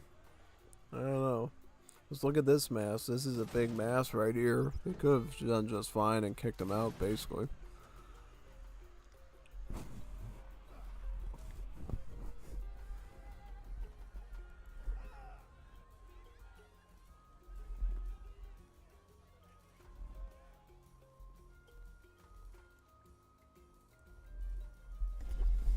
What I see, yeah, Gommuistan was really good with this Mushatero combat. That makes a bit of sense, yeah. Alright. I'm gonna try to like restart my game and see if anyone wants to do like world matches. Just for fun. If anyone does, we'll do some. If not, I'll put in Star Wars now, I think.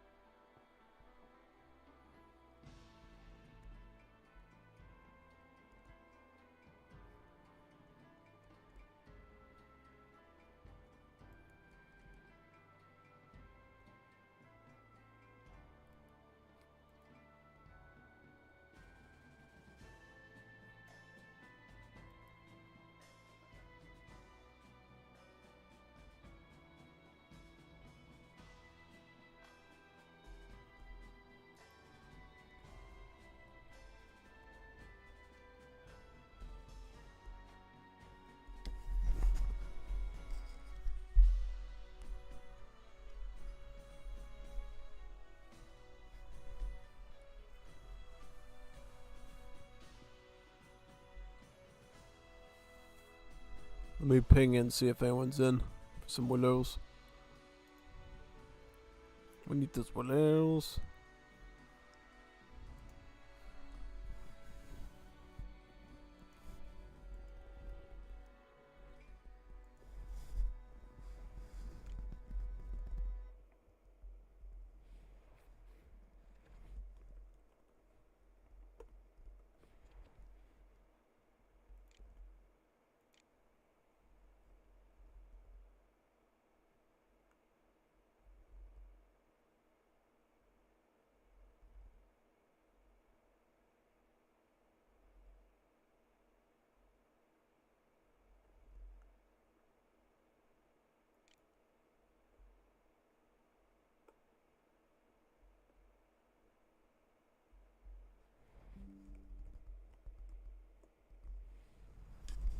Let's leave it open for a bit.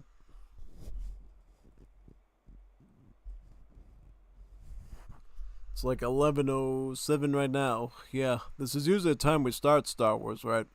Yeah, usually is.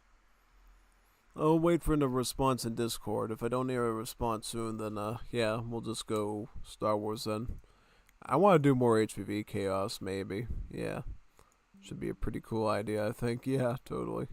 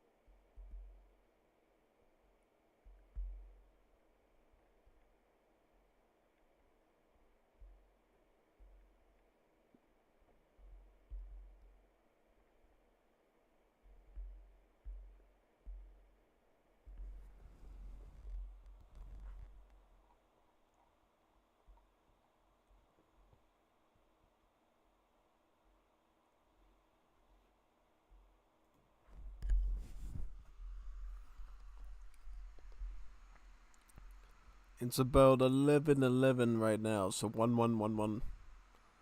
Give it a little bit more time. If nobody shows up, we go into Star Wars, right? Yeah.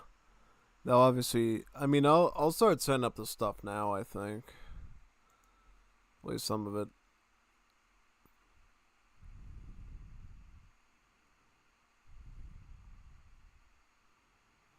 We get the settings here.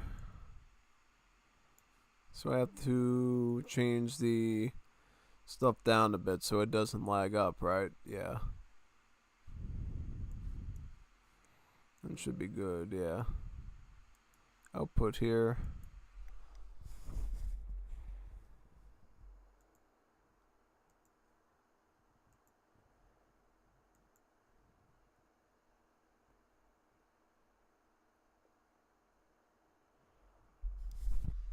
Alright, I just updated that setting. It's hard to believe it's almost like a 5-hour stream. That feels kind of small. Definitely be doing multiple hours of Star Wars then to make it grow a bit, honestly. Yeah.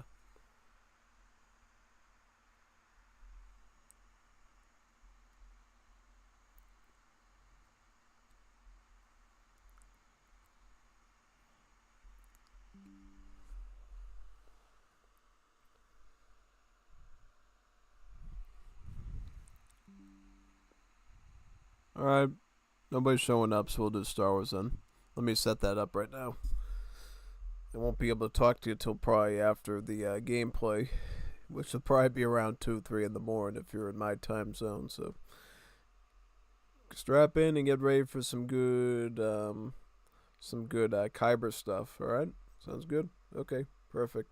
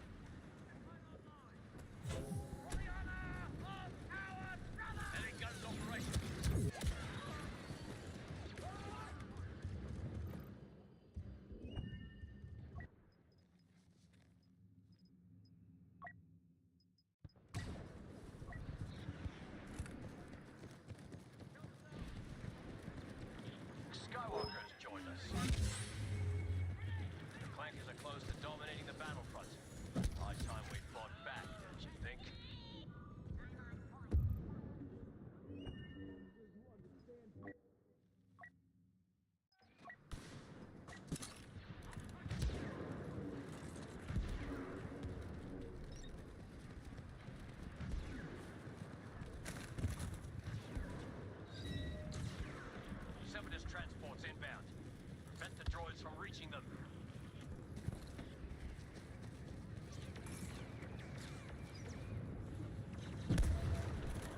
The semi-transports have landed. Destroy any droids going near them. On fire ready.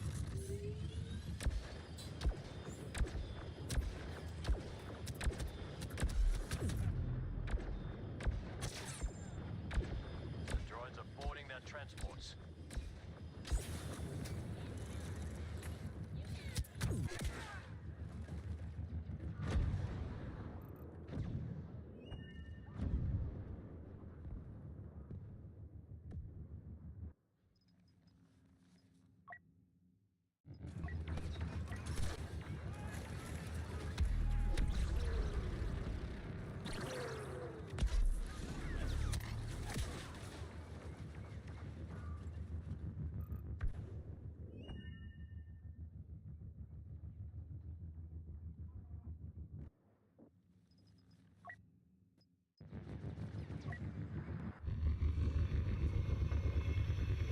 I don't like where this is heading. Let's find you a transport ship. You don't need to be a Jedi to know what those droids are up to.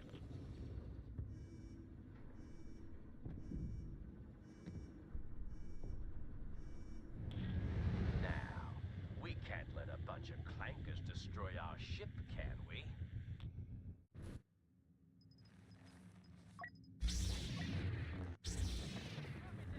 Well, at least it's not on bar.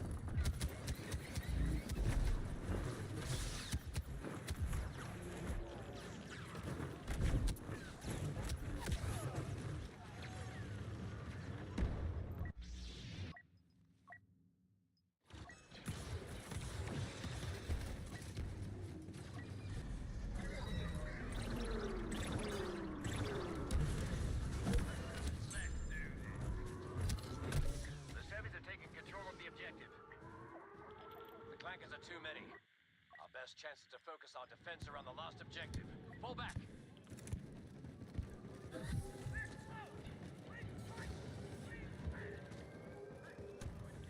Last stand, brothers. Defend it with your lives.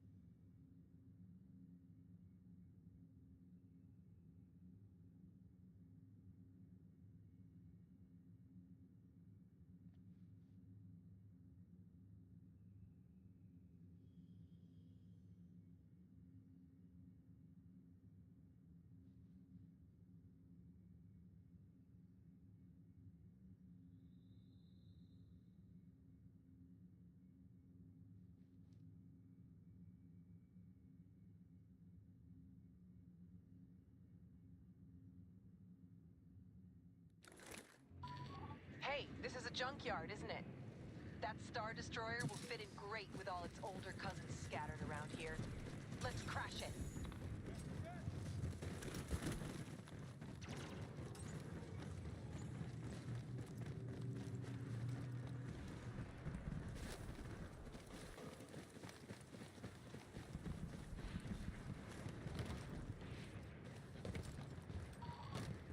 Once we've secured the area, we'll take on that Star Destroyer. It'll go down before the day is over.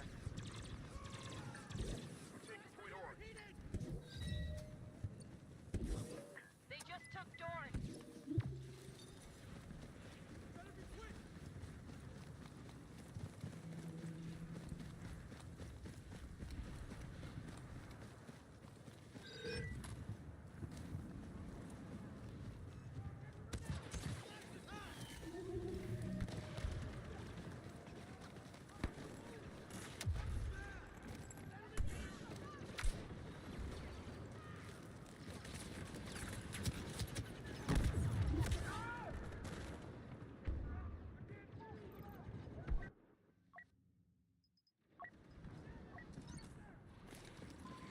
You know what to do. Secure those positions.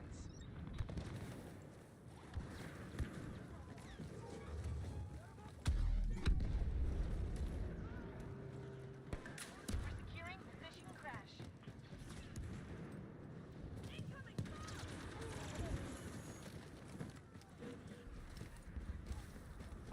We captured crash.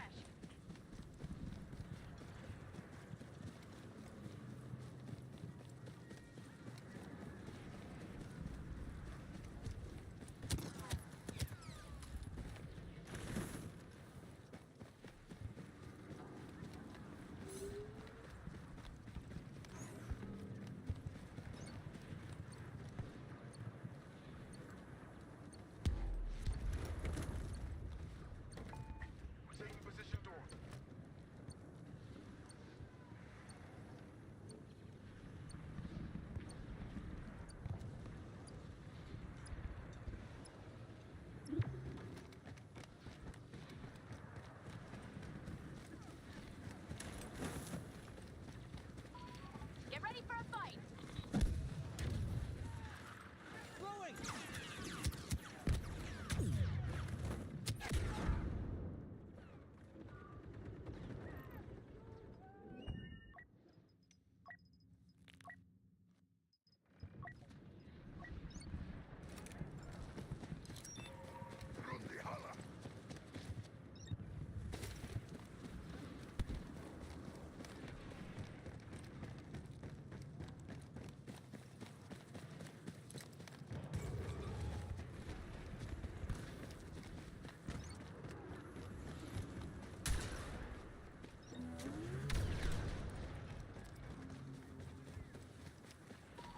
Allied reinforcements! Top combatant on site!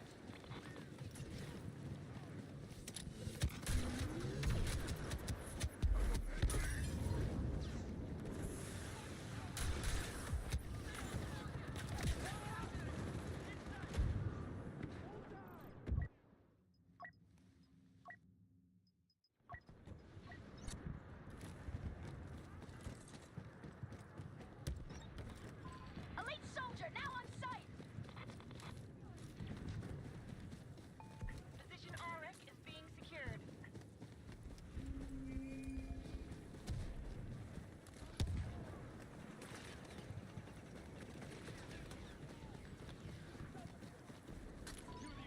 We've almost secured the area. Keep it up. Grenade out!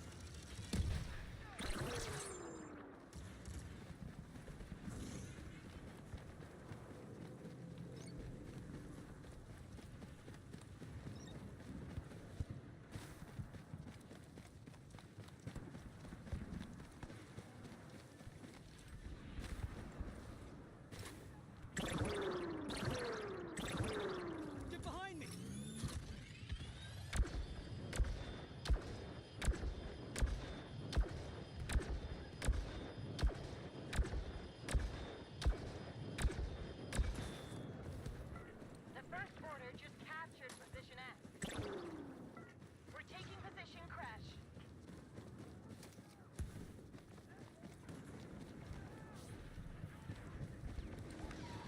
Doing well. Keep it up.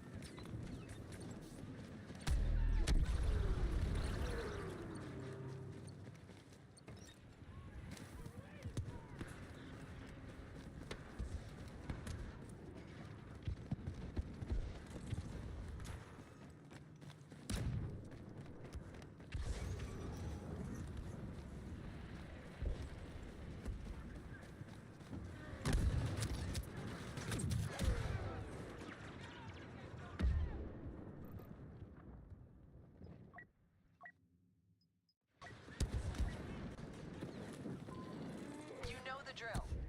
Secure the area by taking those positions.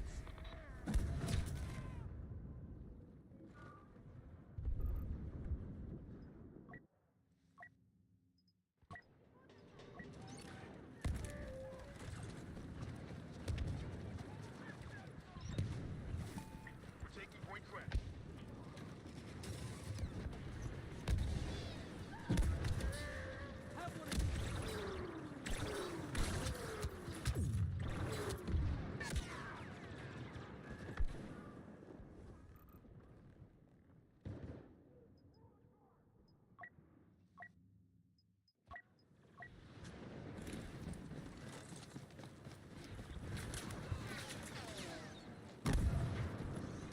Grenade is out!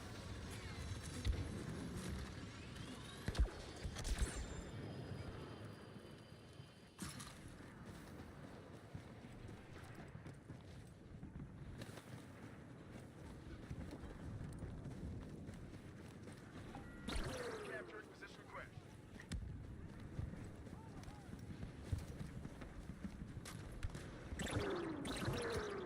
Forward, I'll cover you!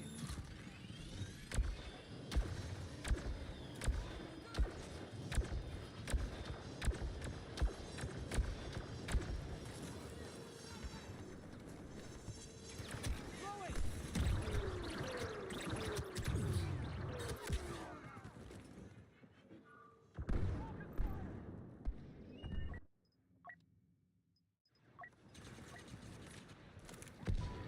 Our orders are to capture those positions.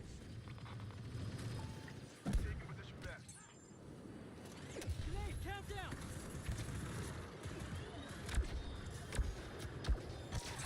First order commander hitting us hard.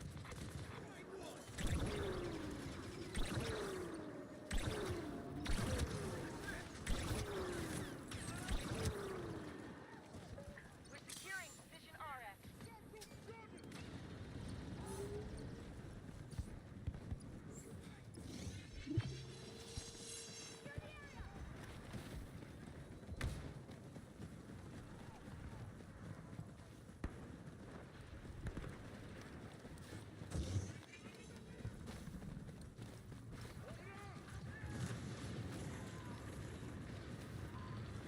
We have reports of Kylo Ren having joined the enemy.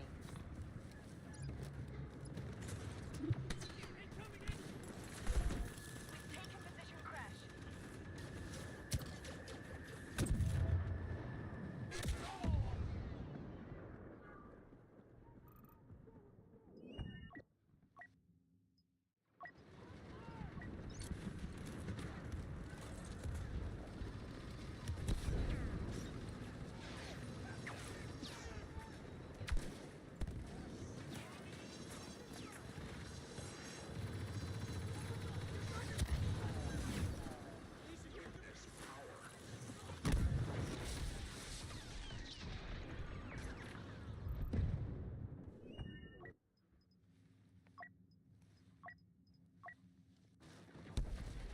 Well, you came to the right place.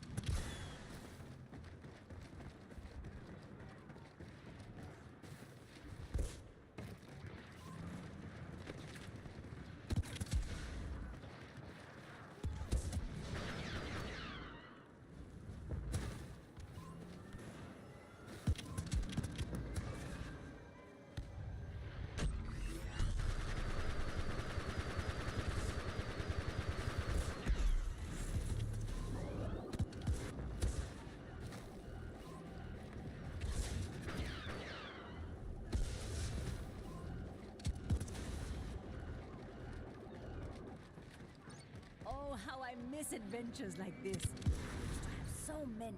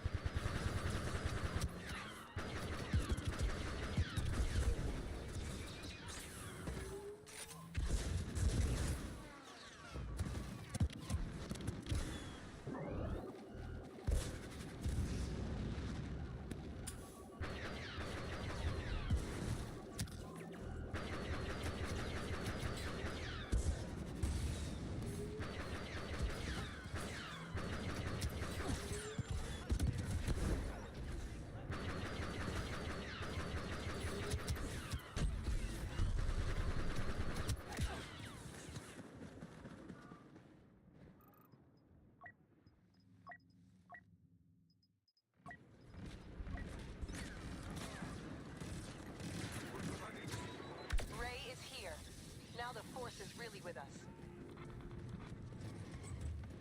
Clear for grenade.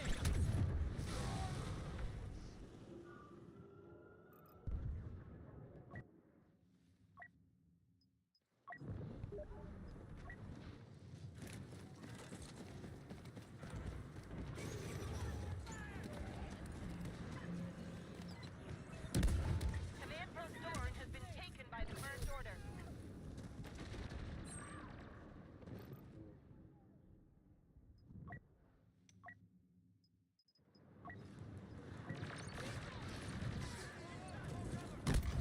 Heads down.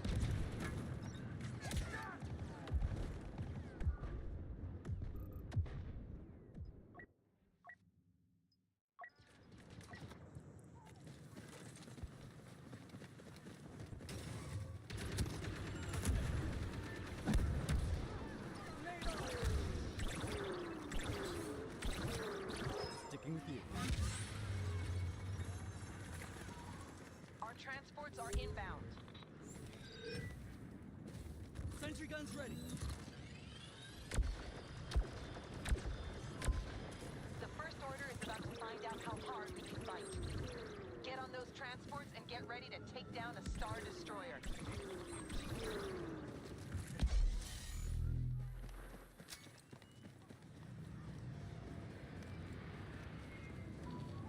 Everyone get on those transports.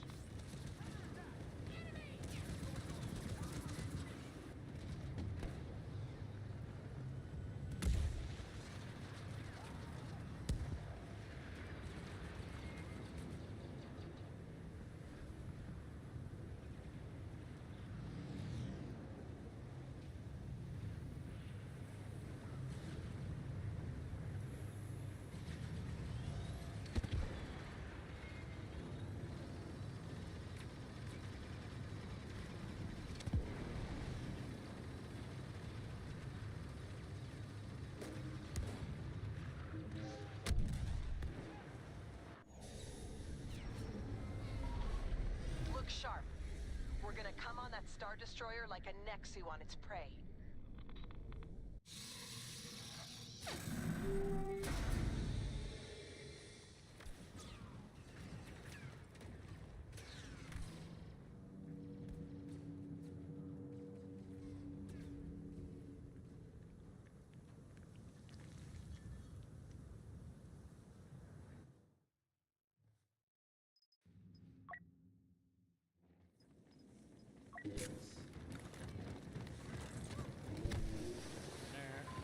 Our first objective is to secure the server room.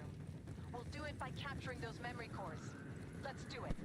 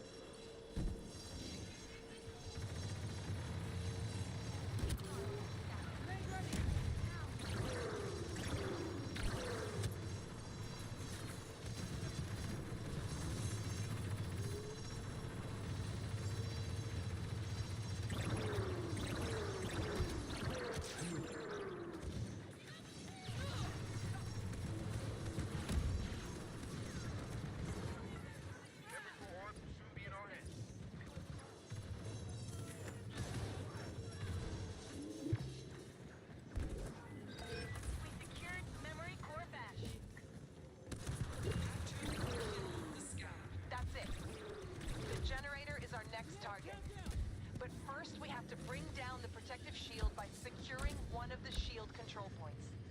Got it? Let's move.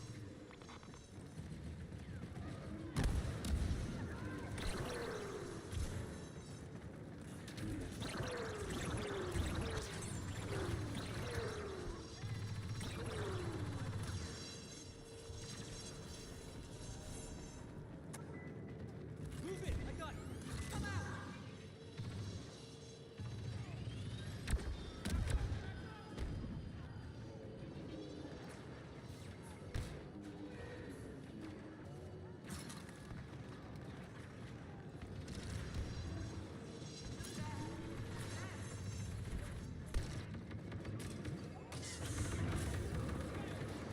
Heads down! Kylo Ren has been spotted. Better watch it.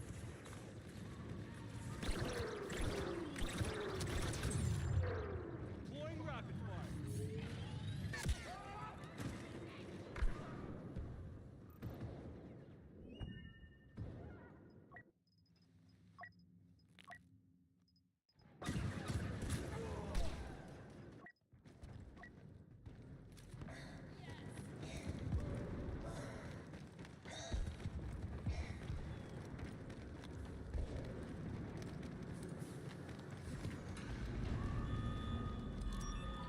The shield is down.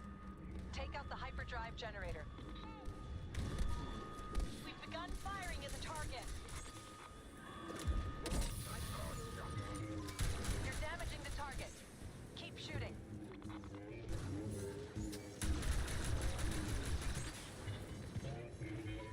You're killing that generator. Keep at it. Hyperdrive generator destroyed. That thing never stood a chance. Excellent shooting. Now let's get out of here and watch the fireworks.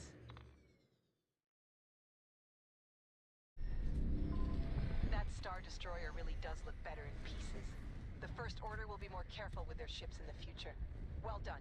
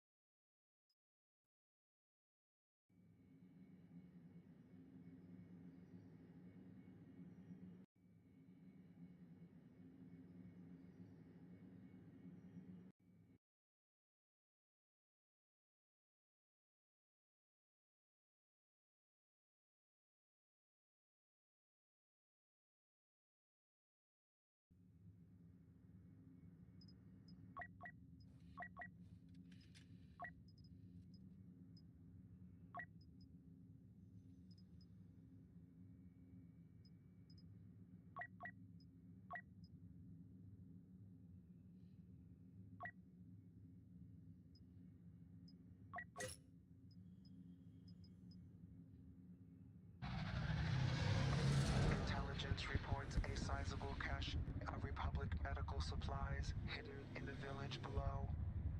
We are to secure and destroy those supplies and take out the clone capital ship. The Volusians should be out of the way by now. Exterminate the Republic forces. Roger, roger. First, you must secure the area by capturing command posts. Then we shall bring down that ship. Activating strategic control circuit. Attack the objective. Roger, roger.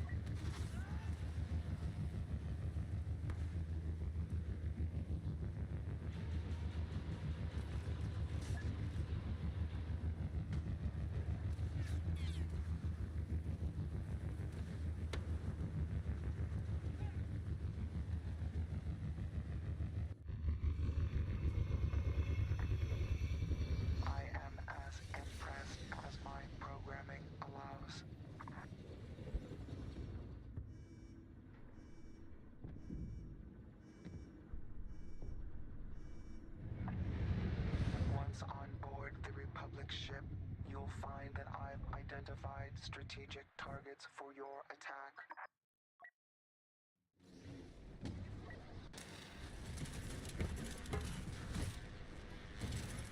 First, you must secure all positions. Then focus your assault on the primary objective to bring the ship down. New enemy on the battlefield. Looks like trouble. We've started to capture the objective.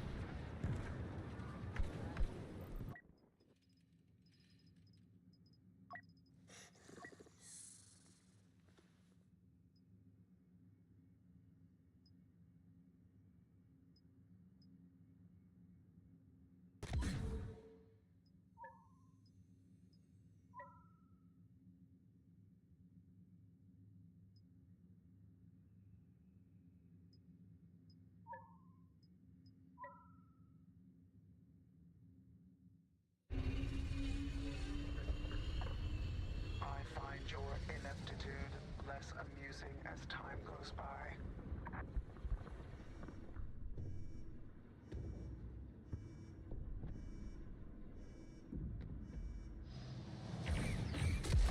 There is a concern that the Republic may have discovered weaknesses in our ship's design.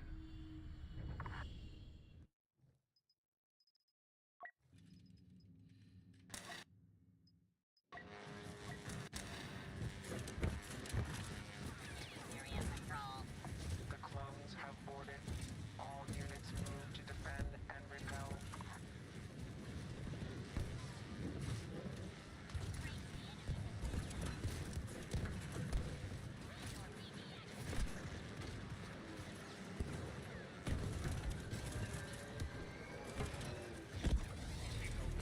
Seppies are taking the objective.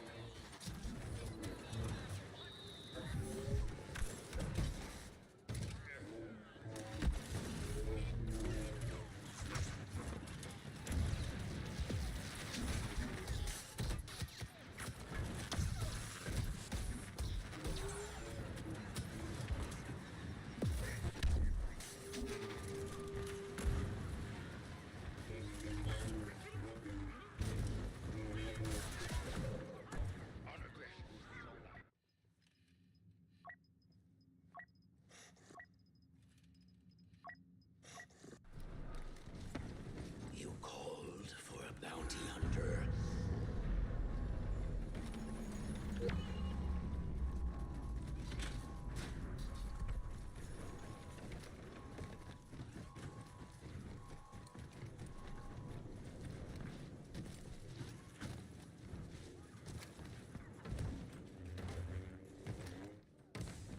Yoda. I will ready my poisons. Yes.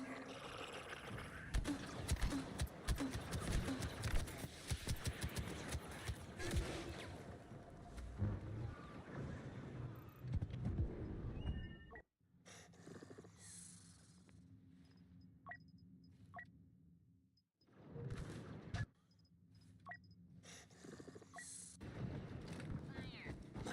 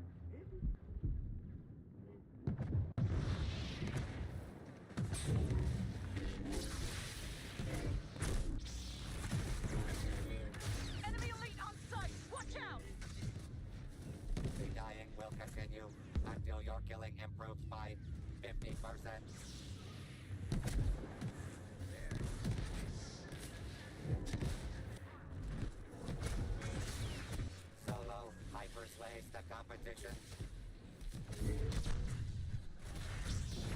You're not fooling around.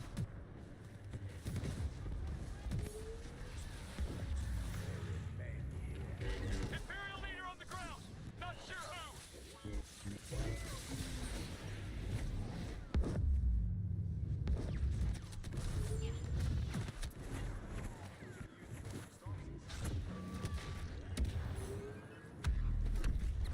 A wealth of victims, Orlando Calrissian.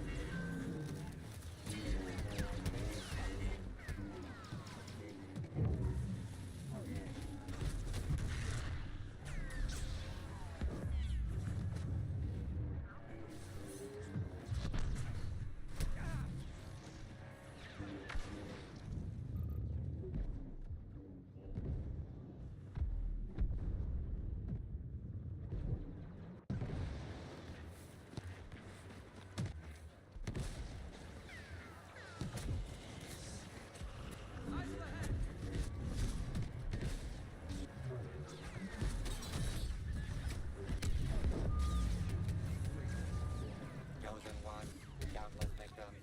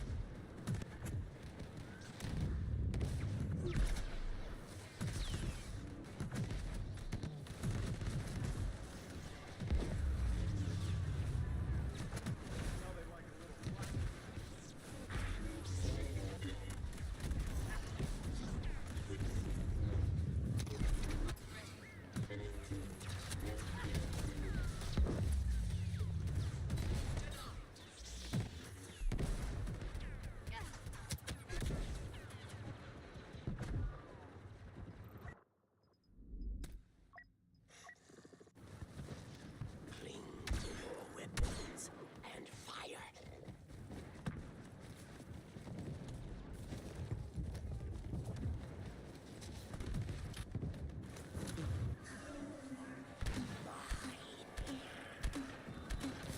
Such glorious devices.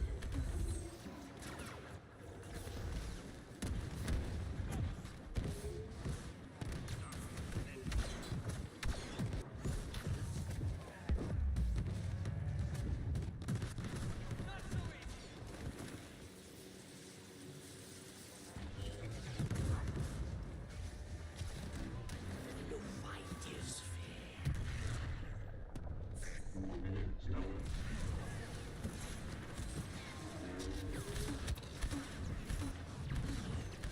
A wealth of victims, Orlando Calrissian.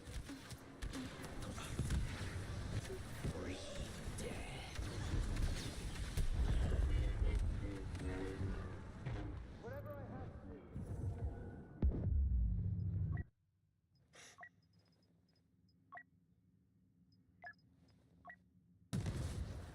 I order you attack.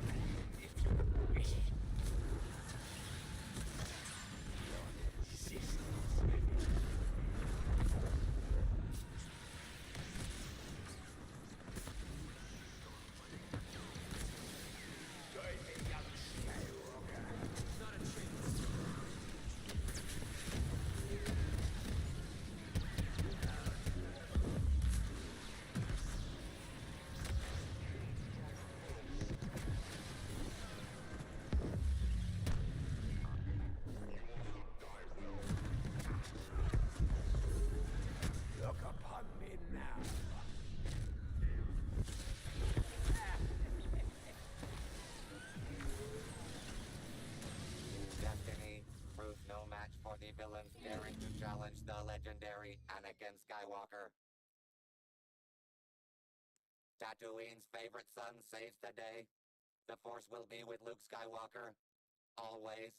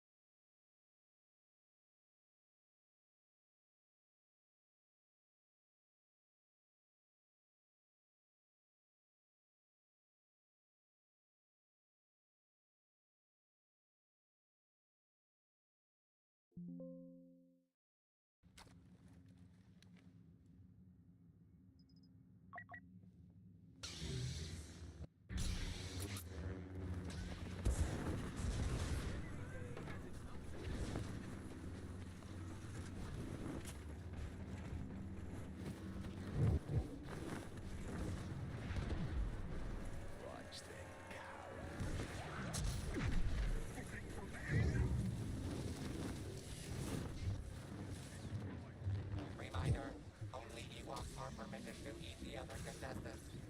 Disobeying this rule will result in immediate disqualification. Righteousness claimed its first victim.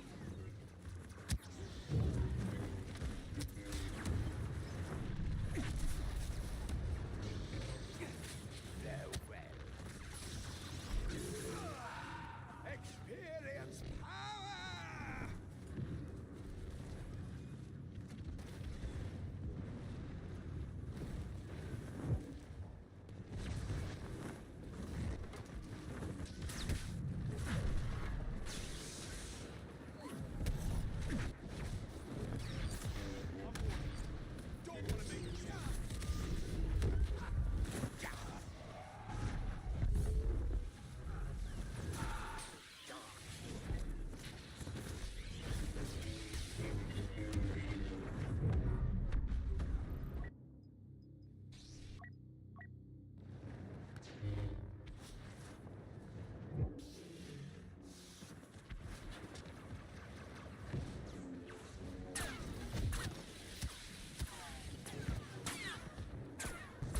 Command has sent one of our best to assist.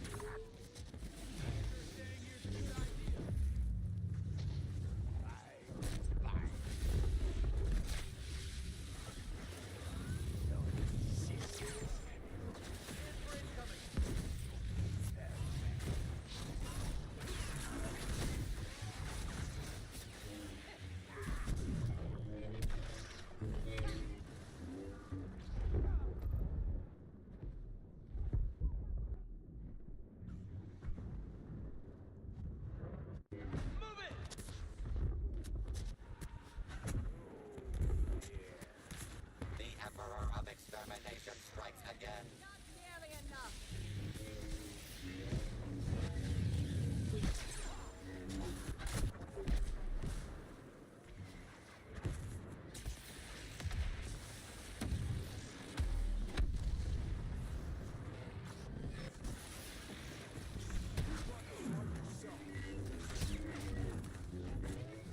Got an ally on site. Identity is classified.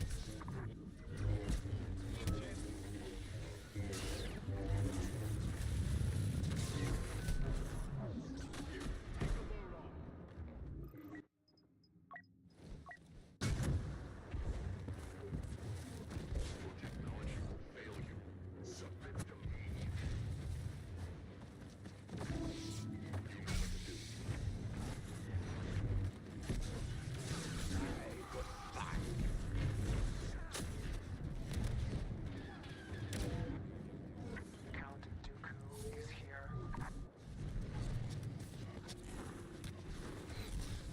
Find a way!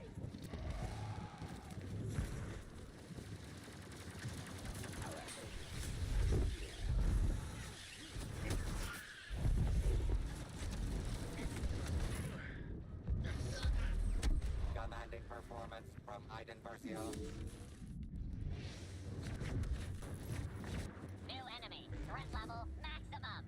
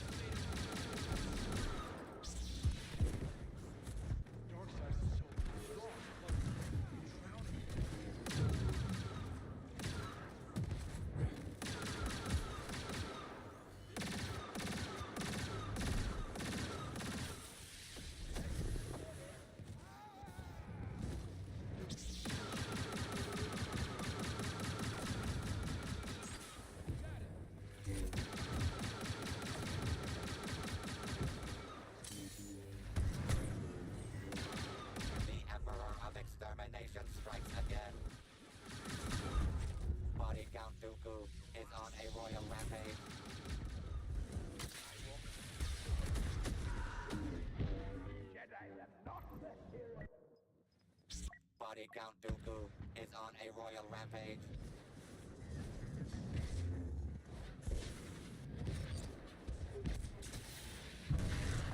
A resistance commander just landed.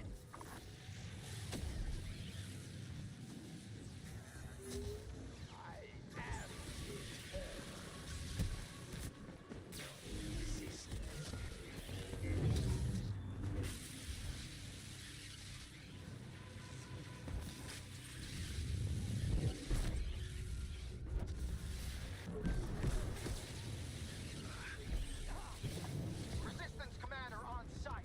Can't get an ID.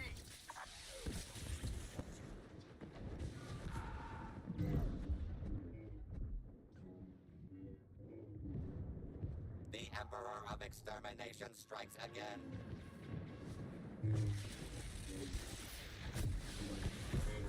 We're in good shape.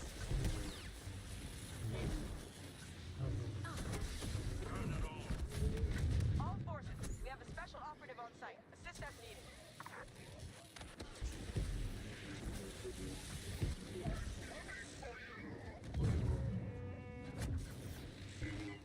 Easy, easy.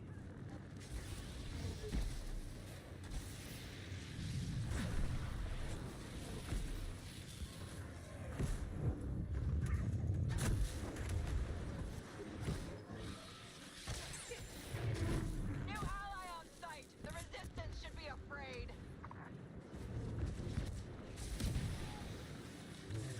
Not sure you understand.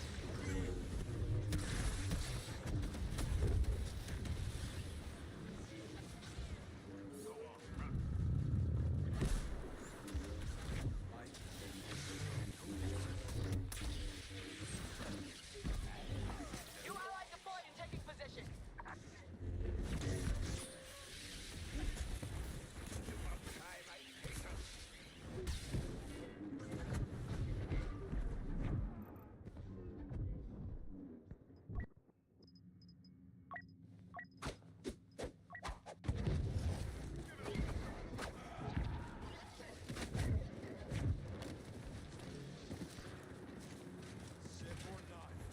Command sent us an ally, now arriving.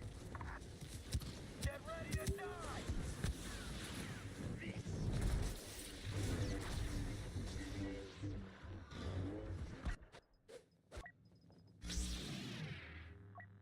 The Emperor of Extermination strikes again.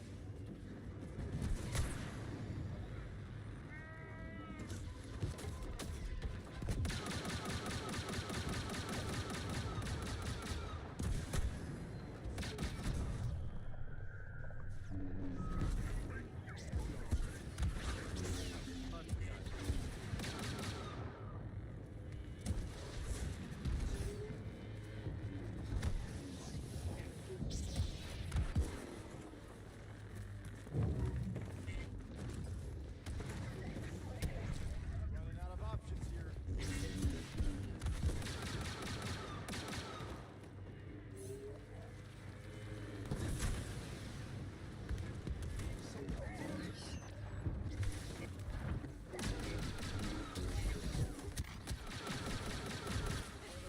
Body Count Dooku is on a royal rampage.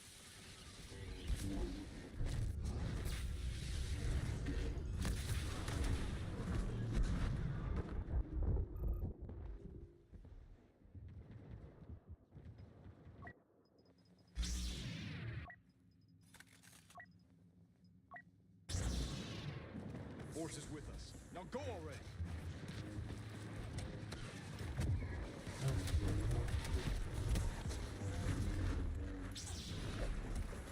This is outrageous.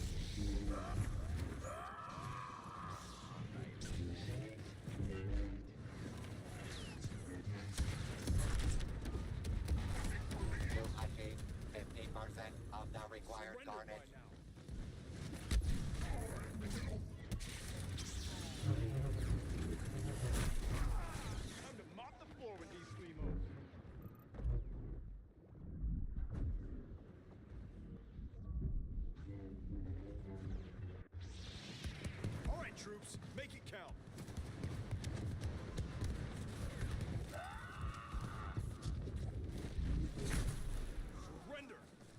tell you again.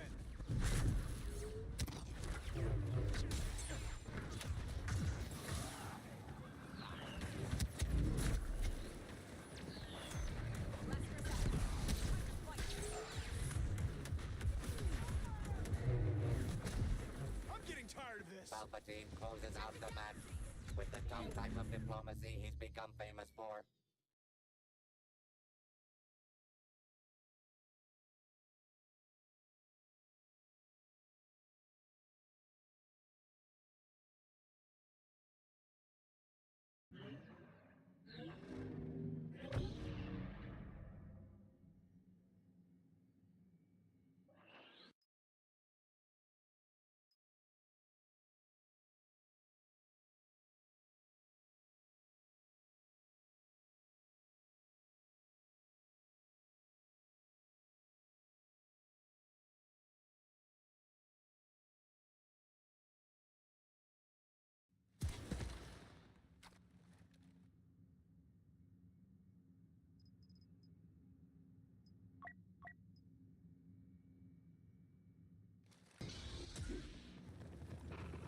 Special operative on site and taking point.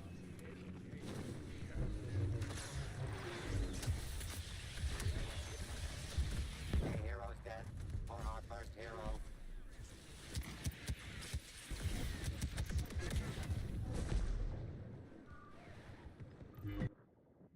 An unstable planet for an unstable assortment of the galaxy's most powerful champions. Brought together by fate and my need for constant amusement.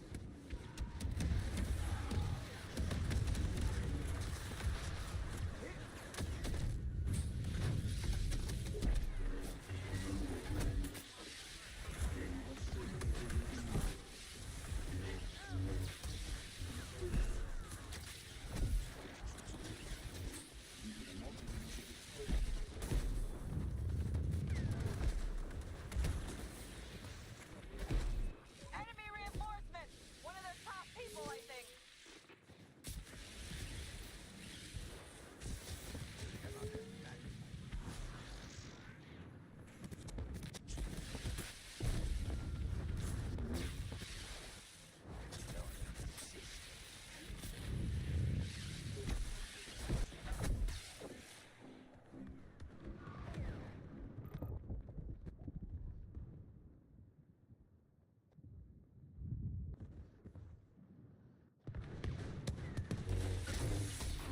Unidentified resistance commander on site.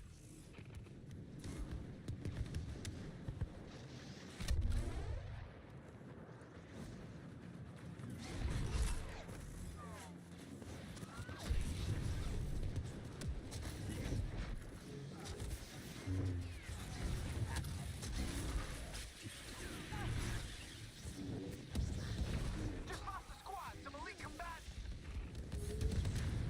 The Emperor of Extermination strikes again.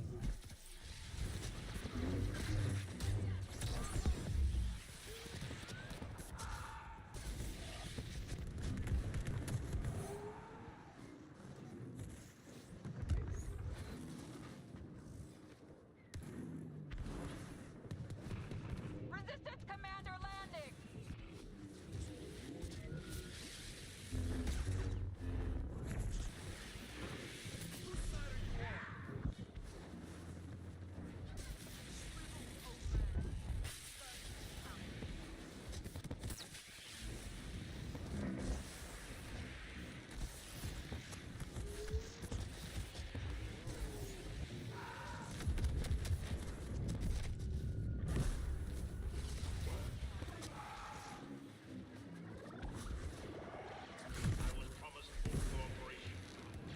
Special operative on site and hitting the resistance.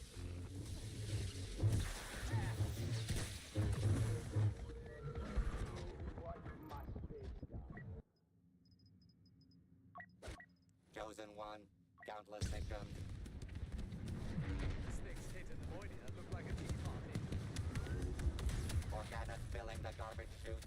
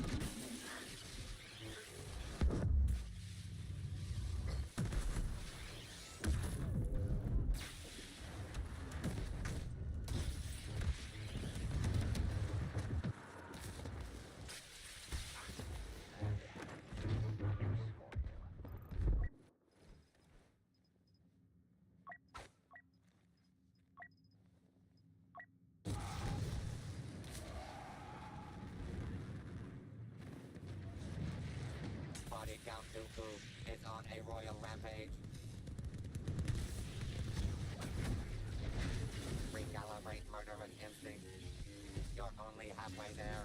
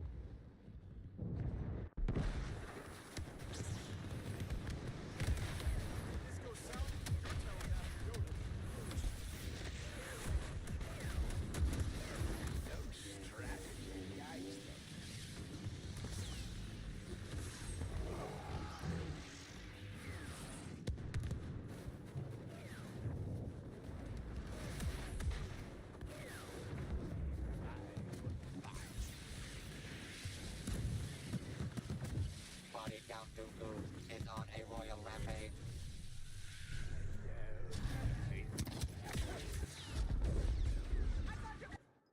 The Emperor of Extermination strikes again.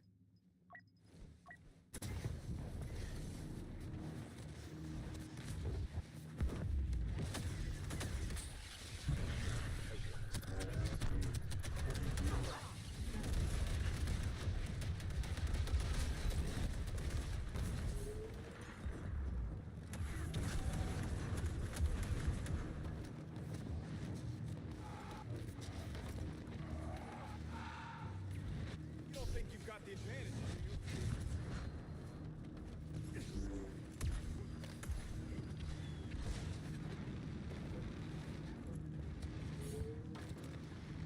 Do not relent.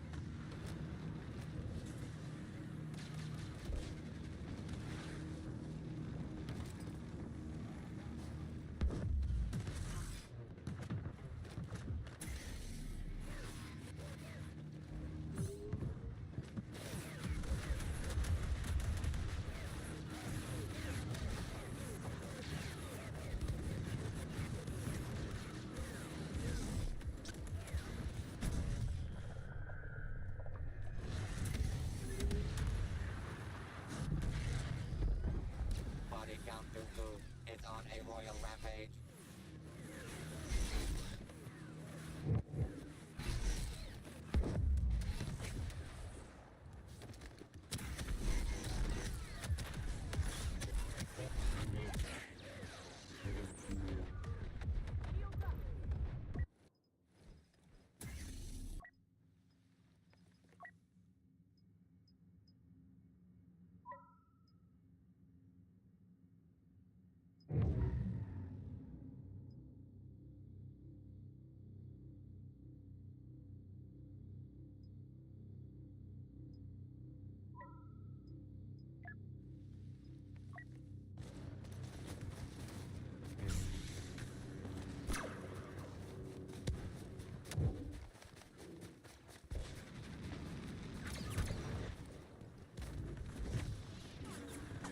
Understand who you're dealing with.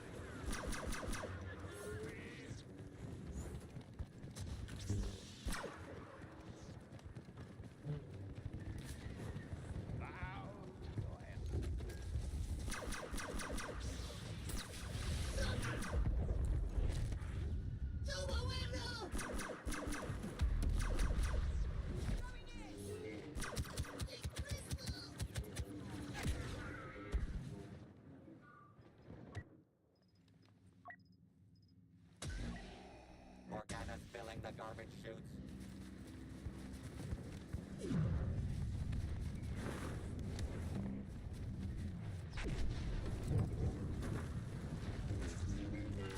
It's outrageous.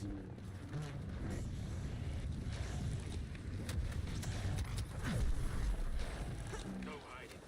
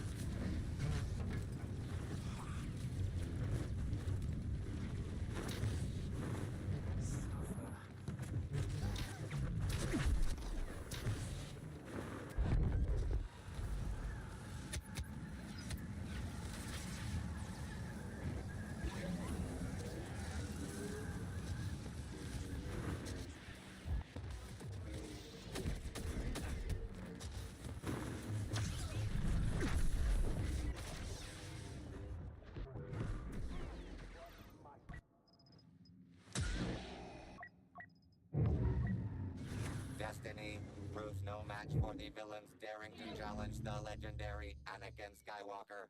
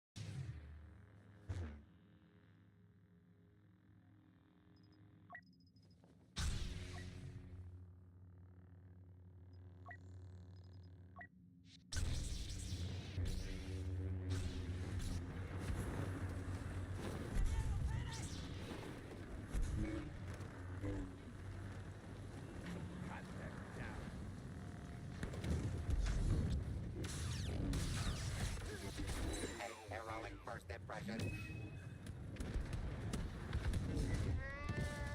Camino's cloning facility looms large over today's contestants. Inspiration or interchangeable, history will decide.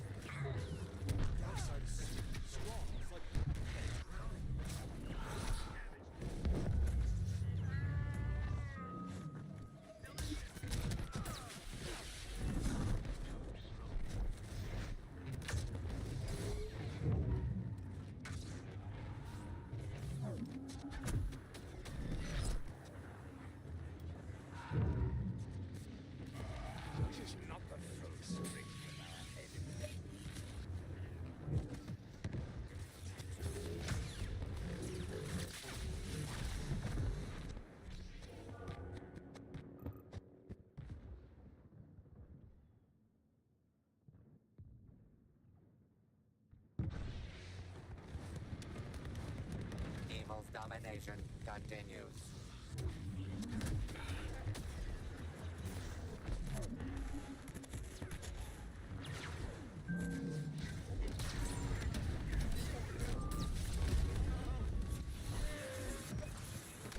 Heroes winning is becoming a stereotype.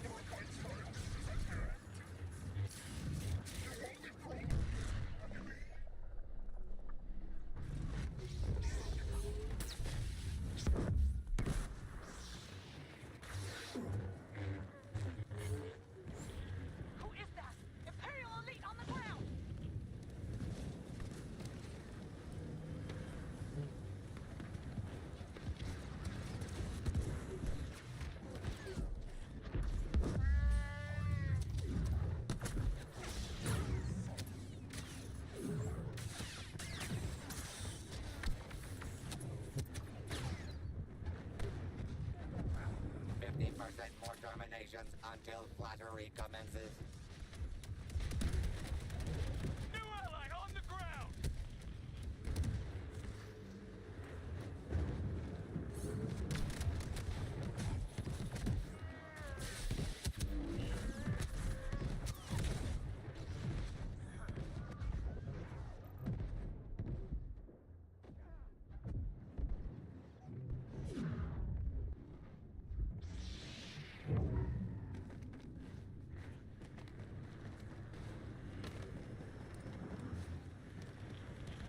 Emperor Palpatine is here.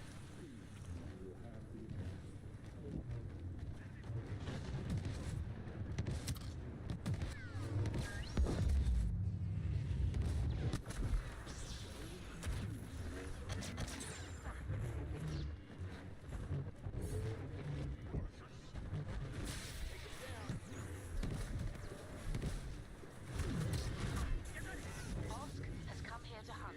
Watch out.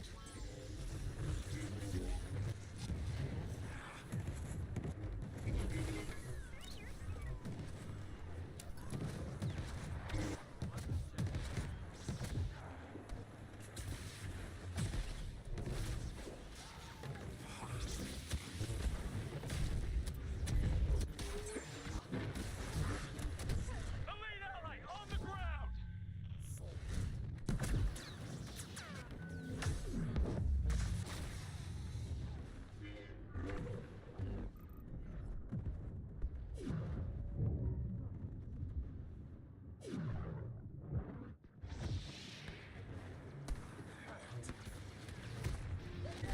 Back again!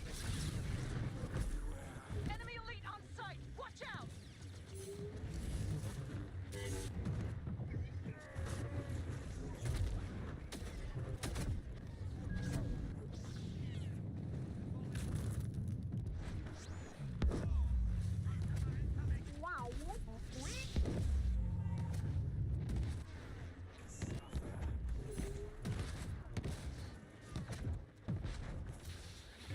New friendly on the ground!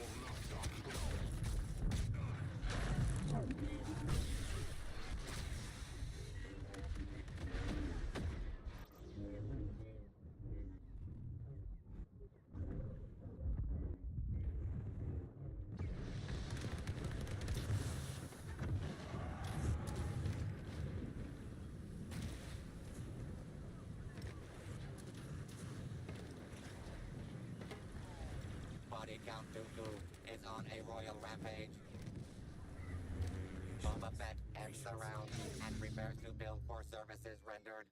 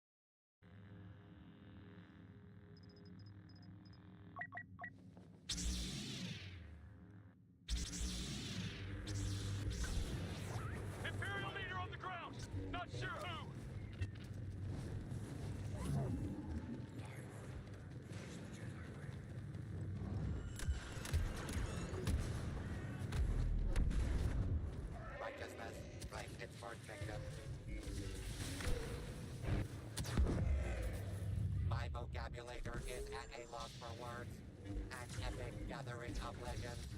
A tragically remote ice world no one would visit by choice. Sensor-shattering excitement.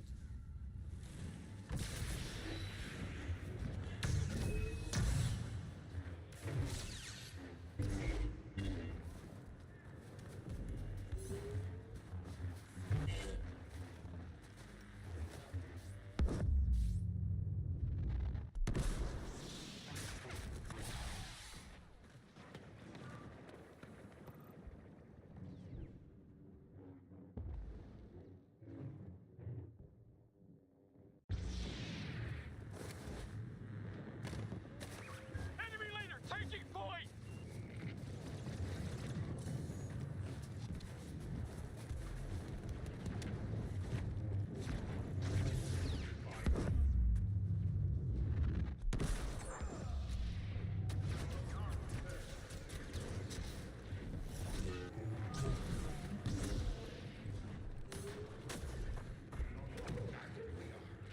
Who is that?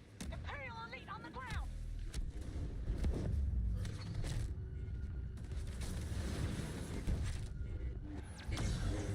All right.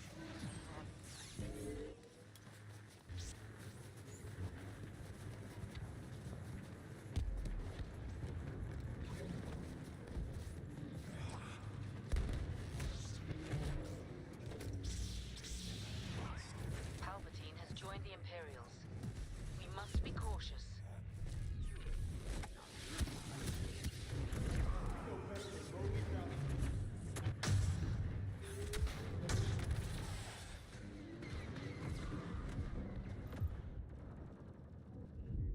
The heroes can't stop the mole streak.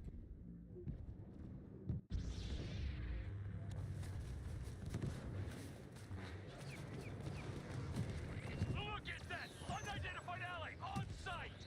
The Force is with us.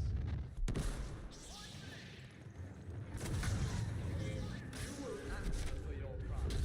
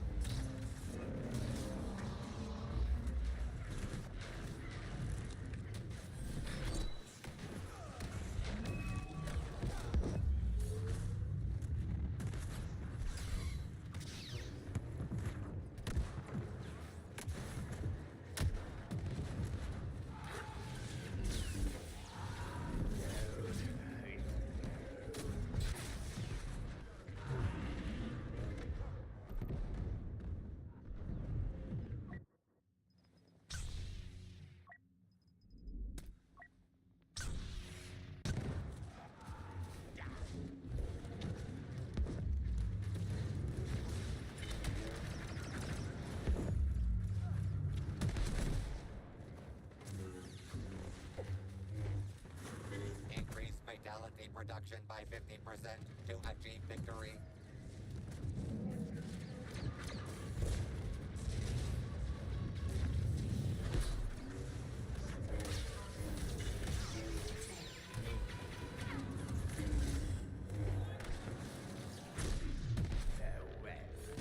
Organa's filling the garbage chutes. How many arms does Grievous need? Villainy carves a path toward victory. Evil's domination continues. Domination by the light side. The nice guys aren't finishing last this time.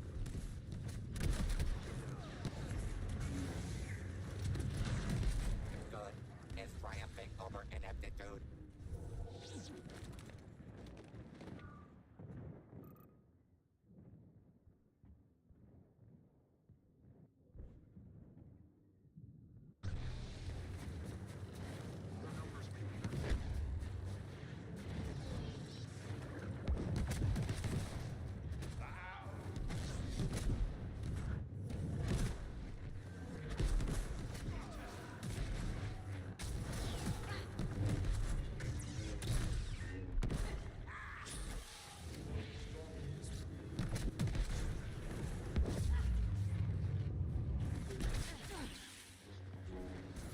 Villainy steals the lead. Lead taken by scary-looking enemies.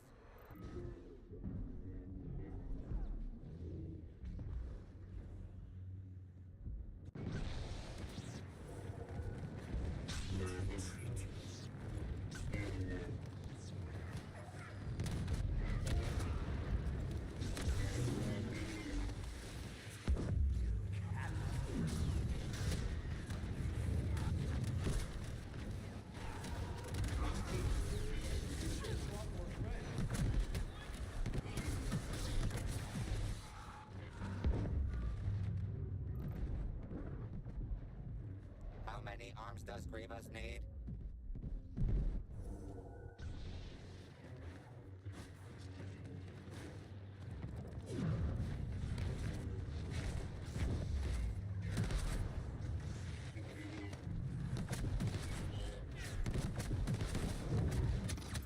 Chosen one, countless victims.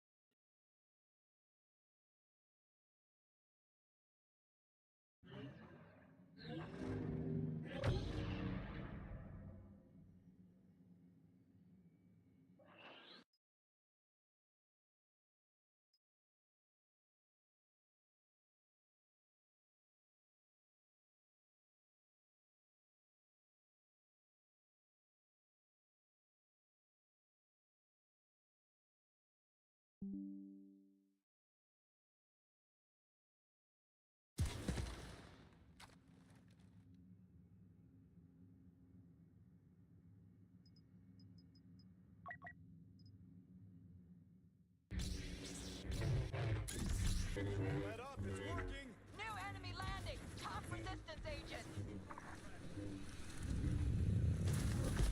So much power. It's overwhelming.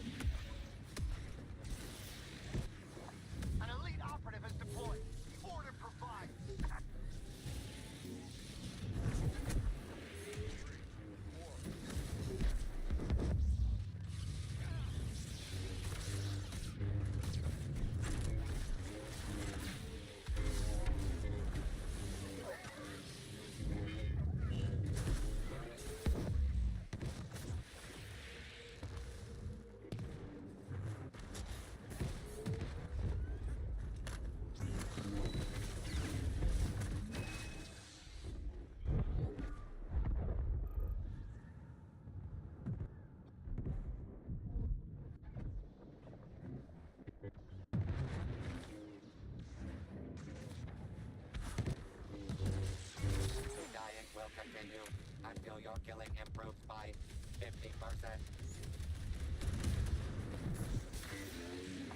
New ally deployed and taking position.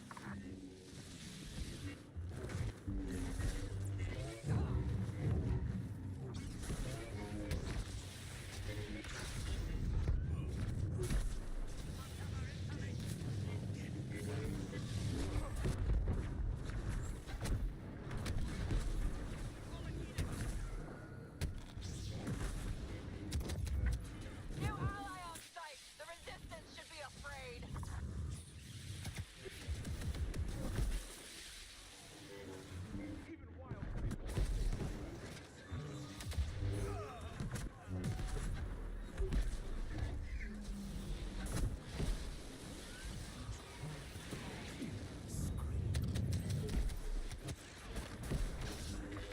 Fall back! Orbital! Careful! One of their top agents just showed up.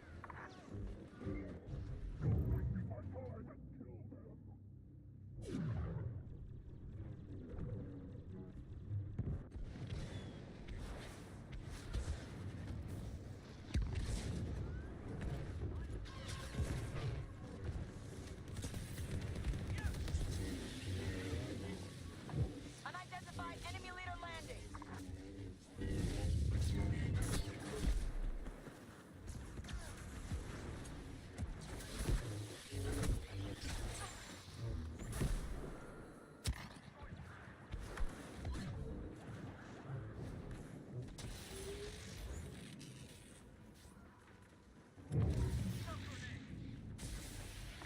Resistance commander landing.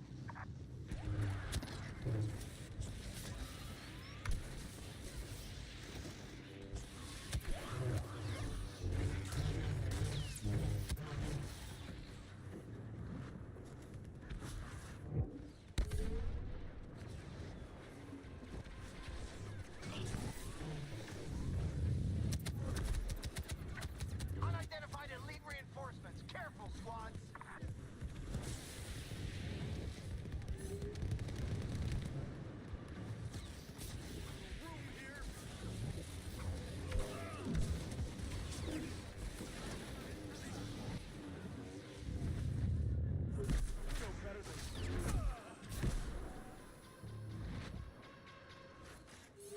A special operative is deployed.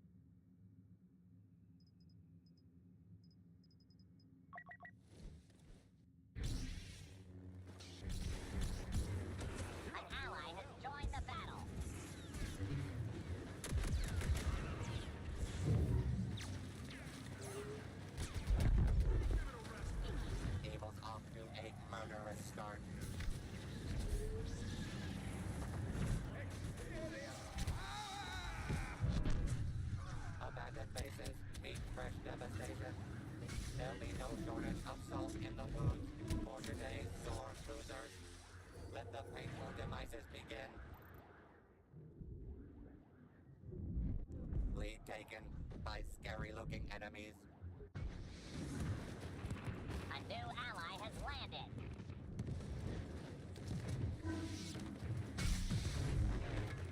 Evil's domination continues.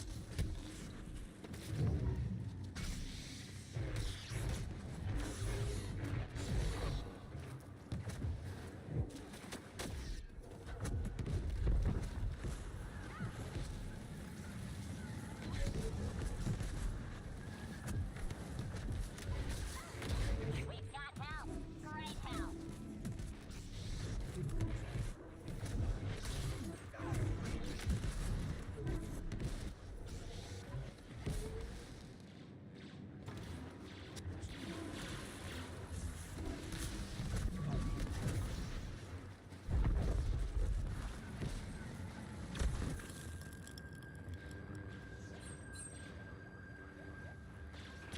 Top tier ally landing. You've got the advantage.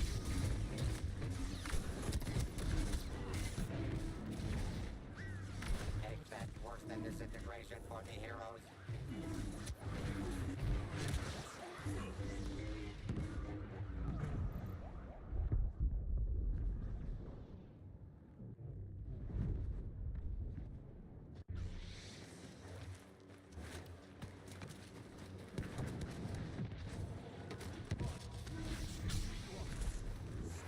Republic ally arriving. Big trouble.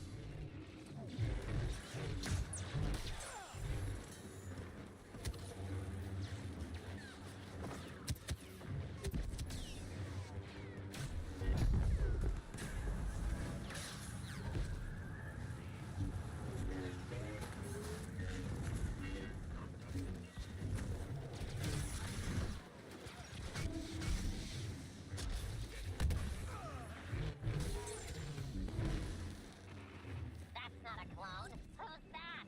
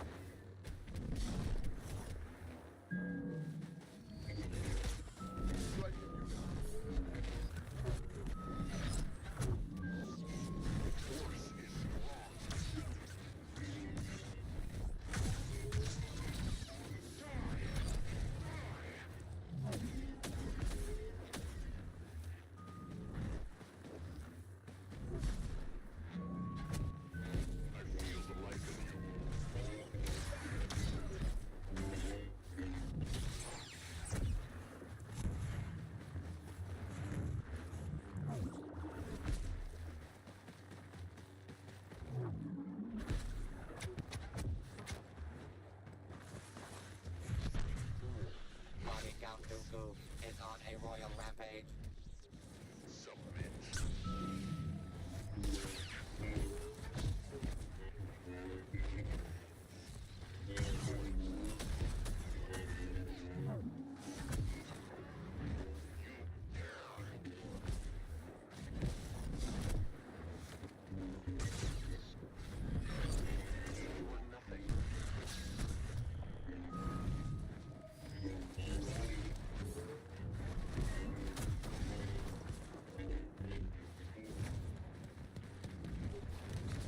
A fat worse than disintegration for the heroes.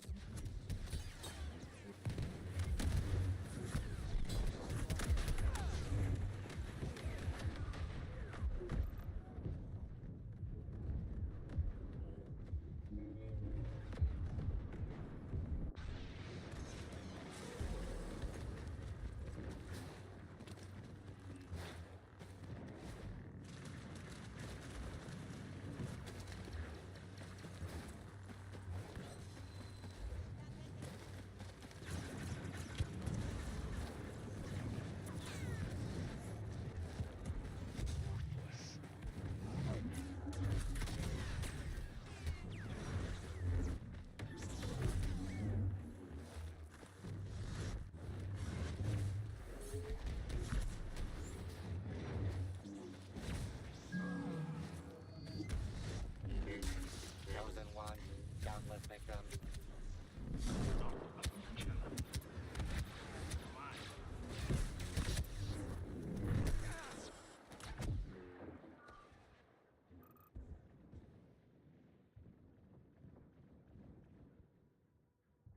Body count Dooku is on a royal rampage. Give it a rest, why don't you?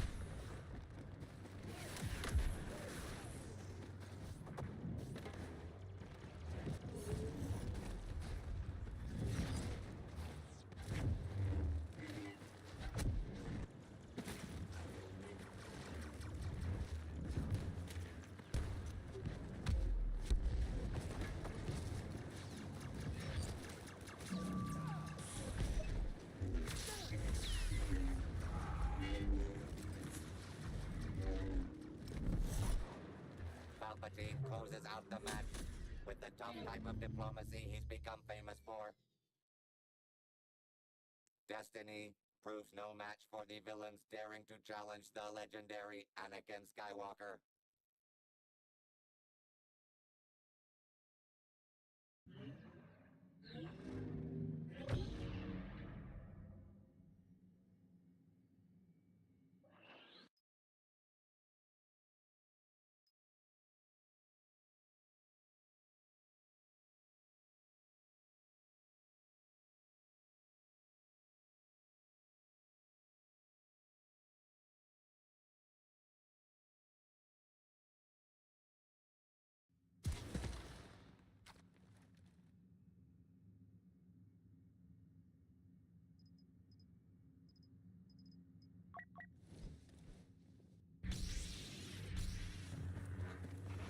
Republic hero on site.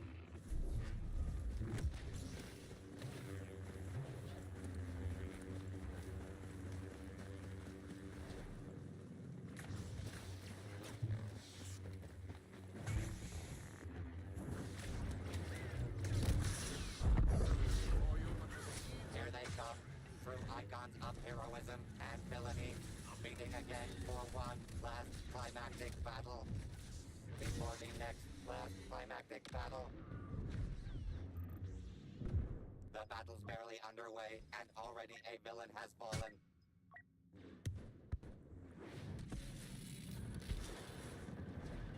Villainy steals the lead. Whose side are you on? New enemy landing! Top resistance agent! The dark side continues to eclipse the light.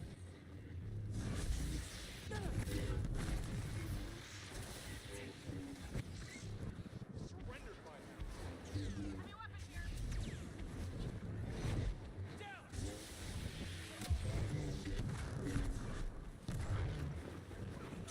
Unidentified resistance commander on site.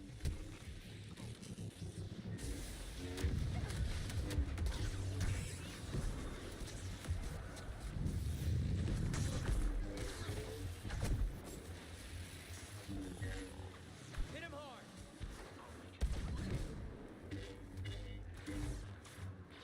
We'll stop you.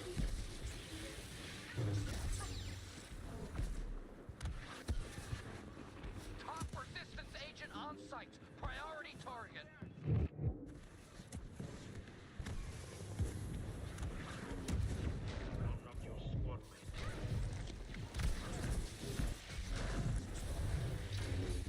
Let up, it's working!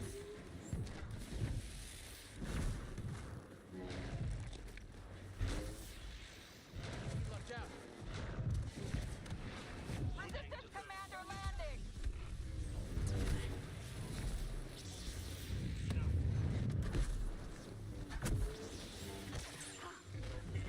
Your life ends. This goes south, you're telling that to Yoda. My patience.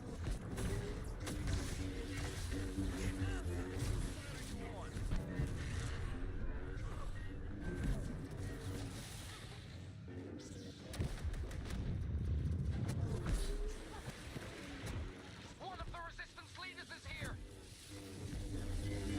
No one's complaining about being impulsive now. On my way.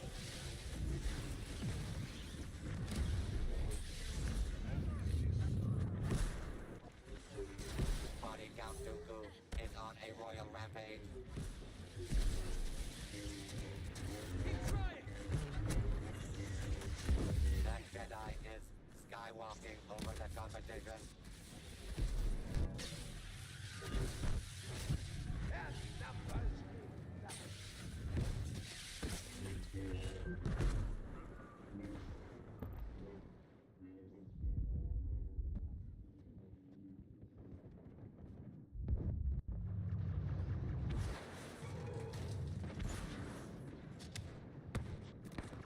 Body Count Dooku is on a royal rampage.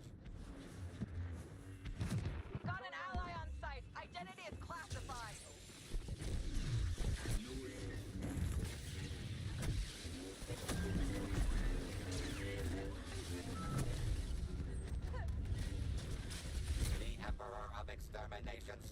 again.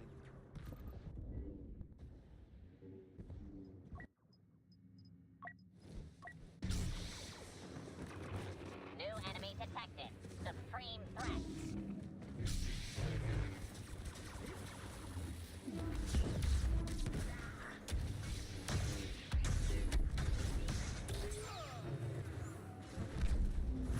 Cannot hide. Blinded.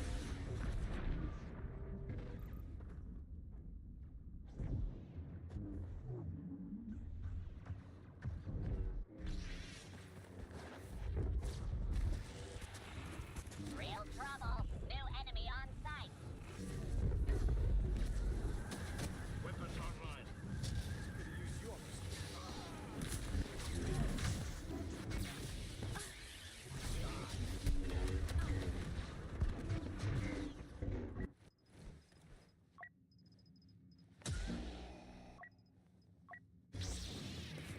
Force is with us. Now go already.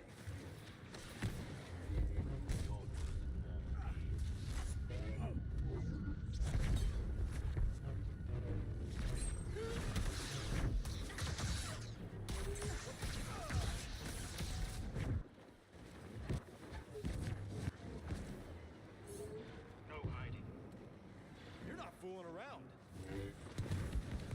Force my hand.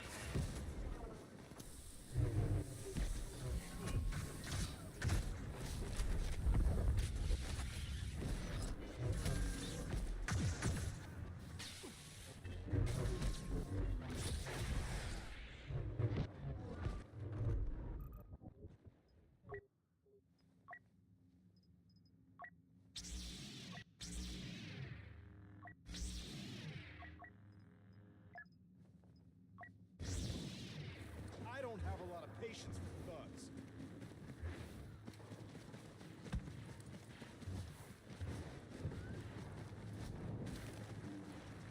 Such glorious faces.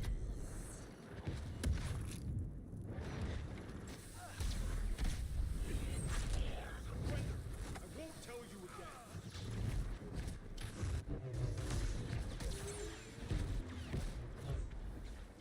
You don't think you've got the advantage, do you?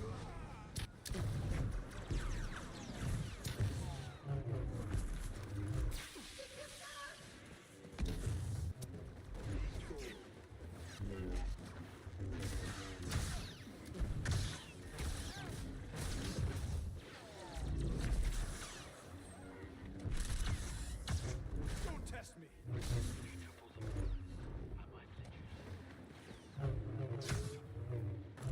Readjust priorities. The conflict is only half over.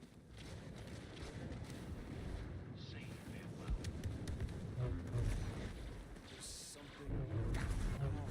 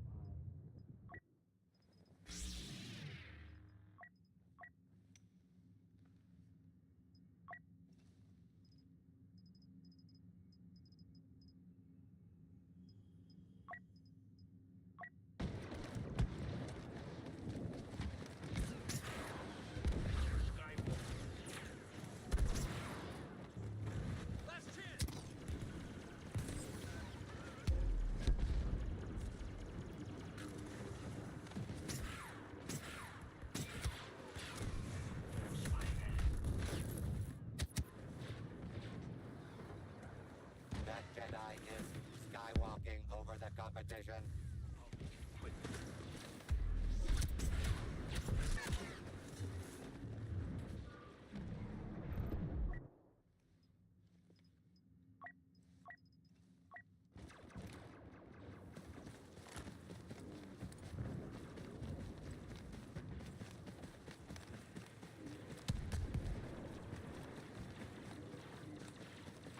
An agent has been sent to assist our forces.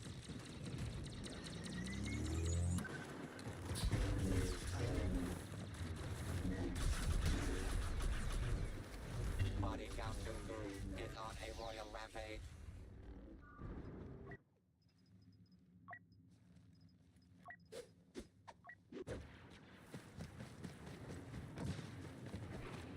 Rebel leader on site.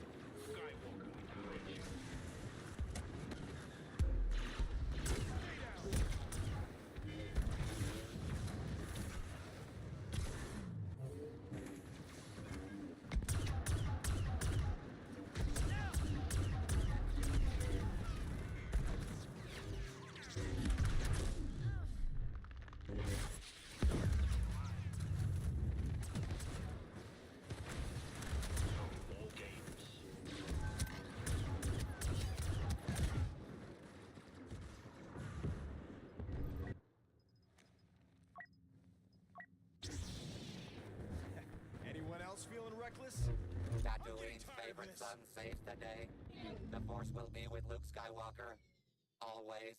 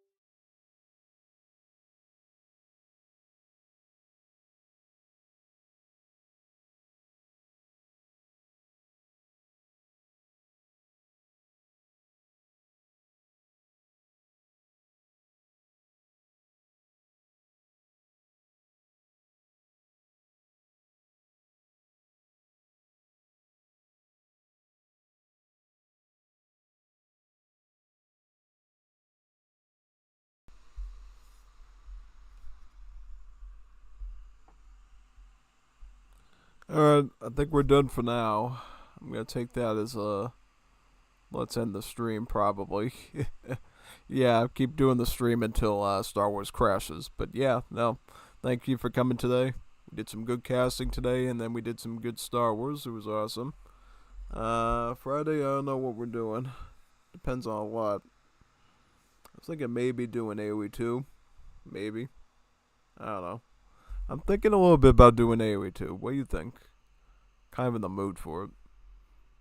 We could also do Wars of Liberty. We could do anything really, but yeah, I don't know. I'm just thinking. Yeah, sign off now though. GG's and well played, everyone. I'll try to clip something probably from those saber duels.